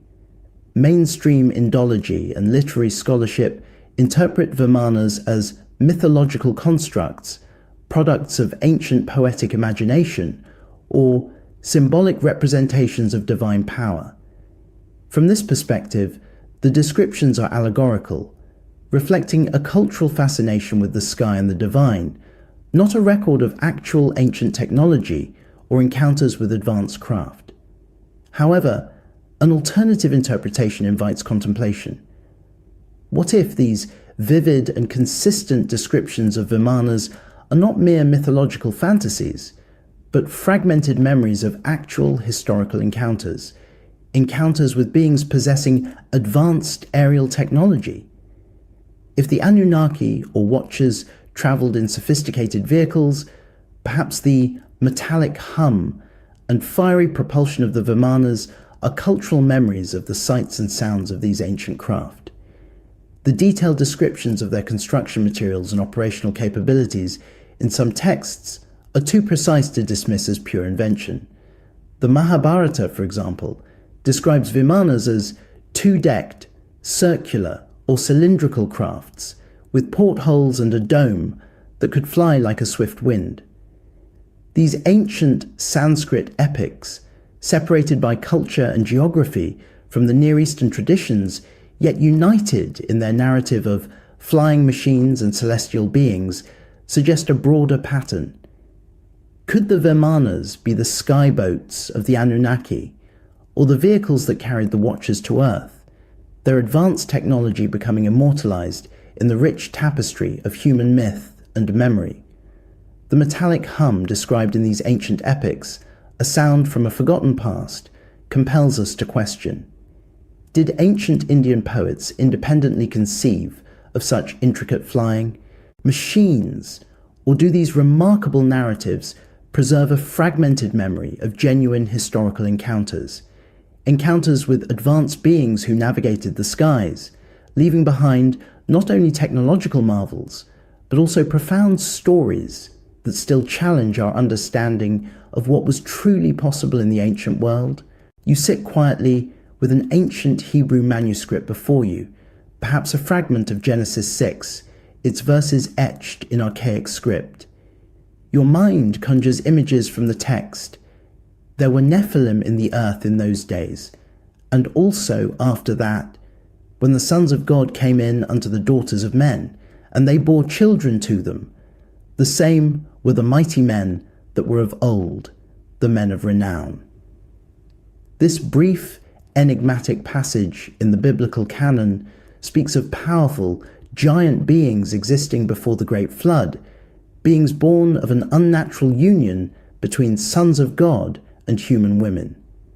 The Book of Enoch, excluded from most biblical canons but preserved by the Ethiopian Orthodox Church, expands dramatically on this cryptic verse. It identifies these sons of God as the Watchers, angels who descended to Mount Hermon, took human wives, and fathered the monstrous Nephilim giants. Enoch details their immense stature, their destructive nature, and their role in corrupting the earth.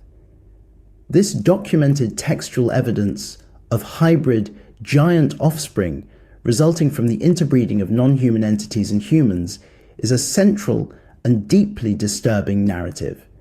Sumerian texts, separated by culture but united in narrative, also describe the existence of powerful, often giant, hybrid beings. Their narratives speak of demigods and heroes of extraordinary strength and stature, frequently born from the unions of the Anunnaki gods with human women. Figures like Gilgamesh, a king of immense power and a third divine, two-thirds human lineage, exemplify these hybrid offspring. Furthermore, Sumerian texts describe the Anunnaki, particularly Ninmah, engaging in genetic experiments, creating a lineage of advanced beings or enhancing primitive workers. Both traditions independently record the presence of non-human entities interacting with humans to create hybrid, powerful offspring. Mainstream biblical scholarship often interprets sons of God as either Sethite lines intermarrying with Cainite lines, or human kings claiming divine lineage, rather than literal angels or divine beings. The Nephilim are seen as particularly powerful or tyrannical humans, whose size is either hyperbole or refers to formidable stature within human bounds. From this perspective, the Enochian expansion is theological speculation, not historical fact. However, an alternative interpretation invites contemplation. What if these widespread and consistent accounts of giants and hybrid beings, born of interaction between celestial, divine entities and humans, are not mere mythology but fragmented memories of actual historical events? The Sumerian narratives of genetic experimentation and demigod offspring, coupled with Enoch's explicit descriptions of the Nephilim as the progeny of Watchers, form a powerful, shared narrative. The existence of these hybrid giants, whose very presence led to divine judgment and the Great Flood in both traditions, hints at a profound alteration to early human populations. The verses of Genesis, brief yet potent, compel us to question: did ancient Hebrew and Sumerian cultures independently invent such detailed narratives of giant, hybrid offspring? Or do these remarkable parallels suggest a shared source material, perhaps a collective memory of genuine historical encounters with advanced beings who not only taught knowledge, but interbred with humanity, forever altering our genetic and societal landscape, leaving behind a profound legacy that still echoes in our most ancient texts? You stand in the hushed, climate-controlled archive of a natural history museum, your gaze drawn not to a pristine display, but to old, brittle photographs of archaeological finds from a century past. These sepia-toned images depict what are claimed to be unusually large skeletal remains, bone fragments suggesting statures far exceeding conventional human norms, sometimes 7, 8, or even 12 feet tall. You feel a subtle unease, recognizing the controversial nature of these claims as verified, undisputed archaeological evidence of such giant human skeletons remains scarce in mainstream scientific literature. This documented, albeit disputed, physical evidence presents a profound biological mystery. While mainstream anthropology generally views these accounts as hoaxes, misidentifications of animal bones, or exaggerations of individuals with conditions like gigantism, the persistence of these narratives and occasional anecdotal finds across various cultures challenges a comfortable understanding of human form. These controversial accounts resonate deeply with the textual mysteries of ancient traditions. The Book of Enoch provides explicit, startling details about the Nephilim, giant hybrid offspring born from the Watchers' union with human women.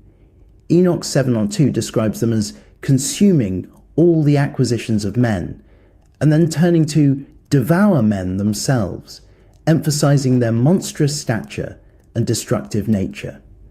Simultaneously, Sumerian texts recount powerful demigods and heroes, like the legendary Gilgamesh, possessing extraordinary strength and immense stature, often born from the Anunnaki gods interacting with humanity. Both traditions independently record the presence of non-human entities interacting with humans to create hybrid, giant offspring. Mainstream archaeology remains cautious, demanding rigorous scientific verification for any claims of anomalous human size, which to date has largely not been forthcoming for the giant skeleton claims. From this perspective, the literary accounts of giants are metaphorical, reflecting powerful rulers or formidable enemies rather than literal biological fact. However, an alternative interpretation invites contemplation. What if these persistent historical records, photographic evidence, and cultural memories, even if often dismissed, are a fragmented echo of a forgotten biological reality? If the Nephilim of Enoch and the demigods of Sumer were indeed literal, large-statured hybrid beings, then these rare controversial skeletal finds might represent the physical remnants of such a lineage. The narratives of genetic experiments by the Anunnaki and the interbreeding of the Watchers provide a textual framework for understanding how such a distinct, larger than human population could have existed. The silence of the archive, broken only by the whispers of these old images, compels us to question: did ancient cultures independently invent such detailed narratives of giant, hybrid offspring? Or do these remarkable textual and controversial physical parallels suggest a shared source material, perhaps a collective memory of genuine historical encounters with advanced beings who not only taught knowledge, but genetically altered humanity, leaving behind a profound legacy that still challenges our understanding of human origins and the very limits of our form? The cold, deep blue of the Pacific Ocean envelops you as you descend through the sun-dappled waters off the coast of Yonaguni Island, Japan. Through your diver's mask, the monumental, unsettling geometry of the Yonaguni Monument slowly emerges from the depths. You glide past colossal, stepped terraces, perfectly straight edges, 90-degree angles, and what appear to be carved passageways and intricate features, all formed from solid bedrock. Geologists estimate its submersion began at least 8,000 to 10,000 years ago, pushing its origins back into a time when conventional archaeology dictates no civilization capable of such monumental work existed. This documented archaeological anomaly, a massive, apparently artificial stone structure submerged for millennia, presents a profound scientific mystery. Mainstream geology interprets the Yonaguni Monument as a natural geological formation created by tectonic activity, erosion, and currents over vast periods. The rectilinear features are considered remarkable, but coincidental natural processes, not evidence of human carving. However, an alternative interpretation invites contemplation, especially when viewed through the lens of Sumerian and Enochian narratives of a catastrophic deluge. Ancient texts from diverse cultures, including both Sumerian cuneiform tablets and ancient Hebrew, Aramaic manuscripts, describe a great flood that reshaped the world. The Book of Enoch details God's decision to cleanse the earth with a universal flood due to the corruption caused by the Watchers and their Nephilim offspring. Sumerian texts, like the Epic of Gilgamesh, recount the Anunnaki gods' decree for a deluge to destroy humanity. If the Yonaguni Monument is indeed man-made or artificially enhanced, its submersion date places its builders in an antediluvian epoch, directly correlating with the time frame of these widespread flood myths. Could this submerged structure be a tangible remnant of a civilization wiped away by such a cataclysm? A civilization perhaps guided or influenced by the very Watchers or Anunnaki described in ancient texts as imparting advanced architectural and engineering knowledge. The monumental scale and precision required to carve such a structure from bedrock would demand extraordinary capabilities, echoing the power attributed to these ancient entities or their hybrid offspring. The cold, silent geometry of Yonaguni, veiled by the ocean's depths, compels us to question: did natural forces alone sculpt these impossibly regular features? Or does this submerged mystery suggest a deeper, shared memory? A memory of a technologically advanced pre-Diluvian civilization, possibly guided by non-human entities whose creations now lie hidden beneath the waves, a poignant reminder of a world lost to the Great Flood and the secrets it still holds. You float gently in the warm, slightly turbid waters of the Gulf of Cambay, off the coast of India, the rhythmic lapping of the waves a soothing backdrop. Below, sonar scans hint at the faint, intriguing outlines of what appears to be a vast, submerged city located thousands of feet deep. This site, tentatively dated by some to perhaps 7,500 BCE or even older based on associated artifacts, aligns remarkably with traditional Indian epic accounts of the legendary city of Dwarka, built by Lord Krishna, which was said to have been swallowed by the sea. You feel the profound weight of this potential discovery, a city lost to the waves, whispering of ancient deluges and forgotten civilizations. This documented, albeit controversial, archaeological evidence of a potentially ancient submerged city presents a profound mystery. Mainstream archaeology remains cautious, awaiting further definitive evidence and broader scientific consensus on its artificiality and age. Initial findings have been debated, with some attributing the structures to natural formations or later historical periods. However, an alternative interpretation invites contemplation, especially when viewed through the lens of Sumerian and Enochian narratives of a catastrophic deluge. Ancient texts from diverse cultures, including both Sumerian cuneiform tablets and ancient Hebrew, Aramaic manuscripts, describe a great flood that dramatically reshaped the world. The Book of Enoch details God's decision to cleanse the earth with a universal flood due to the corruption caused by the Watchers and their Nephilim offspring. Sumerian texts like the Epic of Gilgamesh recount the Anunnaki gods' decree for a deluge to destroy humanity. If the submerged city of Dwarka is indeed confirmed as an ancient man-made settlement from a pre-Diluvian epoch, its destruction by rising sea levels would align perfectly with the widespread global flood narratives.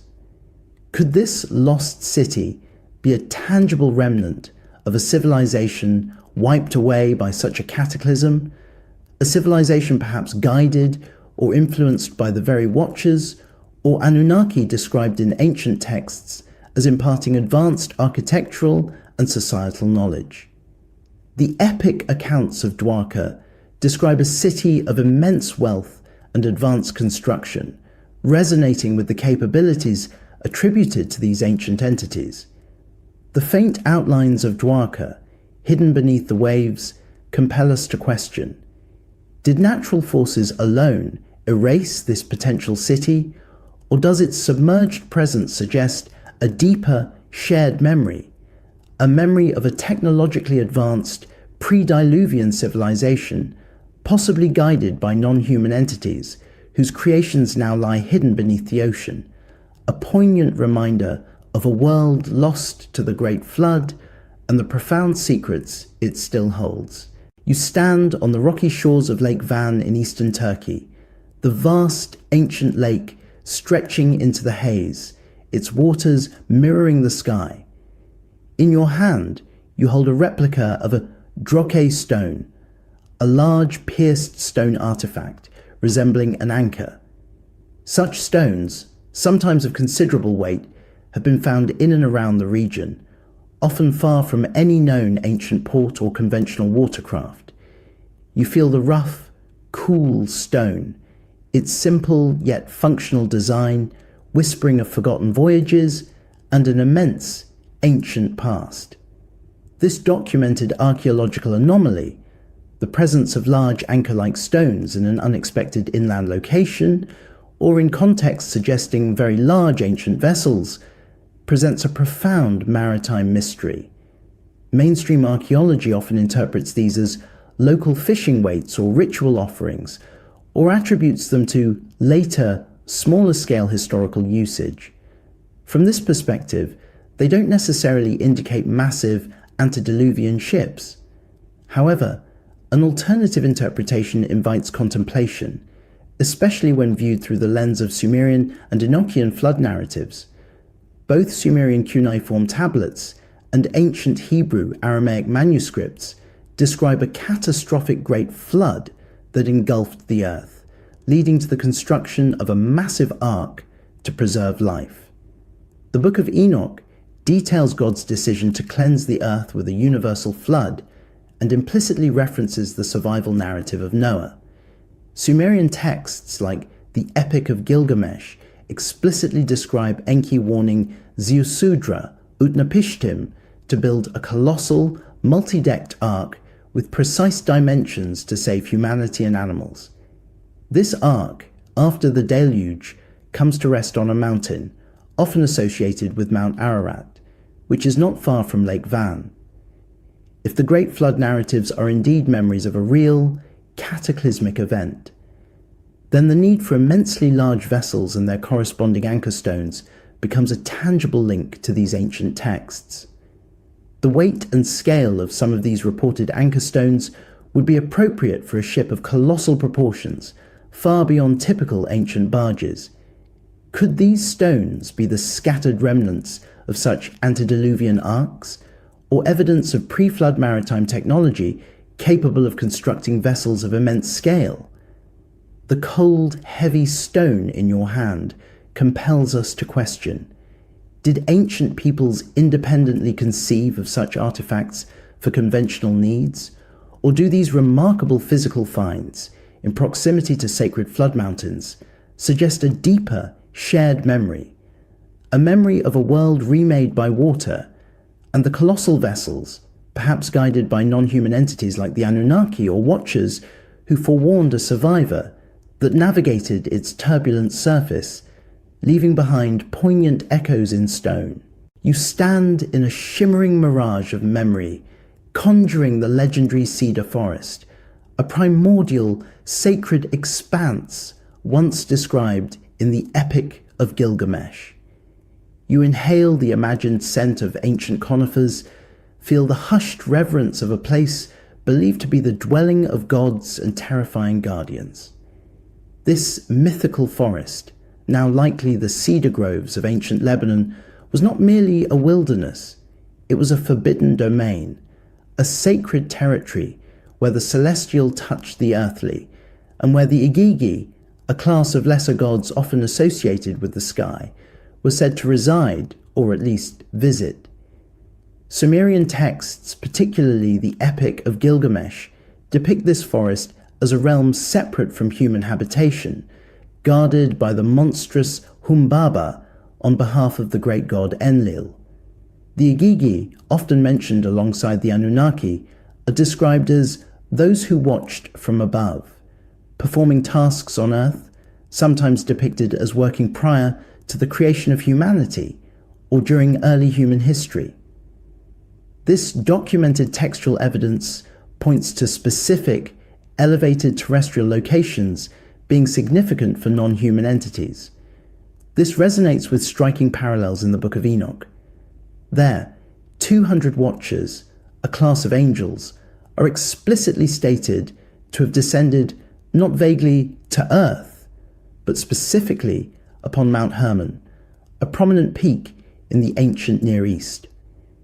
This mountain became their gathering place, the site of their oath, and the starting point of their interactions with humanity. Both traditions independently record non-human beings descending from the heavens to specific, often mountainous or sacred, geographical locations on Earth to begin their interventions. Mainstream mythology interprets the cedar forest as a symbolic primeval realm, and Mount Hermon as a theological site of divine transgression. The Igigi and Watchers, from this perspective, are mythological figures, or angels whose descent and residence are allegorical, representing a spiritual fall or the presence of deities, not literal landings or outposts. However, an alternative interpretation invites contemplation. What if these sacred mountains and forests, imbued with divine or forbidden significance in both traditions, are preserved memories, geographical echoes of actual landing zones, operational bases, or primary points of contact for advanced non-human beings? If the Anunnaki or Watchers travelled from the heavens, it is logical that they would have specific, perhaps strategically chosen, points of entry or residence on our planet.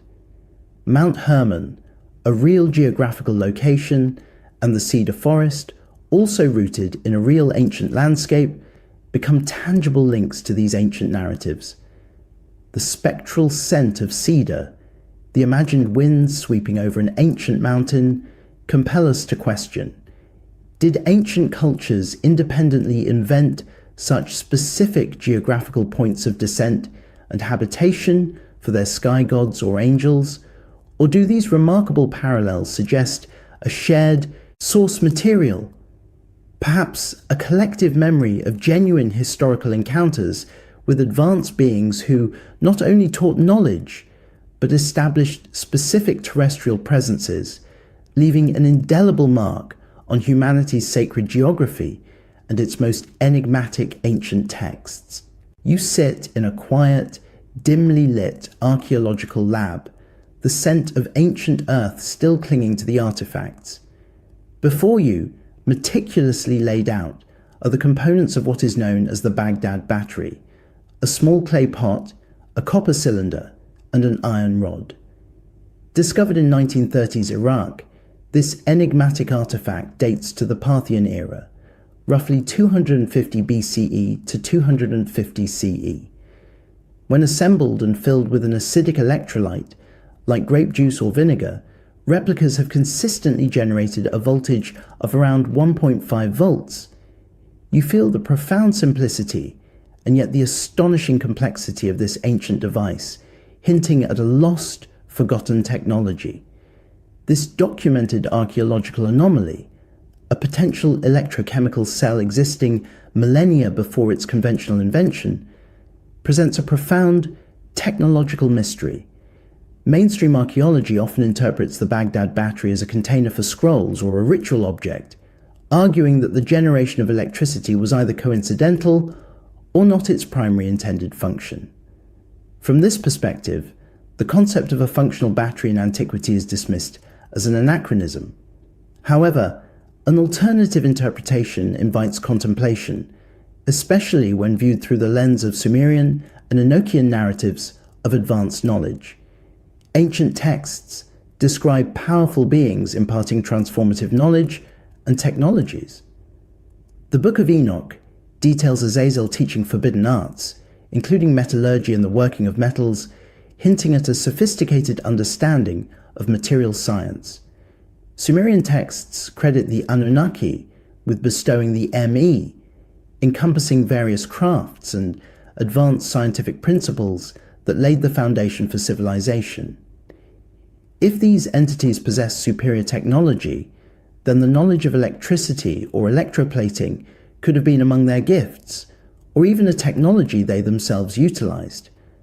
The existence of a device capable of generating electricity, however rudimentary, implies a deliberate understanding of electrochemical principles. Such knowledge, if truly utilized by ancient peoples, would represent a significant technological leap, far beyond what is conventionally attributed to them. Could the Baghdad battery be a surviving remnant of this forbidden knowledge or divine decree in the form of practical technology? The ability to work metals, combined with an understanding of chemical reactions to produce energy, aligns with the broad categories of advanced knowledge described in both ancient traditions. The quiet assembly of copper, iron, and clay compels us to question: did ancient peoples independently stumble upon the principles of electricity, or does this remarkable artifact suggest a deeper, shared memory? A memory of encounters with advanced beings who transmitted not just cultural practices, but also tangible technologies that still challenge our understanding of what was truly possible in the ancient world, leaving behind silent, electrifying clues. The cool, focused light of a workshop lamp illuminates the intricate surface of a granite core, meticulously cut from a pre-dynastic Egyptian quarry, perhaps dating to 3000 BCE or even older. You trace its inner diameter with your finger, feeling the subtle, undeniable helical groove etched into the extremely hard stone. Granite, ranking 6 to 7 on the Mohs scale, presents an immense challenge to even modern cutting tools. Yet, here are the clear, symmetrical spirals left by a drill that plunge through this formidable material with astonishing speed and precision, achieving a feed rate that baffles contemporary machinists. This documented archaeological anomaly, the helical grooves and the implied rapid cutting of granite, presents a profound technological mystery. Mainstream Egyptology attributes such feats to techniques like using copper tube drills with abrasive sands, combined with immense human labor and time. The helical marks are sometimes explained as residual effects of uneven abrasive distribution or tool wear. From this perspective, It is a testament to persistent human ingenuity within known technological limits. However, an alternative interpretation invites contemplation, especially when viewed through the lens of Sumerian and Enochian narratives of advanced knowledge. Ancient texts describe powerful beings imparting transformative knowledge and technologies. The Book of Enoch details Azazel teaching forbidden arts, including metallurgy and the working of metals, implying a sophisticated understanding of tools and material science. Sumerian texts credit the Anunnaki with bestowing the Me, encompassing various crafts, engineering principles, and the foundational knowledge required for monumental construction. If these entities possessed superior technology, then the ability to drill through granite with such efficiency would have been well within their capabilities, or a technology they transferred. The precision and consistent feed rate of these ancient drill marks suggest a deliberate, sophisticated application of mechanical force and abrasive technology.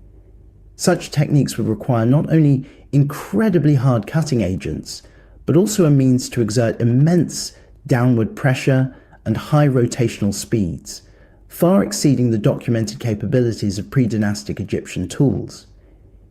Could these helical grooves be a surviving remnant of this forbidden knowledge or divine decree in the form of advanced tooling? The matching of knowledge categories, particularly metallurgy, mathematics, and engineering, across both traditions, strengthens this connection. The smooth, cold granite, marked by an impossible ancient technology, compels us to question: did early Egyptians independently develop tools capable of such rapid, precise work in granite, or does this remarkable physical evidence suggest a deeper, shared memory, a memory of encounters with advanced beings who transmitted tangible technologies that still challenge our understanding of what was truly possible in the ancient world, leaving behind silent, enigmatic patterns etched in stone? You sit with a replica of a Sumerian cuneiform tablet, the faint scent of ancient clay in the air, your mind tracing the words that speak of the Abzu, the freshwater ocean beneath the earth, the dwelling place of the god Enki at Eridu. This mythical realm is often described as a paradisiacal garden, a sacred space of divine power and creation, a pristine environment predating human civilization's complexities. It was from this Abzu that Enki dispensed the Me, the divine decrees that established order and knowledge on earth. You feel the profound weight of this ancient concept, a pristine, initial dwelling for gods, a primeval garden. Sumerian texts consistently depict the Abzu as a sacred, fertile place, rich in life and wisdom, where the Anunnaki gods first established their presence and influenced early humanity. This documented textual evidence of an earthly paradise, a divine abode, presents striking parallels to the biblical concept of the Garden of Eden. The book of Genesis describes Eden as a perfect garden, the original dwelling place of humanity, prior to the fall and the introduction of sin. Both traditions independently record a pristine, primordial earthly realm associated with divine beings and the earliest stages of human existence. In Sumer, it is the Abzu, home of Enki, the wise god. In the Hebrew tradition, it is Eden, the garden of God. The narratives are separated by culture, but united in their concept of an initial, ideal dwelling place, where divine human interaction occurred before a significant societal corruption and subsequent cataclysm. Mainstream biblical scholarship and ancient Near Eastern studies often view the Garden of Eden as a theological motif, an archetypal symbol of humanity's innocent origins, potentially influenced by various Mesopotamian garden myths and concepts of fertile lands. From this perspective, the Abzu and Eden are symbolic landscapes, not literal geographical locations, representing humanity's spiritual and moral state. However, an alternative interpretation invites contemplation. What if these deeply ingrained narratives of a primeval, earthly paradise, a dwelling place for gods or celestial beings, are not mere theological metaphors, but fragmented memories of actual historical locations or conditions. If the Anunnaki or Watchers indeed descended and established terrestrial presences, it is plausible they would have cultivated or chosen pristine, fertile locations for their operations or initial interactions with humanity. The Abzu of Eridu, identified as the first city and Enki's abode, aligns remarkably with the description of an earthly Eden, a point of origin for advanced knowledge. The ancient cuneiform, describing the Abzu as a sacred wellspring of life and wisdom, compels us to question: did ancient cultures independently invent such detailed narratives of an earthly paradise as a divine dwelling and source of knowledge, or do these remarkable parallels suggest a shared source, material, perhaps a collective memory of genuine historical encounters with advanced beings who first established their presence in a pristine, ideal terrestrial environment, leaving an indelible mark on humanity's sacred geography and its most enigmatic ancient texts? You sit in the hushed quiet of a digital archive, examining scanned images of ancient Mesopotamian tablets detailing the post-flood era. Your eyes settle on fragments recounting the return of the Apkallu, the wise men or sages, often depicted as part fish, part human, who again emerged from the waters or simply reappeared to continue guiding humanity after the Great Deluge. These enigmatic beings, mentioned in Sumerian and later Akkadian texts, are credited with re-establishing the foundations of civilization, ensuring that essential knowledge was not entirely lost. You feel the profound weight of this narrative, a wisdom meticulously preserved in the wake of a global cataclysm. Sumerian and Akkadian texts describe how the Apkallu, such as Oannes, taught humanity everything necessary for a functional society: writing, mathematics, agriculture, and astronomy. Critically, these teachings often occurred in the period after the Great Flood, suggesting a deliberate preservation and reintroduction of knowledge to a decimated populace. This documented textual evidence of knowledge preservation and societal re-establishment by non-human entities presents a striking parallel to the Book of Enoch.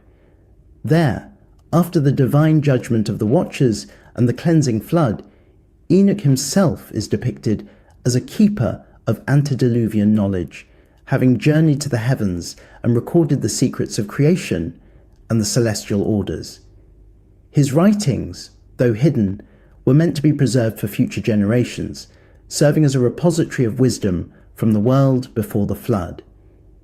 Both traditions independently record the deliberate preservation and reintroduction of advanced knowledge by specific, non-human or divinely connected figures following a world-altering flood event.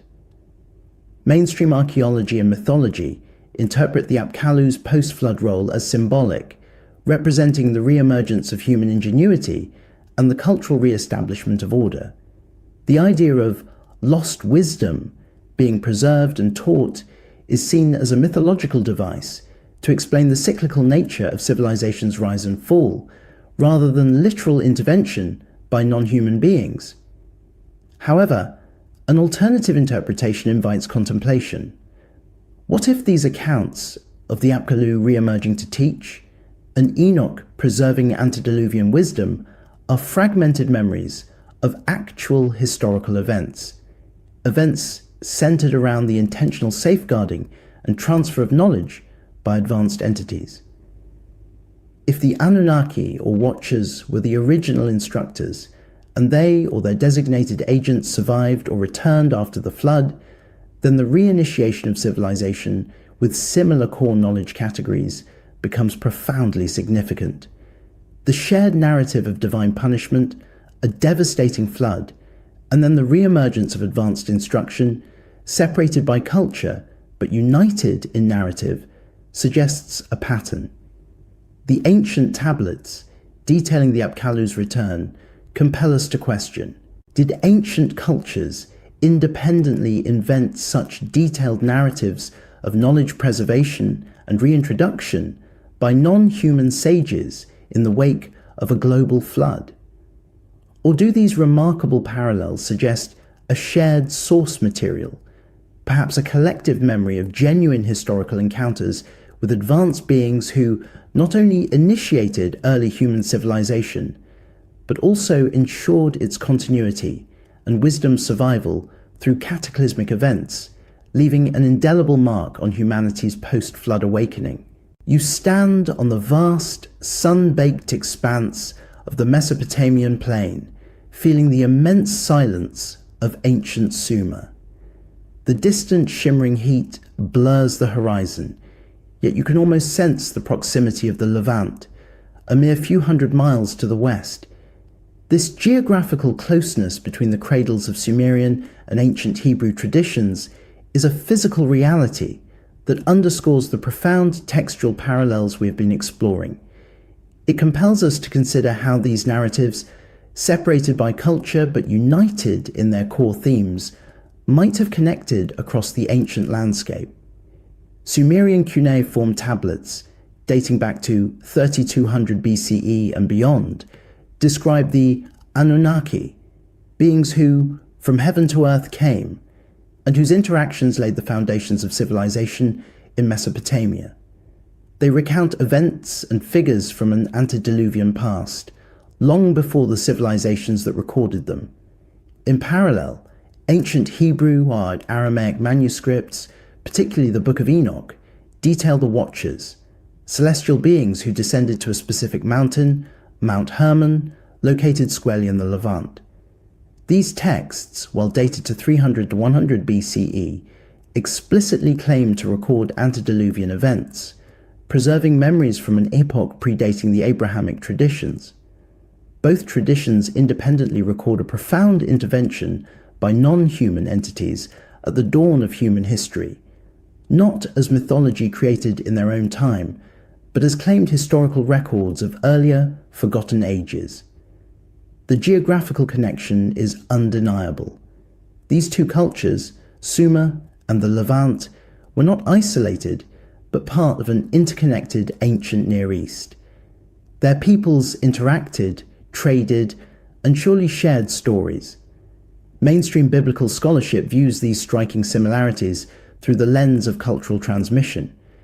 It posits that later Jewish apocalyptic literature, including the Book of Enoch, absorbed and reframed earlier Mesopotamian mythological motifs and narratives. From this perspective, the parallels exist because Jewish authors, aware of the rich Sumerian traditions through centuries of interaction and shared regional heritage, borrowed and adapted these stories to fit their own theological frameworks. The Anunnaki are Sumerian gods, mythology. The Watchers are Jewish angels, theology, and their similarities are evidence of cultural exchange, not shared historical encounters. However, an alternative interpretation invites deeper contemplation. What if the geographical proximity of these cultures allowed them to independently preserve different cultural expressions of genuine historical memories, memories of the same extraordinary events? The names may differ, Anunnaki versus Watchers, and the cultural framing may vary, gods versus angels, but the core narrative remains consistently detailed across both traditions. Advanced beings came from above, descended to specific earthly locations, shared transformative knowledge that reshaped human society, engaged in acts that led to hybrid offspring, faced divine judgment, and were ultimately removed by higher powers through a catastrophic flood. The silence of the Mesopotamian plain, vast and ancient, seems to whisper across to the distant memory of Mount Hermon. The matching names, roles, knowledge categories, hybrid offspring, punishments, and flood narratives are too specific and too consistent to simply dismiss as coincidence or even as mere cultural borrowing. They suggest either a remarkable, intricate transmission of highly specific lore or a shared source material, potentially fragmented memories of actual, profound encounters preserved in both traditions? Did Sumerian and Hebrew cultures independently create nearly identical narratives by coincidence? Did later authors deliberately borrow and adapt earlier stories with such remarkable precision?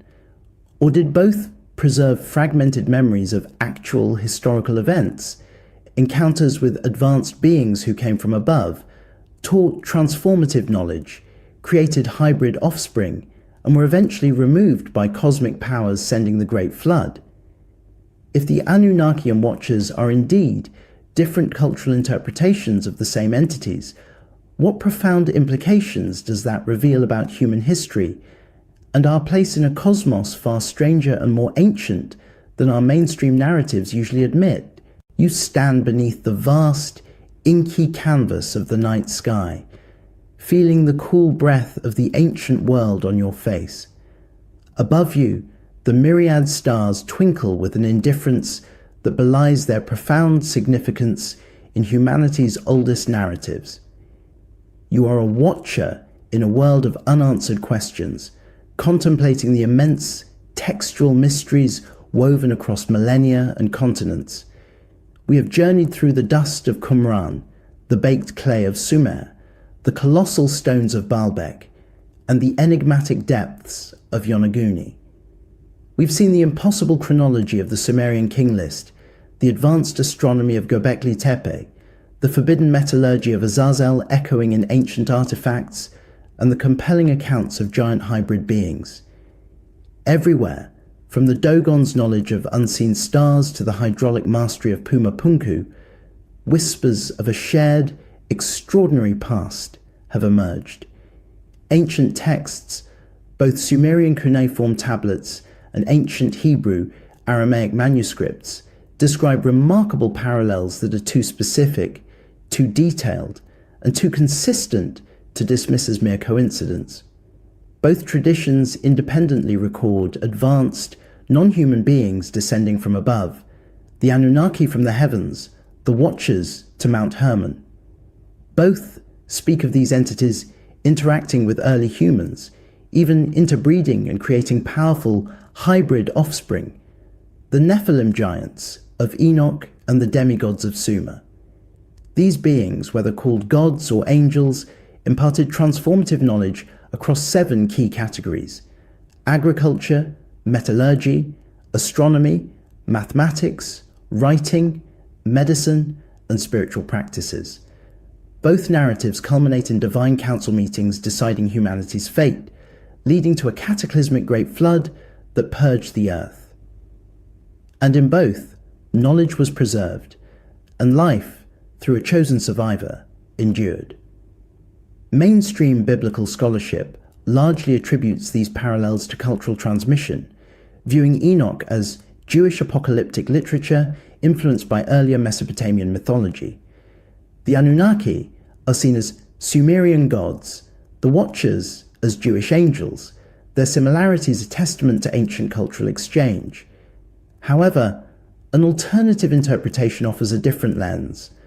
What if both cultures, separated by geography but united in these core narrative elements, preserved genuine historical memories of the same profound encounters?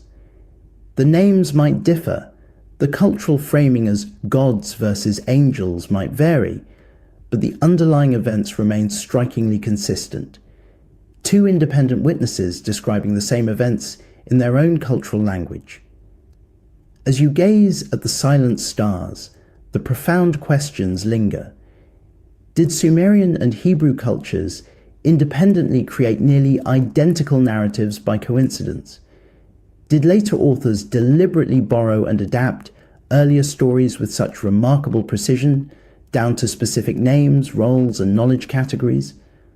Or did both preserve fragmented memories of actual, historical events, encounters with advanced beings who came from above, taught transformative knowledge, created hybrid offspring, and were eventually removed by cosmic powers sending the Great Flood? If the Anunnaki and the Watchers are indeed different cultural interpretations of the same entities. What does that reveal about human history, our origins, and our place in a cosmos far stranger and more ancient than our mainstream narratives usually admit? Welcome to Sapiens Untold Live. Settle in for a continuous journey through lost civilizations, ancient mysteries, forgotten peoples, and the deep story of humanity. From the first firelit camps to vanished cities beneath desert, jungle, ice and sea, the past is still speaking. You are watching Sapiens Untold, streaming ancient history and sleep stories, day and night. 9. A British archaeologist named Stephen Langdon, working in the ruins of the ancient city of Kish in what is now Iraq, brushed away the dust from a clay tablet older than the pyramids. It was a moment suspended in the hot desert air, a whisper from a time long forgotten, uncovered by patient hands in the shifting sands. This single piece of baked clay, no larger than the palm of your hand, carried secrets that have waited for nearly a century to be understood. Now, almost 100 years later, you stand in the hushed, climate-controlled vault of a prestigious museum in Istanbul. The air is cool, still, carrying the faint, almost metallic scent of preservation. Before you, encased in thick, reflective glass, lies that very tablet. Your gaze drifts across its surface, smooth and earthy, etched with the delicate, almost impossibly intricate wedge-shaped marks of cuneiform script. Each tiny impression, each ancient angle, holds the weight of millennia. This isn't just a record of kings or tax receipts. This particular tablet, among thousands, speaks of a place, a tangible location, described with a startling, almost unsettling precision. It speaks of mountains and rivers, of journeys and gates, hinting at precise geographical clues hidden within its ancient Sumerian language. And tonight, as the world outside fades into quiet contemplation, we are going to carefully, slowly, decode what the Sumerians actually wrote about Kerskers, the place beneath the earth where the Anunnaki came from before they ruled the surface. Get comfortable. Let's see how far you make it. Hold that image in your mind now, the ancient script glowing softly under the low vault lights, a map to a world beneath our own. Let its promise settle, a quiet invitation to journey deeper. Wherever you're listening tonight, perhaps in a quiet apartment overlooking the Thames in London, or a peaceful cabin nestled deep in the redwood forests of California, or a cosy room in the bustling heart of Lagos, know that you are part of a shared moment of wonder. Welcome to Sapiens Untold. Take a breath, and just for a moment, let me ask you, where in the world are you listening from right now? And what time is it as you settle in, ready to explore these ancient mysteries with me? Settle in. Get comfortable. Perhaps dim the lights if you can, letting the shadows deepen around you, creating a private space for your imagination to wander. This is a journey that asks for quiet contemplation, a gentle unfolding of forgotten truths. If mysteries like this, stories of humanity's hidden past, pull at you the way they pull at me, gently hit the like button and subscribe, and join our growing community of fellow explorers. We are all here together, seeking the untold stories that sleep beneath the surface of history.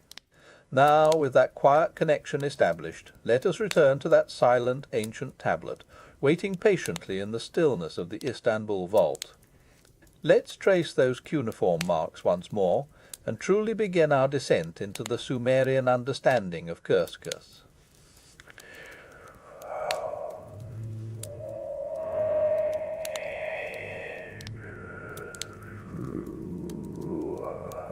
They were a civilization that flourished over 4,000 years ago in Mesopotamia, the land between the two great rivers, the Tigris and the Euphrates.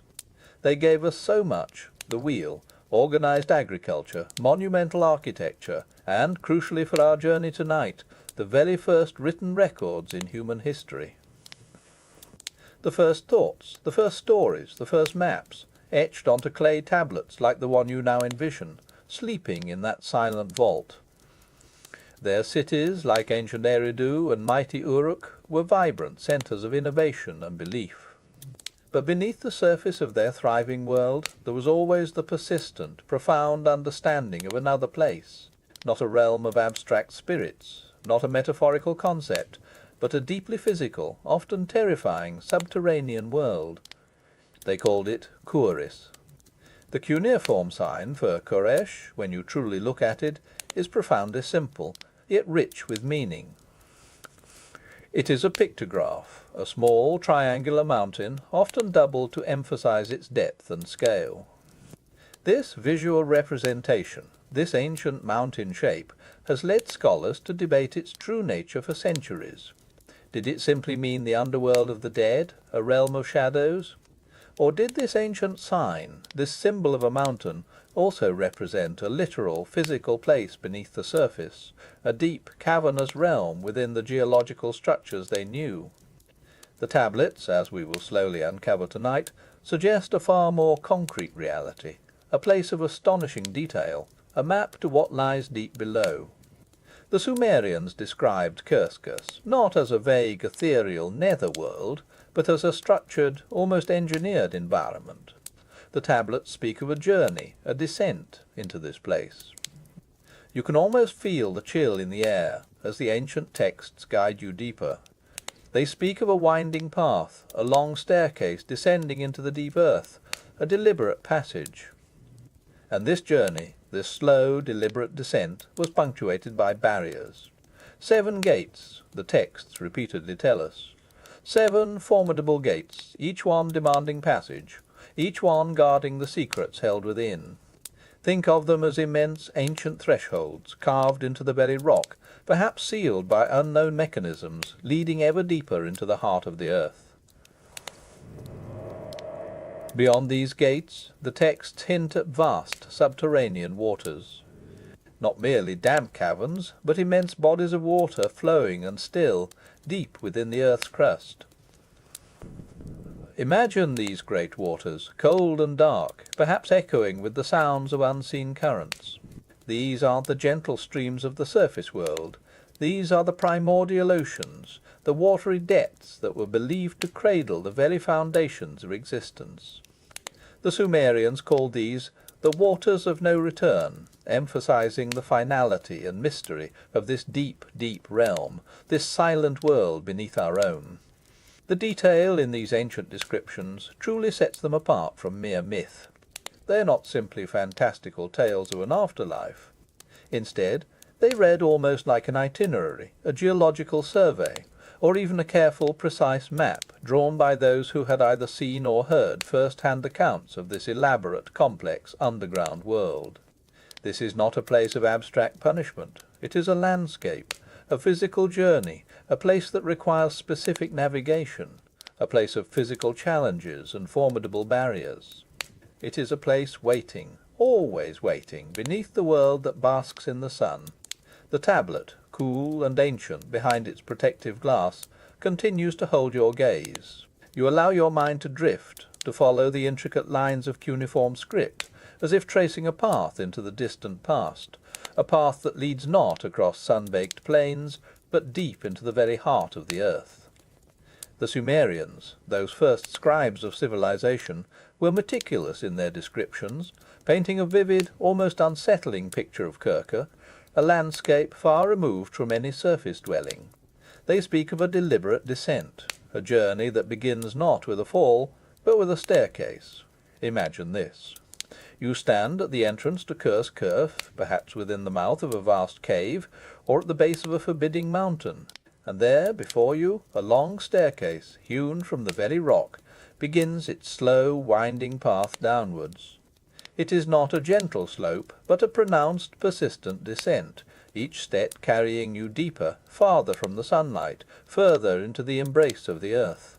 The air would grow heavy, perhaps thick with the scent of damp stone and mineral, the sounds of the surface world fading into a profound, echoing silence as you venture into the geological strata. This staircase, a tangible architectural feature, points to a purposeful construction, an intentional pathway into what lies beneath. And this long, deep staircase, this path into the profound darkness, leads, in the ancient Sumerian accounts, to a series of formidable barriers. They are known, with haunting repetition, as the 7 gates. 7 gates, each one a threshold, described as immense, heavy, and seemingly impassable, without ritual or specific knowledge. Imagine walking this path, the damp air growing colder with every descending step, the absolute darkness pressing in, broken only by the flickering light of an ancient torch, or perhaps the glow of pure imagination.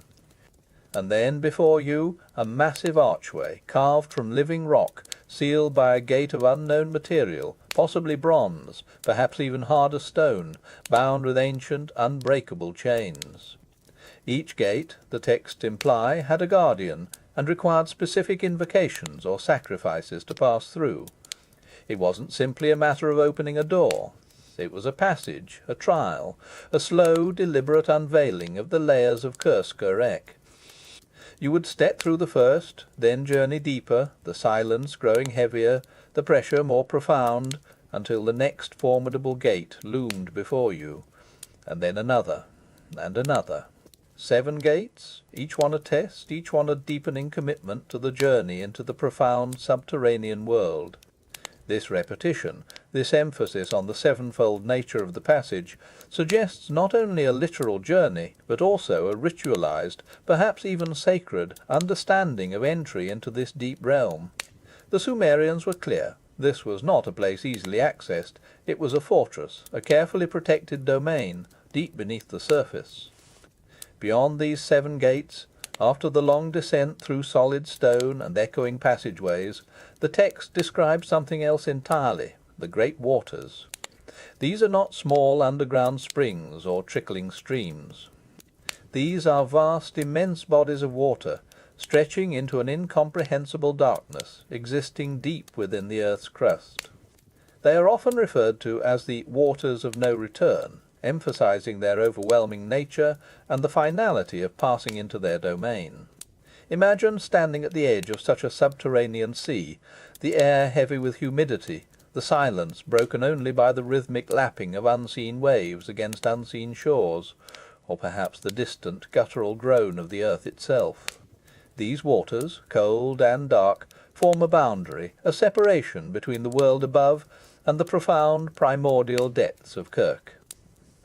It is here that the ancient texts truly diverge from any simple concept of a spiritual afterlife. The descriptions are too precise, too tangible for mere metaphor. This isn't a nebulous hell of divine judgment. It is a physical location, with a specific entrance, a detailed descent, architectural features like staircases and gates, and vast geological features like subterranean oceans. The cuneiform sign for Sikher-Ker, that simple pictograph of a mountain, becomes powerfully evocative when read alongside these detailed itineraries. It suggests that perhaps what modern archaeology often labels as myth, ancient miners, engineers, or even explorers, would have called a workplace, or at least a highly detailed map of an extraordinary place. The Sumerians were describing something they believed to be real, something they felt compelled to document with meticulous detail. The profound implication is that the Anunnaki, the powerful beings the Sumerians described, the ones who were often seen as instructors and rulers on the surface world, were understood to have come from this very place. Ek-Kor, not from the stars, not from a distant heaven, but from deep within the earth itself. The tablets speak of their arrival, their emergence from this subterranean realm, and their eventual retreat back into its depths during times of great cataclysm, such as the Great Flood. This cyclical interaction, this constant coming and going from Kersk-Erek, creates a picture of a dynamic, lived connection between the surface world and the world beneath, a world that the Sumerians documented with a striking clarity. As you consider the weight of these ancient words, etched into clay millennia ago, the image of that modest tablet in the Istanbul vault shifts in your mind. It ceases to be merely an artifact, and begins to transform into something more profound, a diagram, an engineering blueprint, a geological survey from the very dawn of written history, pointing directly to a world beneath our feet.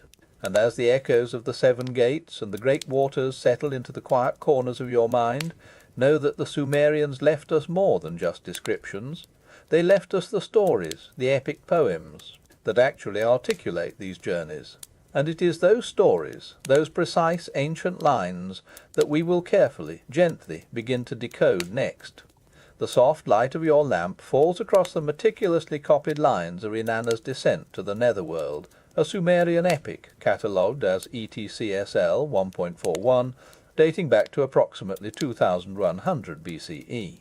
You feel the cool, smooth surface of the modern print in your hands, but your mind is elsewhere, tracing the story as if it were etched in the very clay of the original tablet, thousands of years ago. This is not just a poem. It is in many ways an ancient travelogue, a deeply detailed account of a journey into Kursk, the profound world beneath the earth. The story begins with a decision, a powerful, almost inexplicable yearning that seizes Inanna, the queen of heaven and earth. She makes up her mind to descend into the great below, into the realm of Kirk, a place ruled by her elder sister, Ereshkigal. It's a bold, perilous journey, and the tablets do not shy away from describing the meticulous preparations Inanna undertakes. She adorns herself with the 7 divine mech, symbols of her power, the crown of the plain, lapis lazuli beads, the twin gold rings, the breastplate, the gold ring of her hand, the measuring rod and line, and the royal robe. Each item, carefully described, is not just ornamentation. It's an aspect of her identity, her power, her very being. This careful cataloguing of her regalia emphasizes her immense power as she prepares for a journey that will strip it all away. And then the descent begins. The text describes Inanna's arrival at the outer gate of Kursk, a monumental entrance where she pounds on the door, demanding entry. The gatekeeper, Neti, questions her, asking why she has come to the land of no return. Her answers, her declarations of purpose, are met with a chilling protocol. She must pass through not 1 but 7 gates, each one leading deeper into the subterranean world, each one further removing her from the world above. At the first gate, the texts tell us, the crown of the plain is removed from her head. She is stripped of her symbols, piece by piece, as she journeys deeper and deeper. Imagine the cold, ancient air swirling around her, the profound silence of the deep earth echoing every step.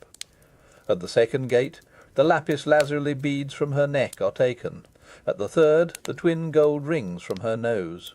At the fourth, the breastplate from her body. Each removal, a slow, deliberate shedding of power and identity, a ritualistic act of humbling as she descends further into the dark, silent heart of Kursk.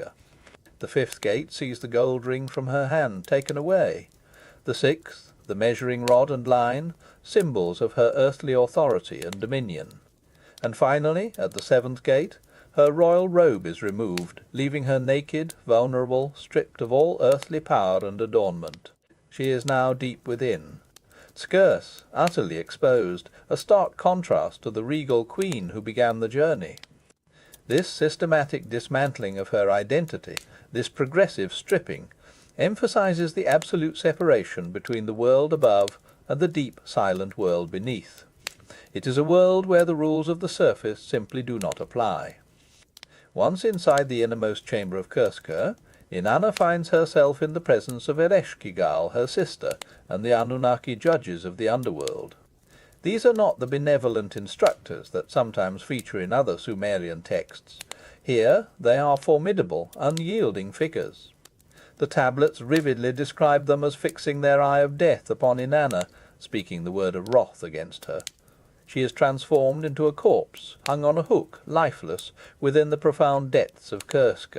It is a stark, almost brutal reminder of the immense power of this place, and the irreversible nature of entering its domain. Her return eventually is only possible through intervention from the god Enki, and the creation of 2 sexless beings who empathize with Ereshkigal's suffering. Even then, Inanna cannot simply walk out. The waters of no return are not easily crossed, and the path through the 7 gates requires a substitute, someone to take her place in Kursk. This is a powerful, almost desperate act, underscoring the formidable nature of this underground realm. This epic is not merely a symbolic tale of death and rebirth, it is a meticulously detailed map of a journey into a specific, dangerous, and very real place beneath the earth. Doctor. Samuel Noah Kramer, the eminent Sumerologist from the University of Pennsylvania, whose translations have illuminated so much of this ancient world, always emphasized the concrete nature of these descriptions. For Kramer, the details in texts like Inanna's Descent were too precise, too geographically specific, to be dismissed as pure fantasy. The staircase, the seven gates, the great waters, these elements describe an engineered physical journey into East Akursik, a place that Sumerians believed to be just as real as their cities of Eridu or Uruk. And this brings us back to the Anunnaki themselves. These beings, often described as powerful and wise, are consistently portrayed in Sumerian literature as emerging from Zakurkirskust before the flood, and retreating into Kurskirst during catastrophic events. They are not merely heavenly gods, they are beings intimately connected to this subterranean world, their origins rooted in its deep, silent embrace. Inanna's journey into Urskurs can be seen not just as a goddess's perilous adventure, but as a symbolic, perhaps even literal, investigation into the very home and origin point of these powerful instructors, these beings who taught humanity the arts of civilization. The meticulous, almost architectural descriptions of Kursikur in Inanna's Descent provide us with more than just a captivating story. They offer us a profound glimpse into the Sumerian understanding of the world beneath, a world structured and guarded. It is a world from which the Anunnaki came, and to which they returned. As you let the ancient narrative settle in your mind, the picture of Kirke becomes clearer, more defined, less a myth, and more a geographical reality, a place that ancient texts describe with startling precision, a blueprint for understanding what might truly lie hidden beneath the surface of our world. And it is this deep understanding of their origin that will guide us as we next turn to the even older flood stories, where the Anunnaki's retreat into Kurskir becomes a matter of survival, a critical pivot in human history, as documented in the Atrahasis epic. You allow the echoes of Inanna's journey into Urskurs to gently recede, the image of her passing through the seven gates, stripped of her symbols, still vivid in your mind. But Inanna's Descent is not the only ancient text that speaks of this profound subterranean world. There are older stories, stories that paint an even more dramatic picture of Kirkers as a place of refuge, a sanctuary during one of humanity's most cataclysmic events, the Great Flood. One such story, predating the familiar Genesis account by more than 1,000 years, is the Atrahasis epic. Imagine, for a moment, the world before the flood. The Sumerian tablets, discovered in various states of preservation, and carefully translated by scholars like Dr. Samuel Noah Kramer, and later by Lambert and Millard, tell a compelling, almost unsettling tale. The Anunnaki, these powerful beings who had established themselves on Earth, found themselves burdened. They had created humans, the tablets explain, to do their arduous labour, to dig canals, to cultivate the land, to mine the earth. But humanity, fertile and ever increasing, grew too numerous. The world became loud. The noise of human existence, the clamour and the ceaseless activity, disturbed the Anunnaki's peace. It disturbed their profound, ancient quiet. And so a terrible decision was made. The great Anunnaki Council, led by Enlil, decreed a flood to wipe out humanity, a complete cleansing, a silence restored. But not all of the Anunnaki agreed. Enki, often portrayed as a more compassionate figure, secretly warned Atrahasis, a virtuous man, of the impending disaster. He instructed Atrahasis to build a great boat, a vessel that would preserve life through the coming deluge. As the storm broke, as the waters began to rise with terrifying swiftness, the Atrahasis epic describes a scene of chaos and dread, not just for humanity, but for the Anunnaki themselves. The great rain, the rising waves, the destruction. It was overwhelming. The text described the Anunnaki, those powerful beings who had ruled the surface, cowering, trapped, weeping in fear, huddled together in their celestial chambers, which were no longer safe. They were not immune to the cataclysm. They were vulnerable, and this vulnerability, this terror, led them to a crucial decision, a desperate act of self-preservation. The tablets tell us, with striking clarity, that as the flood waters consumed the surface world, the Anunnaki retreated.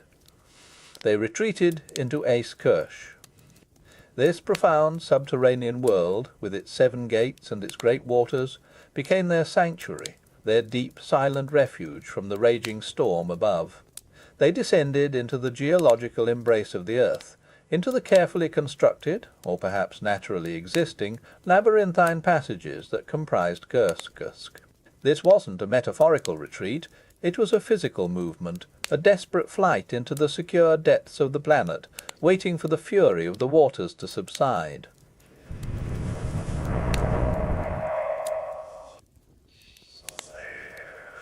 The Sumerian king list, an ancient chronicle of rulers, also subtly reinforces this idea, marking a clear divide between kingship before the flood and kingship after the flood. Emphasizing the cataclysm as a major turning point, a moment when the world was literally reshaped, and the Anunnaki sought safety beneath the surface. This ancient account solidifies the notion of a Kirkus as far more than just a spiritual realm for the dead. It was a tangible, accessible place, a constructed or naturally occurring underground network, known and utilized by the Anunnaki as a place of safety, a hidden world beneath the mountains, capable of sheltering them from global disaster.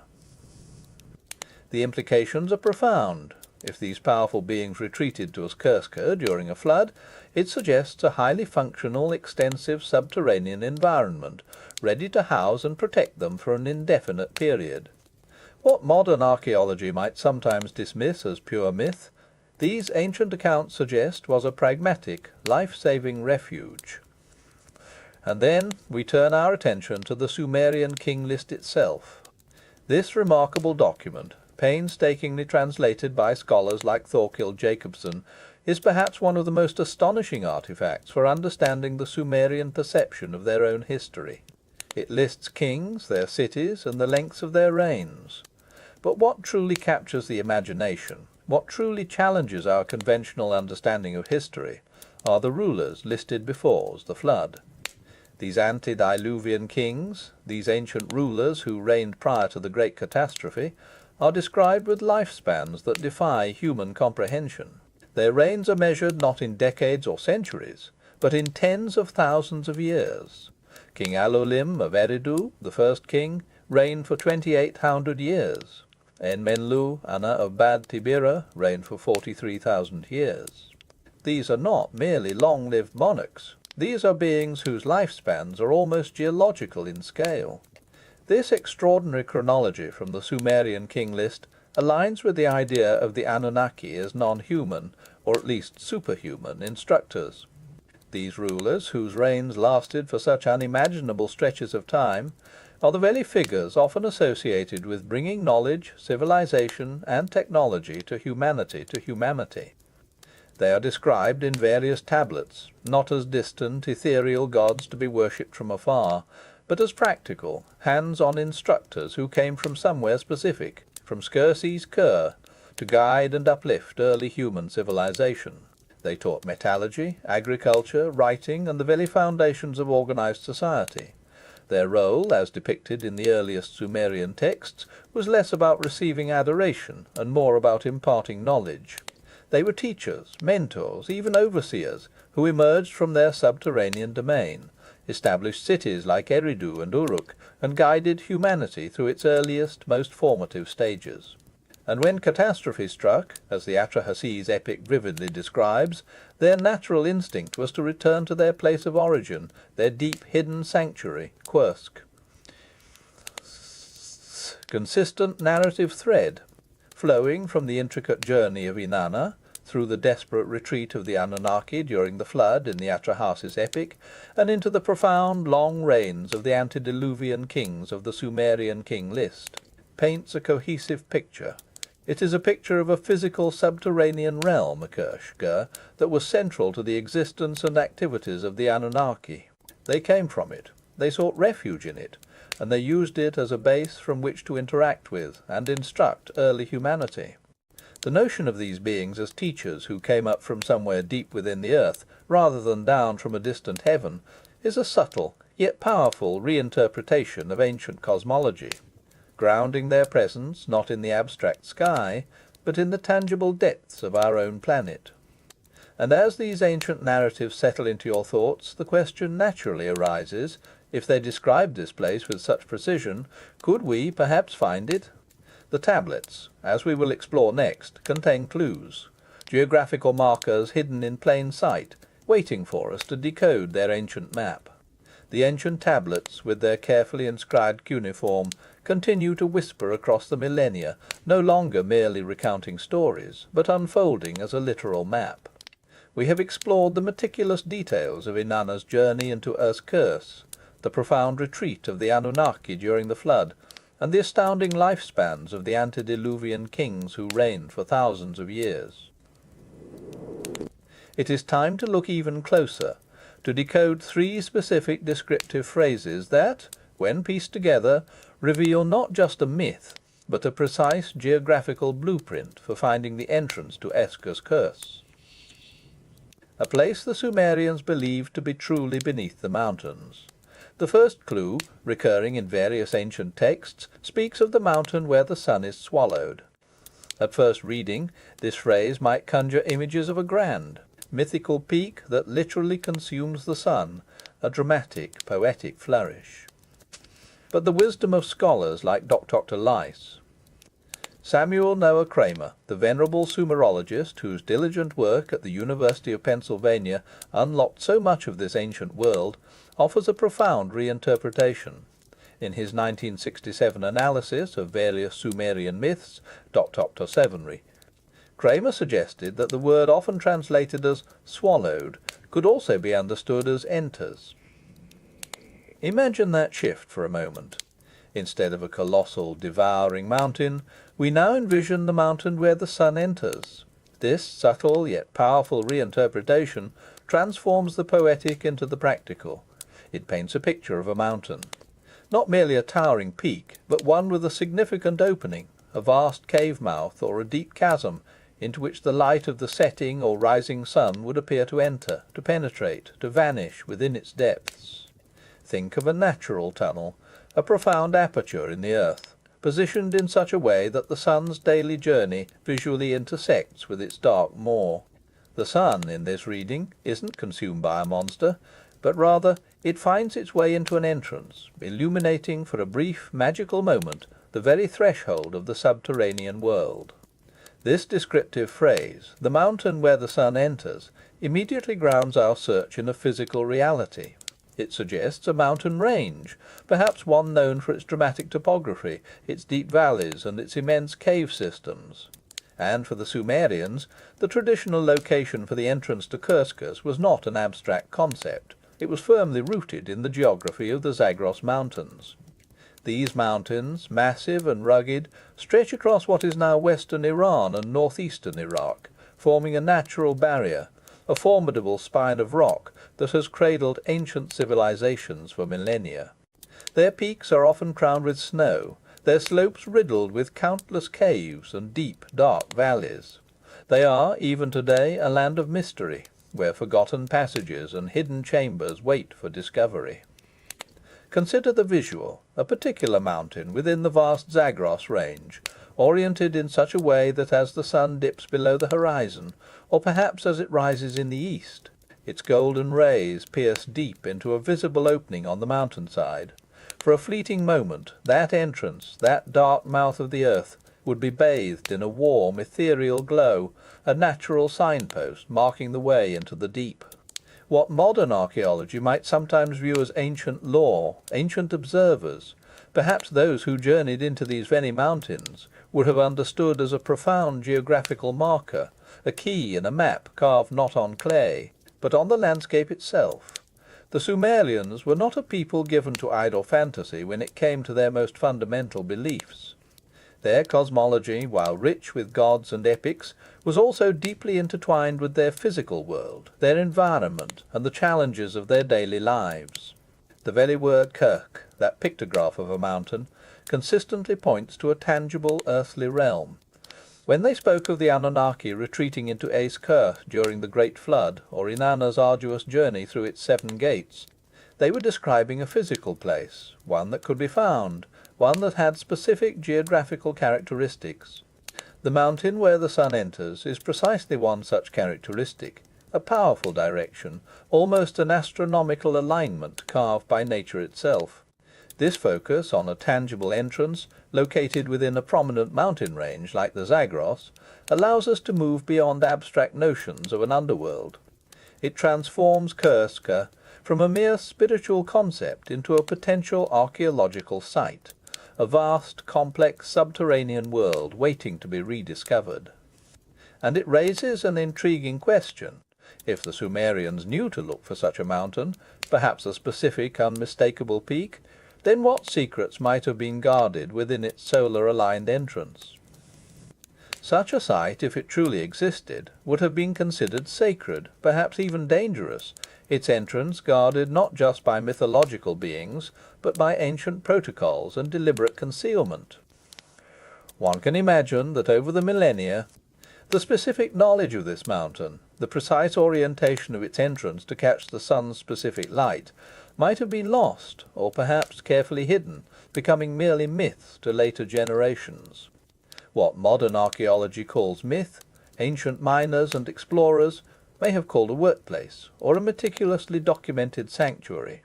As this first clue, the mountain where the sun enters, settles in your mind, let its image guide your thoughts. A vast, silent mountain, its face bearing a profound opening, catching the final rays of the sun, inviting one to peer into its depths. It is a powerful start to our ancient map, but this is only the first piece of the puzzle.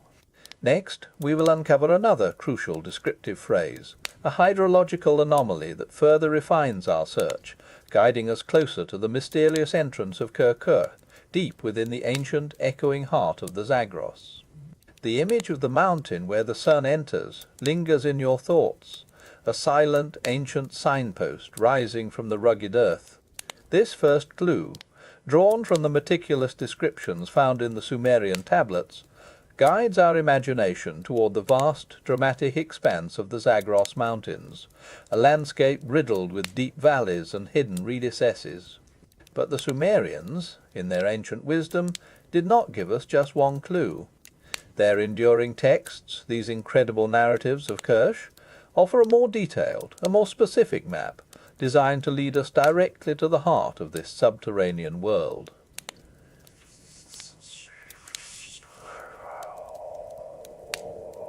A hydrological anomaly so striking, so unusual, that it would have been an unmistakable landmark in the ancient world, the river that flows backward into stone. This is a phrase that demands a literal interpretation. What kind of river, you might ask, flows backward, not against its current in a seasonal flood, but actually into solid rock? Consider the phenomenon of a tidal bore. These are rare, powerful tidal waves that travel up a river or narrow bay, temporarily reversing the flow of water with an astonishing force.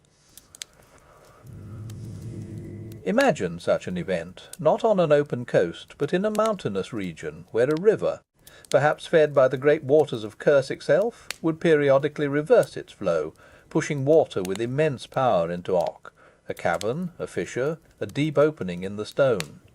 This isn't merely a poetic description of a river's bend. It speaks of a profound, almost magical hydrological event, a direct portal, where liquid earth vanishes into solid earth. And the geology of the Zagros Mountains, where our first clue already pointed us, provides a fascinating corroboration. This region is renowned for its extensive karst topography. Karst landscapes are characterized by soluble bedrock, like limestone, which is eroded by water over millennia, creating intricate networks of underground rivers, sinkholes, and vast hidden cave systems. In such an environment, it is not only plausible but documented that rivers can disappear into sinkholes, plunge into vast grottos, or flow directly into subterranean channels that lead deep into the rock. What would appear to the ancient eye as a river being swallowed by stone, a river flowing backwards into the earth's maw, could very well be a natural, powerful occurrence within this specific geological setting. So, when the Sumerians wrote of the river that flows backward into stone, they were not inventing a fantasy. They were describing a precise, observable, and geologically unique feature, a specific point of entry, a watery gateway into the deep, dark interior of the mountains. Such a place, where a substantial body of water mysteriously vanishes into the earth, would have been considered sacred, dangerous, and profoundly significant. It would have been a clear and undeniable marker on any ancient map, guiding one not only to the general location of Kerskes, but to a precise, functioning entrance, a liquid passage into the realm below. What modern archaeology sometimes labels as myth, ancient observers, perhaps those who witnessed these very phenomena, would have catalogued as crucial geographical data. With two pieces of our ancient map now firmly in place, the mountain where the sun enters and the river that flows backward into stone, both pointing toward the Zagros Mountains. We now uncover the third crucial clue, one that speaks of distance and ancient trade routes, 7 days' journey from where bronze is born. This phrase anchors our search not just in geography, but in the specific economic realities of the Bronze Age world. Bronze, as you know, was the revolutionary metal of its era, marking a profound shift in human technology and civilization. But bronze is an alloy, primarily of copper and tin. While copper was relatively abundant in Mesopotamia and the Near East, tin was a rare and precious commodity, sourced from distant lands. It was the vital ingredient that transformed soft copper into the hard, durable metal that defined an age. The search for tin, therefore, drove vast, intricate trade routes across the ancient world. The Sumerians, masters of metallurgy, would have known exactly where bronze is born, meaning, specifically, where the tin required for bronze was mined or traded. Ancient tin routes, as evidenced by archaeological finds and historical records, often pointed eastward from Mesopotamia, stretching into Central Asia. Regions like Afghanistan and modern-day Uzbekistan were known sources of tin during the Bronze Age, making them centres where bronze is born in terms of its raw materials. Now, add the phrase, 7 days' journey. This isn't an abstract measure, it's a very specific practical unit of travel time in the ancient world. It denotes a measurable distance, a known duration of travel by caravan or on foot, from a recognised source or trading hub of tin. If we trace the ancient tin trade routes from the centres of Sumerian civilization, and then project 7 days' journeys from a known tin source in Central Asia, we begin to define a very precise geographical radius. When we bring all three of these ancient clues together, a remarkable geographical convergence begins to emerge. The mountain where the sun enters, combined with the river that flows backward into stone, strongly points us towards the dramatic, karst-rich landscape of the Zagros Mountains. And then the third clue.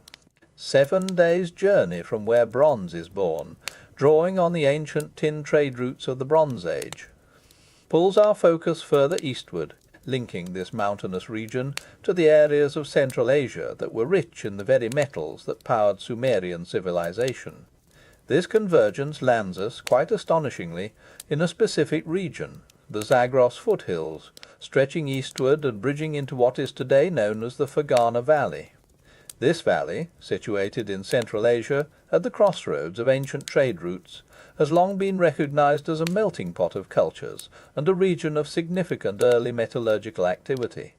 The Zagros Mountains, with their deep caves and hydrological anomalies, extend towards this very area. Here, at the junction of these profound geographical and historical clues, the ancient Sumerian map comes alive. It points to a mountainous frontier, rich in metals, riddled with subterranean passages, and marked by unique natural phenomena, a convergence that suggests a precise physical entrance to Kerskes. The Sumerians weren't writing fairy tales meant for idle amusement. They were drawing a map, embedding critical, almost scientific, geographical instructions within their epic narratives. These aren't just metaphors, they are precise directions, waiting for us to follow. And as we consider this remarkable convergence, this ancient blueprint leading us to a very real place, the question deepens: if such a place exists, what kind of underground structures might we find there? What could have truly been beneath, prompting such detailed and persistent descriptions? That, as you gently drift deeper into these ancient mysteries, is where our journey will lead us next. You find yourself descending, step by slow step, into a silence so profound it feels as though the very air is thick with ancient memory. The stone around you is cool, dry, meticulously carved, not by natural forces, but by intentional, deliberate hands, long, long ago. You pass through archways, through narrow tunnels, each passage drawing you deeper into the heart of the earth, away from the sun, away from the familiar world of the surface.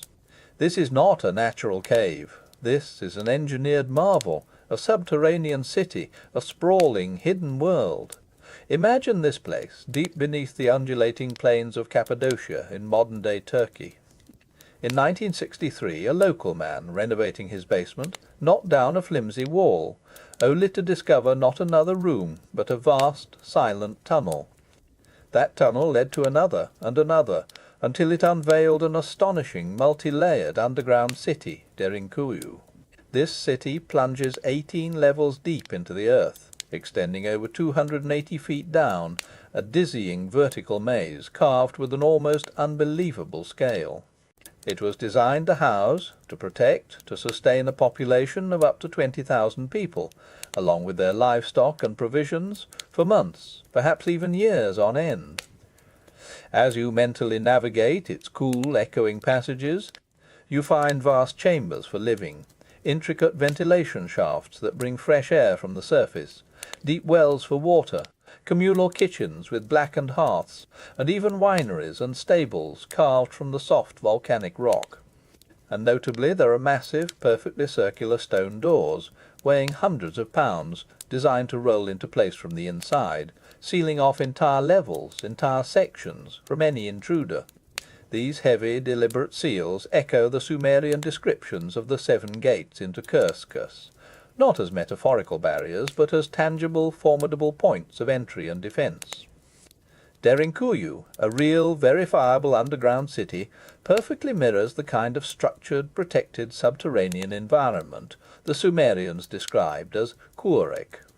It's a physical testament to ancient people seeking refuge, or perhaps even residing, beneath the surface. This impulse, this memory of an underground world, is not unique to the Sumerians or the builders of Derinkuyu. It is a profound, recurring pattern woven into the very fabric of human civilization across continents and millennia. Journey with your mind now to the dense jungles and towering pyramids of ancient Mesoamerica. Here, the Aztec and Mayan peoples held sacred myths of human emergence from the deep earth. Their stories tell of ancestors not descending from the sky, but ascending, emerging from caverns, from the very womb of the earth, to populate the surface world. These aren't tales of a faraway heaven. They are profound memories of an underground origin, a birth from the silent, fertile darkness below. Across the great ocean, in the ancient world of Greece, mystery cults, like those dedicated to Demeter at Eleusis, conducted their most sacred rites in underground chambers. These subterranean spaces, carved and consecrated, were believed to be gateways, places of profound transformation and revelation, where initiates would experience death and rebirth, descending into the earth to commune with primordial forces. The secrets revealed in these deep chambers were said to connect participants to the very origins of life and knowledge, knowledge whispered from the depths. Even today, far across the vast American continent, the Hopi people of the southwest hold to their sacred traditions of the Sipapu. This is a specific physical emergence point, a hole in the earth, which represents the location where their ancestors, in ancient times, emerged from the previous lower world into this current one. It is not just a story, it is a profound, living memory, a sacred site connecting them directly to an underground origin, a physical link to the ancient earth's hidden pathways. The pattern is undeniable, consistent and global. Almost every major civilization across the planet, whether in ancient Mesopotamia, Mesoamerica, the Mediterranean, or the Americas, carries a deep, persistent memory. This memory is either of an underground origin for humanity, a sacred place of emergence, or a subterranean refuge during a great cataclysm, a place of safety and survival during times of unimaginable floods or global upheavals. The Sumerian accounts of Curse, with its 7 gates and vast waters, where the Anunnaki retreated during the Great Flood and from which they emerged, suddenly align with a far wider universal human experience, a shared, ancient memory of what truly was beneath. And these Anunnaki, these beings from Skurkur, are also consistently linked in Sumerian texts to a particular kind of knowledge, knowledge that delves deep into the earth's very essence. They are credited with teaching humans the profound secrets of metallurgy. Imagine, if you will, the early humans, guided by these powerful instructors, learning to identify specific ores, to extract copper from rock, to find the rare tin that creates bronze. They were taught to build furnaces, to control the fierce heat of fire, to smelt, to purify, to forge these raw elements into tools, weapons, and symbols of power. The Sumerians spoke of this knowledge as understanding, the secrets of the earth's blood, referring to the shimmering molten metals drawn from the depths, transformed from inert stone into living, flowing material. This profound connection between the Anunnaki, their subterranean origin in Skurkur, and their teaching of metallurgy, reinforces the idea of a deep, ancient wisdom tied directly to the geological heart of the planet. It suggests that their place of origin, this Skurkur, was not just a hiding place, but perhaps a vast underground laboratory, a resource-rich domain where these advanced skills were already mastered. The metals, the knowledge of how to work them, flowed upward from Skurus, transforming human civilization on the surface. What modern archaeology sometimes labels as the independent invention of metalworking, ancient texts describe as an intentional, deliberate instruction from beings who understood the deep earth intimately. As you let these intricate connections settle in your mind, the reality of Derinkuyu, the echoes of Aztec emergence myths, the sacred Greek chambers, and the Hopi Sipapu, all converge with the ancient Sumerian map of Skurkur. They paint a compelling picture of a world beneath our own, a world of intricate tunnels, vast chambers, and guarded passages, a place of refuge and of profound transformative knowledge. And as these images gently guide you, the quiet question surfaces: if these places exist, if these memories persist, what forces might have worked to seal them, to classify their findings, to deny access to their secrets over the long, silent march of history? That is the hidden story that awaits us next, in the deepest quiet of the night. The intricate tunnels and vast, silent chambers of Derinkuyu, the underground city, continue to echo softly in your mind, a profound testament to an ancient human impulse to burrow deep, to seek refuge within the very stone of the earth. Yet this remarkable city in Cappadocia, discovered by chance, is but one compelling example of a far grander, more universal pattern, a shared human memory woven through the tapestry of civilizations across continents and countless millennia. It is a pattern that resonates deeply with the ancient Sumerian descriptions of Skurkur. This pattern reveals itself with astonishing consistency. Across the globe, almost every major civilization remembers an underground origin, a sacred place of emergence from the deep earth, or a subterranean refuge during a time of immense catastrophe, a place of safety and survival, when the surface world was consumed by flood or fire. Think back to the Mayan and Aztec myths, where humanity ascends from sunless caves, from the primordial depths, into the light. Picture the solemn hidden chambers of the Greek mystery cults, where seekers of ancient wisdom descended into the earth, believing they were reconnecting with the very source of life and profound knowledge. Imagine the Hopi, whose enduring oral traditions speak of the Sipapu, a sacred opening, a physical emergence point that connects them to their ancestors who rose from a previous world, a world beneath this one. These are not disparate, isolated tales. They are threads of a single, enduring memory, a primal imprint across the human psyche that points to a consistent narrative. There was a time, long ago, when deep underground spaces were not just caves, but functional, accessible, and life-saving environments. For the Sumerians, this memory was concrete, detailed, and directly linked to Earth's curse, Kursk, the place from which the Anunnaki came, and to which they retreated when the Great Flood raged above. It suggests that the belief in a viable, structured, subterranean world was not a poetic invention, but a shared understanding, passed down through generations, across vast geographical divides. What modern archaeology sometimes labels as myth, these ancient narratives powerfully suggest was a lived experience, a crucial aspect of early human and pre-human history. And so, this enduring memory leads us to another profound facet of the Anunnaki's interaction with humanity, a facet directly tied to their subterranean origin in Uskirk, their role as instructors in the art of metallurgy. Remember our third geographical clue from the tablets, 7 days' journey from where bronze is born. This phrase anchors our understanding firmly in the Bronze Age, an era defined by the revolutionary transformation of dull ore into shining, useful metal. The Sumerian texts consistently describe the Anunnaki, not merely as worshipped deities, but as beings who actively taught, guided, and instructed humanity.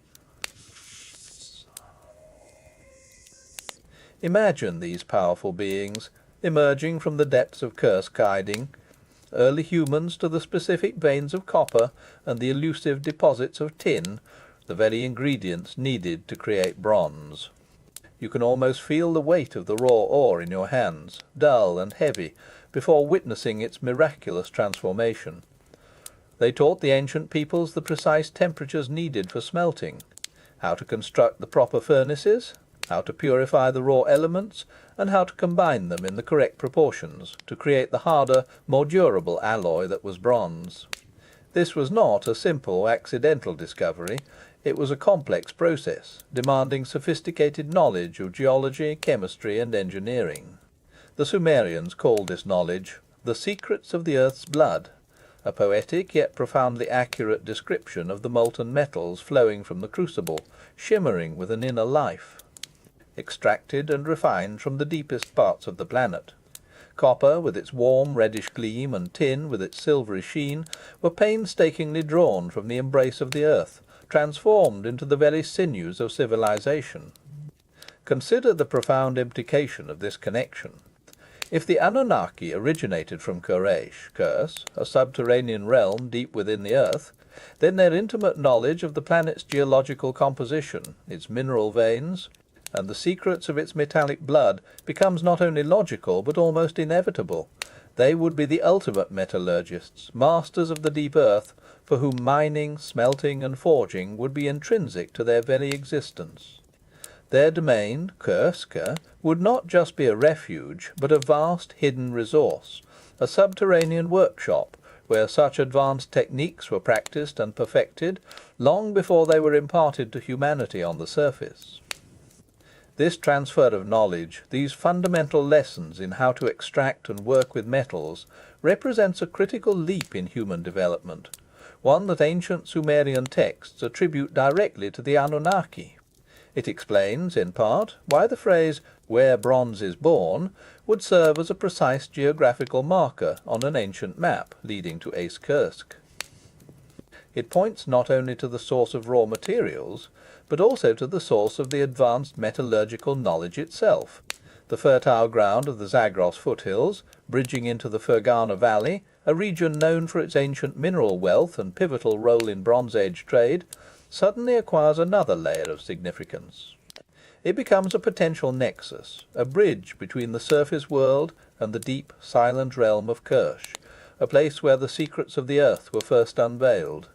The sheer consistency of these narratives, the worldwide memory of underground refuges and origins, combined with the specific, detailed accounts of the Anunnaki teaching metallurgy from their home in Skurska, weaves a compelling tapestry. It suggests a shared, ancient past, where the world beneath our feet played a far more central and active role than conventional history often allows. It transforms the Sumerian cuneiform, that simple pictograph of a mountain representing a skirse, into an invitation, a challenge to look deeper, to reconsider what might truly lie hidden beneath the layers of time and forgotten history. And as these thoughts gently settle in your mind, a new question begins to surface. If such profound knowledge and hidden places existed, what forces, both ancient and modern, might have worked to seal them off, to classify their findings, to guard the secrets of the deep earth from our contemporary gaze? That is the quiet revelation that awaits us next, in the deepest quiet of the night. The profound echoes of Derinkuyu, the chilling consistency of emergence myths across cultures, and the ancient narratives of the Anunnaki retreating into Erskirek and teaching metallurgy from its depths, all converge into a single, compelling question. If such a vast, intricate, and technologically significant subterranean world truly existed, why have we not found more of it? Why does it remain so profoundly hidden, so resolutely out of reach? The answer, perhaps, lies not only in the passage of millennia and the shifting sands of time, but also in more recent efforts to deliberately conceal, to classify, and to seal away these enigmatic underground realms. You close your eyes now, and imagine not the ancient texts, but the dust settling on modern geological survey reports, reports that are stamped, unequivocally, as classified. Deliberate acts of officialdom in the 20th century, where deep cave systems, sites of unusual geological or archaeological interest, were not celebrated or explored openly, but quietly, efficiently, placed behind impenetrable bureaucratic walls. Throughout the mid-20th century, particularly in regions that lay along ancient trade routes, or within the vast mineral-rich mountain ranges like the Zagros, Soviet geological surveys, for instance, often classified their findings, sometimes for strategic reasons, sometimes for reasons that remain profoundly obscure. The precise coordinates, the depth measurements, the structural anomalies, all vanished into government archives, sealed away from public scrutiny. Consider the implications. If a team of geologists, perhaps exploring for minerals or water, stumbled upon a vast ancient underground network, one that did not conform to conventional archaeological understanding, their findings would pose uncomfortable questions. They might find evidence of advanced engineering where only primitive tools were expected. They might discover traces of habitation or construction in depths thought to be inaccessible to ancient man. And so the simplest, most effective way to manage such a paradigm-shifting discovery is often not to reveal it, but to classify it, to deem it for official eyes only, and to let the silence of official secrecy slowly bury it once more. These aren't just theoretical musings. There are documented cases, whispered among independent researchers, of ancient cave systems, once known and perhaps even used by local populations, being suddenly, inexplicably, sealed off. The cave was sealed in 1957, a local villager might tell you, their voice hushed, officially for safety reasons. But the reasons often felt more profound, more deliberate, than a simple concern for public welfare. Was it unstable rock? Or was it something else, something within those ancient depths, that someone, somewhere, deemed too important, too sensitive, or too challenging to established narratives to remain open? Permits to access certain remote cave systems in the Zagros and other ancient mountainous regions, for example, often remain pending for years, or are simply denied without transparent explanation, creating a veil of inaccessibility around sites that could potentially hold the keys to humanity's hidden past. What modern archaeology often calls myth, tales of underground cities, of hidden refuges, of non-human instructors, ancient miners and deep earth explorers might have called a workplace, or at least a highly significant, well-documented location. The distinction is crucial. One perspective dismisses, the other acknowledges a tangible physical reality. If these subterranean complexes were indeed the physical manifestation of Kursk, the place from which the Anunnaki came, and to which they retreated during cataclysms, then their historical significance would be immeasurable, their potential contents unfathomable. The control over such sites, the decision to open or close them, to reveal or conceal their secrets, becomes a profound act of shaping humanity's understanding of its own origins. This brings us to a more subtle, yet equally compelling aspect of official secrecy, the way certain narratives are encouraged, while others are quietly, systematically discouraged. We are often taught to view ancient texts as mere fables, delightful stories of gods and heroes, but not as literal geographical or historical documents. This interpretation creates a kind of intellectual seal, preventing deeper inquiry, dismissing precise details as poetic license rather than potential clues. The Sumerian cuneiform for Irkutsk, that pictograph of a mountain, is comfortably interpreted as a generalized underworld of the dead, rather than a specific physical place beneath the surface, a place with actual gates and waters, as the texts so meticulously describe. This comfortable interpretation acts as its own kind of cover-up, a subtle redirection of inquiry, away from the concrete, toward the abstract. And yet the persistence of these underground memories, these tales of emergence and refuge, continues to whisper from the deep. They hint at a time when humanity's relationship with the subterranean world was far more intimate, far more critical, than it is today. They suggest a network of ancient sites, perhaps interconnected by ancient trade routes, or even by natural subterranean passages where communities found sanctuary, where knowledge was preserved, and where beings unlike ourselves once resided. As these thoughts gently swirl in your mind, consider for a moment another remote and mysterious region, a place that continues to capture the human imagination with its icy, unexplored depths, Antarctica. While we must resist the urge to leap into sensational hollow earth theories, it is worth noting the intriguing, almost haunting references found in the personal diary of Admiral Richard Byrd, the famed American naval officer and polar explorer. In 1947, during Operation High Jump, Byrd embarked on a massive expedition to Antarctica. His diary, if one examines its accounts, contains enigmatic mentions of the land beyond the pole, of strange internal journeys, and observations that seem to defy conventional geography. He speaks of a world within, a place of profound mystery and unexpected warmth. Now, again, to be clear, we are not suggesting a hollow planet with an inner sun. Instead, let these whispers from the ice, these personal observations from a renowned explorer, simply spark a quiet connection in your mind. If a place like Antarctica, shrouded in ice and mystery, could hold references to hidden lands or profound geographical anomalies, what other vast uncharted territories might exist, not only at the poles, but beneath the mountains, closer to ancient civilizations? What secrets, both natural and engineered, might still be waiting, undisturbed beneath the surface, protected not only by geology, but by layers of classification, by denied permits, and by the comforting, yet perhaps misleading, label of myth? The truth, perhaps, is not a grand, impossible, hollow planet, but something equally profound, equally paradigm-shifting, a sophisticated network of Bronze Age underground sites, intricately connected, perhaps along those ancient tin trade routes we discussed, harbouring not just the remnants of forgotten peoples, but also a collective cultural memory of refuge during unimaginably violent cataclysms. The Sumerians, in their earliest writings, weren't simply inventing fairy tales. They were, in essence, drawing a map. And somewhere beneath a mountain we have perhaps forgotten how to find.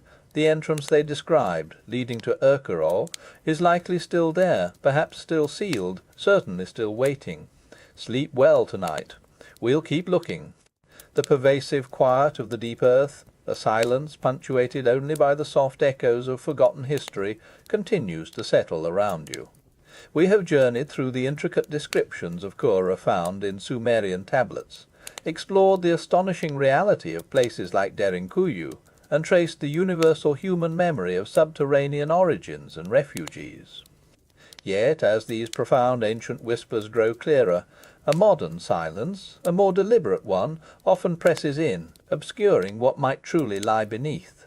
This is the silence of things sealed, things classified, secrets held carefully away from the curious gaze of the surface world. Imagine, if you will, the geological surveys conducted in the mid-20th century, particularly by nations with vast remote territories and a strategic interest in mapping every inch of their subterranean domains. Soviet geological surveys, for instance, in the vast mineral-rich mountain ranges that stretch across Central Asia, regions intimately connected to our ancient map of Kirka, often classified their findings. These were not always simple rock formations or mineral deposits. What if these surveys, penetrating deeper than any had before, stumbled upon anomalous structures, vast carved spaces, or even evidence of ancient sophisticated engineering deep within the earth? Such findings would have been deemed highly sensitive, their details stamped with official secrecy, vanishing into archives where permits remained pending for decades, if ever granted. The cave, perhaps, was sealed in 1968, officially for safety reasons, but the whispers from local communities tell a different story, a more unsettling tale of something profoundly significant being hidden away. This deliberate act of sealing, of classification, echoes a pattern that stretches far beyond modern governments.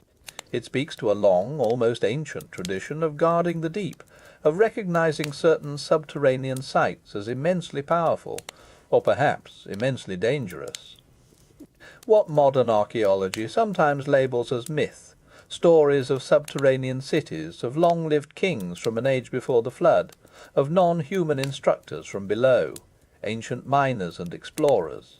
Perhaps even those antediluvian kings themselves would have simply called a workplace, a place where their unique skills were honed, where resources were abundant, where refuge could be found, a place of immense tangible reality.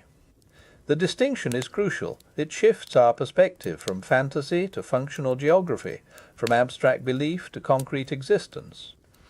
Consider the human impulse to explore, to uncover. Yet, at certain thresholds, that impulse is met with an unseen barrier. Expeditions proposing to penetrate deep into certain remote cave systems in the Zagros foothills, for example, regions that perfectly align with our Sumerian map, frequently find their permits denied, or they languish indefinitely in bureaucratic limbo. This pattern of denied access, of sites being mysteriously blocked off, creates an aura of profound mystery around places that could very well hold the keys to humanity's earliest chapters, to the physical reality of curse. It prompts the quiet, persistent question, what, precisely, is being protected from our sight? The very act of interpreting ancient texts also plays a role in this subtle cover-up. By consistently framing the Sumerian epic of Inanna's descent to the netherworld as purely symbolic, as a metaphorical journey of the soul, we neatly sidestep its precise geographical descriptions. The 7 gates, the explicit staircase descending into darkness, the great subterranean waters, these tangible elements are softened, rendered abstract, losing their power as literal directions to a real location. The cuneiform pictograph for Kurs-Gereth, for Kurs, the mountain, is made to mean a nebulous underworld, rather than a physical place beneath a mountain, as the Sumerians themselves implied. This intellectual sealing of the texts, this interpretive barrier, is just as effective as any physical stone door in preventing deeper, more challenging inquiry. And as we ponder these layers of official silence and interpretive bias, our thoughts might drift to other enigmatic references, other whispers from unexplored territories. Think, for a moment, of the diaries of Admiral Richard Byrd, the renowned polar explorer. In 1947, during his famed Operation High Jump in Antarctica, Byrd's personal accounts speak of remarkable, almost unbelievable observations. He mentions the land beyond the pole, descriptions of a world within, a profound internal journey, observations that seem to challenge conventional geographical understanding. While we must carefully navigate away from the realm of extreme hollow earth conspiracy, these intriguing snippets from a highly credible source serve as a gentle reminder. They hint that even in the most remote, officially surveyed corners of our planet, there might be realities, geographical anomalies, and hidden lands that defy our current understanding, kept from public knowledge for reasons still unknown.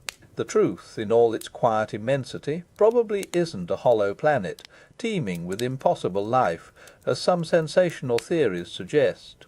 Instead, the profound, consistent evidence from ancient Sumer, echoed across countless cultures, and hinted at by modern geological and historical anomalies, points to something far more plausible, yet equally paradigm-shifting.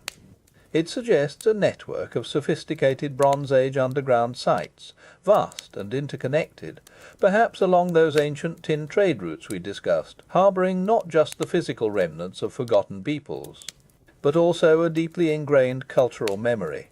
This is a memory of refuge during unimaginably violent cataclysms, floods, continental shifts, cosmic events, a time when going underground was not just an option, but a necessity, a means of survival for early human civilization and for the Anunnaki themselves. The Sumerians, the very first people to leave us written records, weren't simply recounting fairy tales meant for idle amusement. They were, in the most profound sense, drawing a map embedded with specific geographical clues, the mountain where the sun enters, the river that flows backward into stone, the journey from where bronze is born. These were not metaphors, they were directions, and somewhere, perhaps nestled deep within the dramatic cave-riddled expanse of the Zagros Mountains, or in the vast ancient foothills leading to the Fergana Valley, beneath a specific mountain whose solar-aligned entrance we have perhaps forgotten how to find, the entrance they described, leading to Uskurska, is likely still there. It is still sealed, still waiting. Sleep well, we'll keep looking. Revised 1961, ETCSL 1.41, Inanna's Descent to the Netherworld, Oxford, Atrahasis. Epic, Lambert and Millard, translation, 1969, Sumerian King. List Jacobson translation, Klaus Schmidt, Göbekli Tepe excavation. Reports for the Circe section, for description, Kramer, SN. Sumerian mythology. Welcome to Sapiens Untold Live. Settle in for a continuous journey through lost civilizations, ancient mysteries, forgotten peoples, and the deep story of humanity. From the first firelit camps to vanished cities beneath desert, jungle, ice and sea, the past is still speaking. You are watching Sapiens Untold, streaming ancient history and sleep stories, day and night. There is a silence at the beginning of our story. Not an absence, something far stranger. Modern humans have walked this earth for 200,000 years. 200,000, but the first city, the first written word, the first king who ever called himself a god, those are only 5,500 years ago. 5,500 years out of 200,000. So what were our ancestors doing for the other 194,500 years? The textbook answer is hunting and gathering, surviving, waiting, somehow, for civilization to begin. But the deeper you look, the less that answer holds, because the silence is not empty. It is full of things we were never supposed to find. Wherever you are listening from tonight, a flat in London, a porch in Lagos, a small bedroom on the other side of the world where the lights are already low, welcome. Welcome to Sapiens Untold. We explore the corners of our human story, where the evidence asks questions we have not yet answered. Settle in. Pull the blanket up.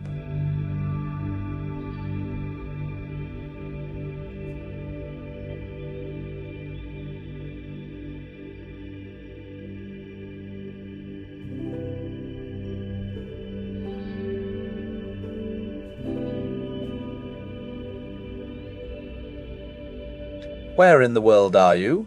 And what time is it where you are? Leave a comment if you feel like it. The community on this channel is strange and gentle, and it is growing every night. If mysteries like this pull at you the way they pull at me, hit like and subscribe. It helps the story travel a little further into the night. Now, Let us walk back 200,000 years. Picture it as a single day, the full span of our species pressed into 24 hours. At midnight, in the cold dark of the very beginning, our species first walks the earth. We breathe, we see, we are anatomically modern. We have the same brain you carry behind your eyes right now, the same hands, the same capacity for grief and song.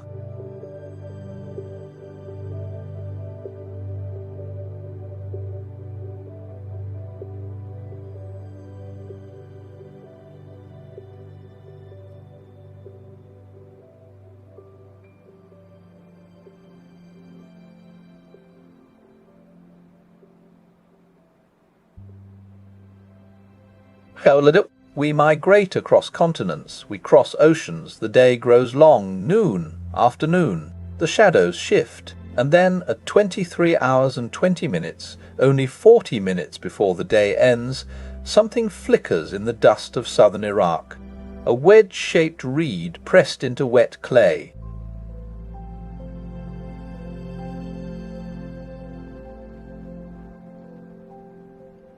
The first written